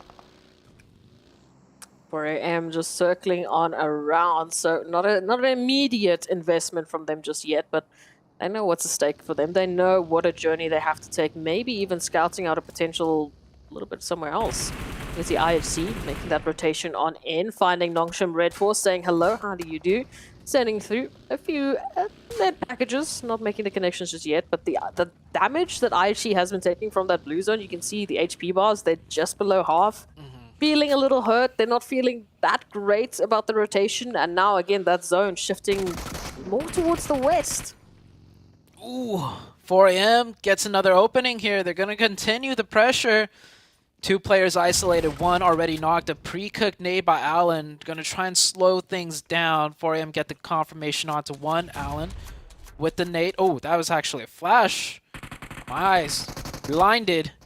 Think they're going to pick this one onto Allen, though. And now that is Genesis Dogma with only 2 members up. I mean, this is 4am without the zone. Just as deadly. 3 eliminations already. Looking to pick up more. For those that have been watching 4am play in the previous matches, saying they've just gotten zone blessed. That's how they're winning. That's how they're doing well. We'll see how they do in this one. They might not get the chicken, but if they can rack up the points, that's just consistency. Oh, absolutely. We can see a storm is brewing. There's a storm brewing behind me, and it might be the 4 Angry Men, or it might be another team around the corner to take that position, to take that winner chicken dinner. GK Esports, hello. Welcome. Gaith picking up something towards Nongshim Red Force. It's not a confirmation, but it is a knock. You can see they're reaching on in all the way from ruins just to the outskirts of Sunken City, finding another knock. looking for those confirmations. Potentially they can find them. Oh, look at the split. We've got 1-1 split for the last remaining members that are still alive here from Nongshim Red Force. All of those reses onto one head as Gold just has to make a rotation on in, maybe be a distraction. Give their teammates that opportunity to get out of this position. Man, Nongshim Red Force just constantly in the toughest of positions. I feel like every time the camera's on them, they're just fighting a very steep uphill battle. Covered in blue, their vehicles are blown up. GK, probably one of the strongest positions to gatekeep from, are there gatekeeping them. Yikes. Nongshim. We'll see how far they could get in this match. Meanwhile, everyone else is pretty much settled into zone, whether it be near center or on the edges. They're going to wait for the next circle shift to make their play. The Rejects team is still pretty much in a stalemate with Geek Fam. They're both on that Mount Everest on the southwest. You see that now, and that's the circle I was scared about, that I was worried about. It shifts north once again. Now the two bridges, it's going to get deadly. Not just the bridges. There's going to be a lot of players playing beneath the bridges as well. A few trolls under the bridges, potentially. But there's not a lot of options for them here at this point in time. I mean, you've got two bridges, yes. Feels like a main island versus a military island, but here we go. Already it's happening. Rejects literally running themselves with the vehicles into the water. Frankie making a swim now as well, waiting to see if Rejects have spotted them out. Gaith, oh my gosh. Hello. GK Esports not letting up on the pressure here. Nongshim Red Force not having an opportunity. And now, as we were talking about the trolls under the bridge, here come 4 angry men. And now just 4 angry men. Here comes another team right over the top of the bridge. It's going to be Geek Fam. Geek Fam, the one team that's going to be like... Cars aren't meant to go in water. Silly people. They're going to drive right across and take a prime position on the other side. Meanwhile, these bridge trolls will duke it out with each other. This is 4 a.m. versus the Rejects and D-Xavier. D-Xavier popping in the boat and out of the boat. It is all out mayhem here, trying to take a head count. 4 a.m. 2 knocked, 2 up. Rejects here with 3 players, all 3 up. And D-Xavier, it's a 3-way fight. D-Xavier only have 2 players, one of them which is knocked. Frankie in the boat getting some heal in. Ching Chen trying to pop up to take some shots, but they don't even know where the players are. Popping back and forth. He will get one out of the boat, and now it's Frankie coming up to take one back onto Ching Chen. Ching Chen gets knocked, and Rejects are here also in the mix of things. And Vivo Key, Adrian just watching this like, what is going on over there? Lamborghini now popping up, taking shots at 3 of Rejects, and they're back in the water, back into the car. I'll end that off with just laughing. You were afraid of this chaos? I wanted this chaos. We had a crazy wrangle. Oh, he's got a nade. Murmur. Oh. Yes, this could be huge. If it bounces off, it could find 4 angry men. Oh it's going to be off target, though. So 4 angry men will stay alive. I don't know how, but again, GK Esports in the conversation up against you with Furious Gaming. Do not find that drop shot as Gaith goes down. And there's a turnaround now as Ragnar just manages to find that pixel in. Trigger, going down. Milo still up, but for how much longer? The answer is going to be 0. GK Esports, hello. Welcome. We've been missing you. Yeah, GK in a great spot at that tower, but Circle's going to go north again. They're going to have to commit to a bridge crossing of some sort. I love how Geek Fam just drove over the top when all 3 other teams full sended it in. But Geek Fam, they lost a player. That top position, it might be in the center of a circle. It might be decent, but when you're surrounded, that's a lot of sightlines looking down on you. So Geek Fam can't even control that as dominantly as they want. And this troll bridge battle continues, and it's look at this. I tried to take this, play-by-play seriously, but at some point, like I'm just like, this is ridiculous. Why am I even? We just cue the. They haven't moved. Cue the Clown Fiesta music. That's the backdrop you need for that engagement there. Like, I mean, there's millions of dollars on the line, but I'm sorry, it is just there's around 12 players there, just popping in and out of vehicles, throwing things in and out of vehicles, getting into the vehicles to take the heals, popping up for a sec to take the shot. Oh, man. It's ridiculous. And they haven't moved. They haven't had an opportunity to get any sort of answer to this engagement because Viva Keed also, they're looking for their answer in Savan. 4 angry men. How do they even still have an opportunity to keep themselves alive? 4AM, yeah, 4AM's actually up with 4. I thought for sure everybody would be taking casualties down to 2 at least. Next circle, I mean, it keeps them in zone so they can continue to keep doing this. They do have to watch out for Game Lords though. Game Lords might decide to join them. Meanwhile, in the midst of all this just Clown Fiesta chaos, we have IHC working methodically from the north, doing good old PUBG Mobile action. Still 0 eliminations, but they're in a good position to strike in. And that's a car that just flew somewhere. Not sure where. Rejects, the game. They still have a car to get into for healing's purposes. So 4AM up with 4. Xavier is still here. Same with the rejects. And here comes Game Lord. They will do the smart thing though and not just drive in. Or actually, maybe the smart thing was to drive in. Actually, they can stay there for a little bit. Tem Entertainment not in the zone. They'll be relieved of that pressure pretty soon. Oh, Game Lords, though, this is the problem, right? As soon as they make that rotation, either they find themselves up against Tem Entertainment or they find themselves up against Vivo Keed, who we can't forget are still downriver from their position. They have a beautiful line of sight as to what's been happening here. They just haven't made that move because, well, they're out of zone. They don't want to draw attention to themselves, but they're still in contention. They know exactly all of these shenanigans that are happening under the bridge.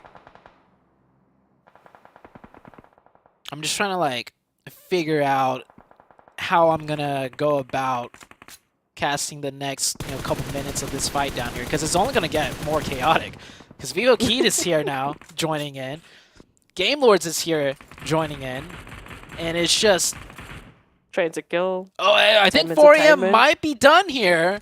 4AM down to 1 and Nade comes in.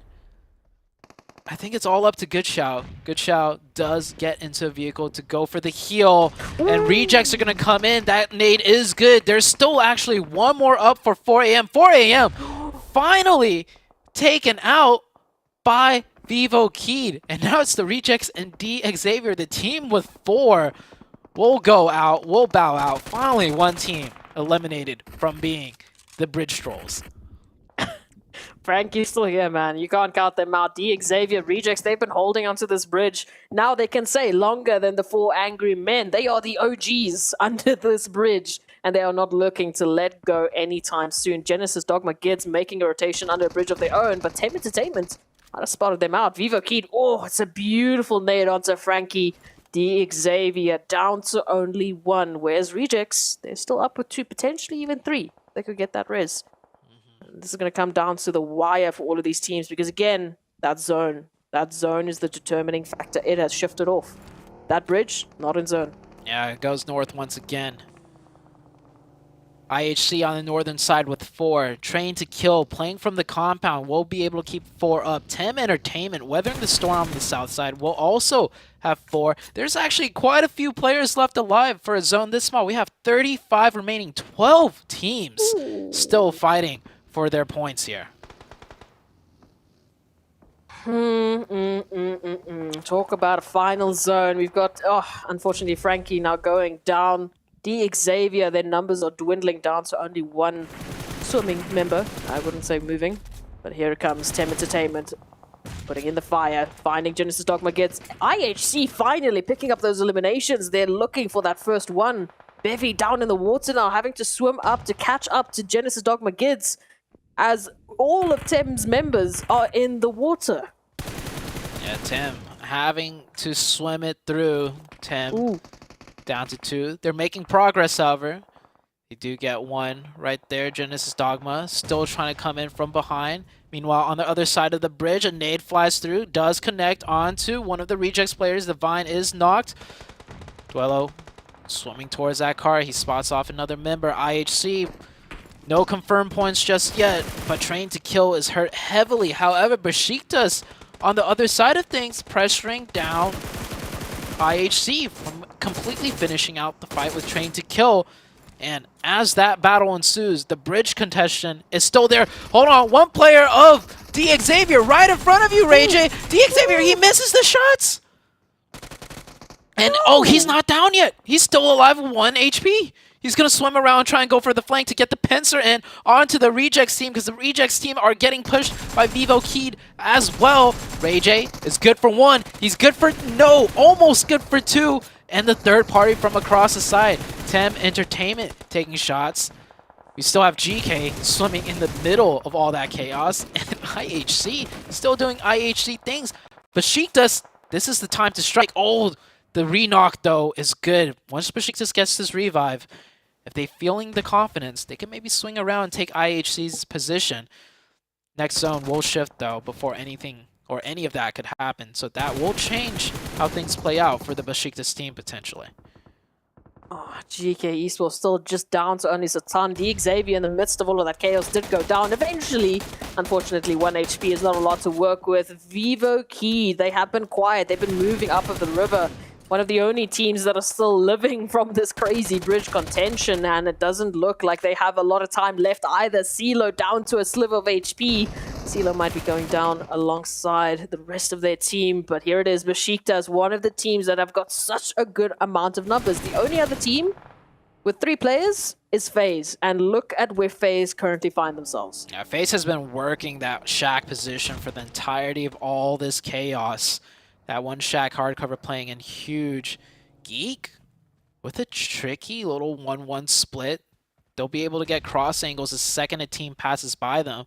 But down to 2, I don't think they're going to strike. Oh, Darude actually goes down. Ooh. So Geek Fam now down to a solo. I don't think he's going to do anything. Just going to try and play extremely quiet. Let everyone else duke it out. IHC has managed to push across and take out the one team. But now Besiktas will strike on this new circle shift, and they will do what I was saying. They could wrap around and take out the side of IHC. Besiktas in a great position now. FaZe still with 3. Teams have to watch out for them because they managed to keep 3 up using that Shack to very, very optimal progress. Besiktas, they get that confirmation onto Vivo Keyed. We're down to only 4 remaining teams, but Lycan, that nade will head on through. The only problem with that Shack is it gives you your targets, your enemies, quite an easy target to go through. Just send in the nades. They're going to be connecting one way or another. Ventorez up with his teammate now, trying to keep the FaZe name running high. Tony K looking for an opportunity as Besiktas make their move in from the ridgeline. They have an opportunity over towards GeekFam, to FaZe, and to Tem Entertainment, but I don't know if they're aware of Snipes. Oh, Snipes in such a good spot as a solo player to just continue to stay alive. I don't think Besiktas realizes it's a 3v1v1. There's only solos left. However, if one player gets knocked onto Besiktas and then Snipes springs up and takes down another, it brings it down to a 1v1. Besiktas, though, looking very confident, looking very strong. They got to be a little bit careful here, though. They do leave their flank player that's covering the wider range of angles alone by himself. This gives a chance for Snipes to make a move, to make a knock, and get the thirst. Playing it so quiet and slow, yeah. Snipes definitely knows that Besiktas player is there, but Snipes is not going to give away his position. There's the knock. That's one player Besiktas knocks. Will Snipes make his play now? I think he's going to wait one more zone, however. The stalemate will continue. Ventorez, low and quiet. Snipes gets back down, deciding to play quiet. It's going to be a very tense final zone for all of these teams involved. We're actually down to 3. I didn't catch it. So it's Ventorez and Snipes versus the likes of Besiktas now. Besiktas getting that closure onto Tem Entertainment, and unfortunately for Snipes, they don't have that information, but for Besiktas, they have the numbers advantage. If they can leverage that, if they can catch out these solos, they can close this one out as the only team that we can call a team right now. It is just them versus the solos. And Ventorez and Snipes not in a position to really work off of one another, especially now that Besiktas has moved into the southern position. Surely they spot out Ventorez here. I don't think Ventorez is even fully in the grass. Besiktas playing it careful, though. There we go. Yeah, Ventorez was not even fully in the grass there. So all Peace needed to do is peek on out a little bit more. What could have been a potential loss for Besiktas there when one of their players got knocked will turn into a pretty dominant chicken dinner, I'd say. Snipes, no zone to work with, 1v3 against 3 players on the high ground, all holding a wider range of angles. Snipes is actually going to do the smart thing, yeah, and deny the point completely. Yes. Definitely a thing you want to do against Besiktas, because Besiktas is a contender for sure now for that top 3. And any extra point that you can stop from them, like for them to attain, it's going to work out better, especially for the likes of Geek Fam, who are trying to hold that top 3. Besiktas, we were just reveling in the fantastic individual prowess that they showcased yesterday. That clutch on Murmur left us shaking. But today, this is a dominating performance. On the last map of the day, Besiktas bring in a performance that make us ponder, that make us think about them as the next contender. They've moved up into 6th position from that last map. Now this one, to add on into that tally, to add on to their already well-crafted placement, this is an opportunity that Besiktas have been waiting for. Yeah, that is momentum running on high from a 3rd place finish with good amount of eliminations onto Miramar to a 1st place finish with 10 eliminations, putting in the damage numbers as well. And that zone was not an easy one for anybody, but Besiktas ultimately, they navigated it and they had the most distance traveled, so they rotated it for their position towards the end game.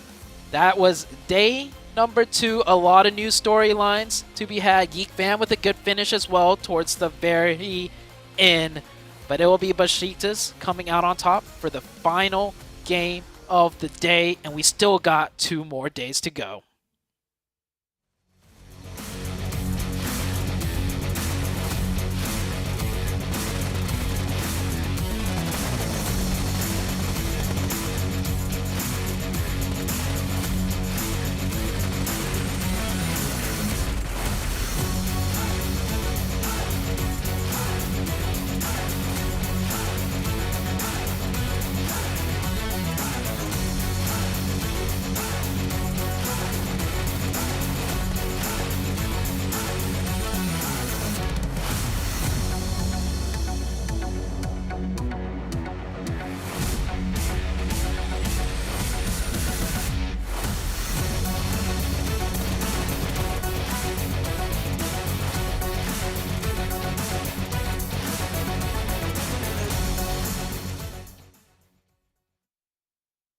And Besiktas, right at the end of the day, bounced back in a major way. 25 total points right here in the last match as we hit the halfway mark here in this tournament here. Tem Entertainment also putting some nice points on the board. Geek Fam coming out strong as the last one here for the day. I mean, Seven, what are your thoughts here as we wrap up day number 2 here for Group Yellow? I'm very impressed with the Besiktas. The way they were able to win that game, I mean, they rotated fast into the circle from the northeast to the west. And then on top of that, they decided to crash into 2 players from T2K without even thinking about it. They were all sending it. They went for it. They were able to get that compound. And another thing that I actually enjoyed was that they left Ceci behind, scouting for IHC. So wonderful plays there out of Besiktas. And I felt like this is what we wanted to see out of them, Glitter, because they had such a great performance today. Yeah, I'm glad that they were able to close out the day, because you know that's gonna mean a lot for their momentum heading into tomorrow. But as we have the players to watch here, I mean, 30 elims on Micah for Geek, over 5,200 damage, and then we've got the 13 assists on Ching Chen. And I mean, this is just one of those days where we kind of got completely different people to talk about when it comes to the squads, but the individuals still are on top, Seven. They are, and 4 Angry Men stay on top with those 3 chicken dinners total. Look at that, 145 points. Geek Fam, though, being able to bring it back, 136, making that gap not too big. And then Besiktas Esports being able to move up as well with that chicken dinner that they just got with 120 points. All these teams are very close. IHC Esports, I mean, between Besiktas and IHC Esports, they had an amazing performance today. Obviously, 4 Angry Men did as well. And GK, I feel like GK Esports, I kind of don't want to keep on burning them, but I mean, it's just going to keep happening. This team has not woken up since yesterday, Glitter. we'll see what happens. We'll see what happens tomorrow with them. But I'm looking at the rankings here, and 3rd to 8th right now is only separated by 29 points. We can see that Vivo moves up a little bit, shifts some things around, but nothing too crazy. And we heard the casters talking about it. We mention it all the time. 29 points is one good chicken dinner. So right now things are still very close. It's still anybody's game. Even people that are currently TEM Entertainment moves up to 13th. 13th still within striking distance of 11th and getting into that safety zone, if you will. So going into tomorrow, nothing is set in stone in any way, shape, or form. There's still going to be, or the teams are still going to need some really big performances to keep themselves safe. From 11th to 15th, the point difference is only 14. I mean, that's just one game, and people can move up. Yeah, this one's going to be super tight-knit here. Day number 3, I think, is going to be the most important day of this tournament. It's going to be important for some of those teams at the top to create a big enough gap to just say, hey, we got this, you know, and for those teams at the bottom to just bounce back in a major way. It's close. It can be done. So for everybody out there, make sure you mark your calendars. Tell every single person you know, because you know tomorrow is going to have that heat. And if it continues like this, Glitter, the last day is going to be nothing but amazing, glorious toxicity. What do you think? The back and forth. I'm here for the back and forth. And we talk about this too. No team wants to be the team that's relying on the final 6 matches to make or break their chances in continuing on in this tournament. So tomorrow will arguably be that much more important because that's the last remaining safety net you have. You have to do something big tomorrow, create a little bit of a cushion, and set yourself up well for that last day because it will be insanity, like you're saying, Jukes. Yep. Furious Gaming. By the way, Furious Gaming, I'm looking at you, okay? You keep bouncing back and forth there. 11th place, 10th place. Hopefully tomorrow you guys can make it consistent and figure out if you want to be in the top 11 or if you're going to just keep on slipping away as some of the other teams start stepping it up. That's what I love so much about this tournament, especially this group, is I love the fact that any single one of these teams, we know that they can pop off, and they have, right? We've seen so many different squads here have just little signs of glory, and I think it's just going to take just one day where just one just busts out massive consistency, and they're going to run away with this thing. But so far, I mean, 4 Angry Men have been proven to be that squad to saying, hey, we are the heavy hitters here. Do you see another team that could possibly, you know, maybe snag first place away from them? 7, who do you think would be 4 Angry Men's biggest threat? Geek Fam. I mean, the team is just aggressive. If they can narrow down their aggressiveness and just save that maybe aggressiveness for a little bit till later into the game, I think they can not only get a chicken dinner, they can steal a lot of eliminations from other teams and possibly try to break that record that they were able to, let's see, who was it earlier? I can't remember at the top of my head. The team that was able to break over 20 eliminations. Oh, that's right. It's Reject in Miramar. That's right. All right. Well, you know what? We're talking about 4 Angry Men. It looks like we have one of the players that we're going to have an interview with. I am so hyped for it, guys. Get excited. Give a round of applause for 4 Angry Men and our host, Linky.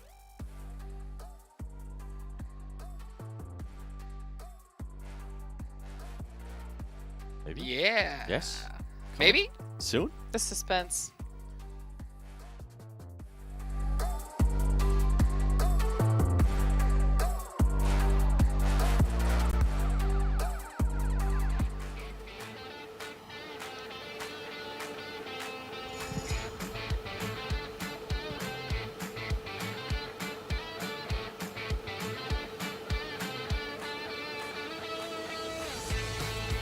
欢迎来到赛后采访环节，我是主持人 Linky， 站到我身旁的是来自 4M 的三三。Welcome to the interview. I'm Linky. This is Sensen Swen from 4M. Could you please say hello and introduce yourself to everyone? 大家好，我是来自 4M 的三三。确实，再次欢迎一下三三。首先要恭喜一下 4M 今天连吃2击，现在的分数是位居第一。那么昨天经历了一个高开低走，想必应该是做了一些调整。今天连吃2击，今天做了一些哪些调整呢？ So our first question is about, so we have met some obstacles in Sparkle yesterday, but today we have shown a very good performance. So we are wondering about what he has done to make a better performance. 今天主要就是打法上还有心态上进行了一些改变，然后可能在打法上会更激进一点，然后打得会更找回自己的感觉一点。终于也是找回了自己的感觉啊，延续了昨天第一局的这种激进的打法。其实仔细看来的话，今天的雨林地图是吃到了第一击，在昨天的雨林地图，听说失利影响到了你们自己的一个心态和状态。那么还是一句话，就从哪里跌倒从哪里爬起。今天是进行了一个究极的大绕运营，从这个绕了一圈，从西侧进入，当时的一个运营思路是怎样的？跟大家分享一下。So Swan has told us that he has made some practical method in order to make a better performance, in order to find his own unique ways to perform in this game. And the host question is about, so after he had made some obstacles in the sand hook yesterday, but today has showed a very well performance comparing with yesterday. So what he has achieved in this process? 就是本来雨林图的战术就是。可能会盲扎会往里挤，就是找圈点会多一点。但今天的话，因为圈型的一个原因，可能会偏向运营一点，然后就找了一个人可能少一点的地方进圈。Okay, so just like he has some more rounds thought or some spot to find out, so then he changed some ways, and also he finds some special ways to get in the entrance, which there were few people there. 是，大家也都一直知道，我们 4M 是一路走来非常的不容易，尤其是拿到季赛这样一个门票，是经过了一个纠结的追分之旅，也是同样在今天进行了一个大追分，现在是积分第一。那么明天就不一样了，明天会产生一个抗压的状态，并且是把这种分数逐渐的去和后面的队伍扩大。明天该怎么打 ？So next question about, so we have escalating the remarks for the several months before, but right now he has enjoyed a very good performance and ranks today. So tomorrow, like what he will do to maintain this kind of momentum to get a good remarks. 明天其实还好，没有太大压力，因为我们队伍一直的心态跟选手大家的想法都是，大家以一个冲锋者还有一个追分者的姿态去迎接每一场比赛。是的，用一个冲锋者的姿态啊。其实我们回忆到上一次这个参加世界赛是在2020年，那么时隔2年，再一次回到了世界赛的舞台，感觉怎么样 ？So what for Swan has told us that, so for tomorrow's game he has no pressure at all. He will use his unique method to compete for the next competition. And also the host question about, like, it has been 2 years since he last competed in this competition. So what kind of the method and mind he will do to perform and prepare for tomorrow's game?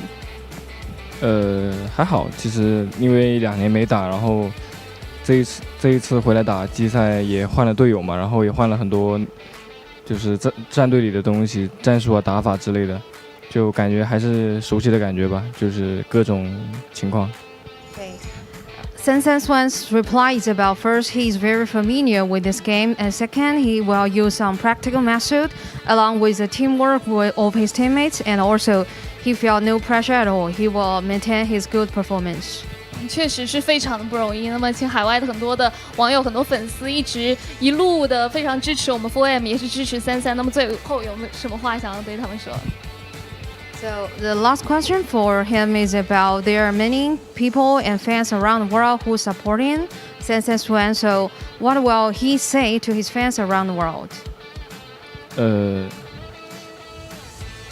尽力吧，然后雅加达见。He will try his best, and also we will meet you in Jakarta and Indonesia in the future. 尽力就好，我们也是非常的感谢33接受我采访，也是希望 4M 能够在今明2天有更好的一个成绩，继续加油。Okay, so lastly, thanks for his competition and how he's performed for tonight. So thanks for your coming. 好的，那么以上就采访的全部内容了，我们把画面给到解说席。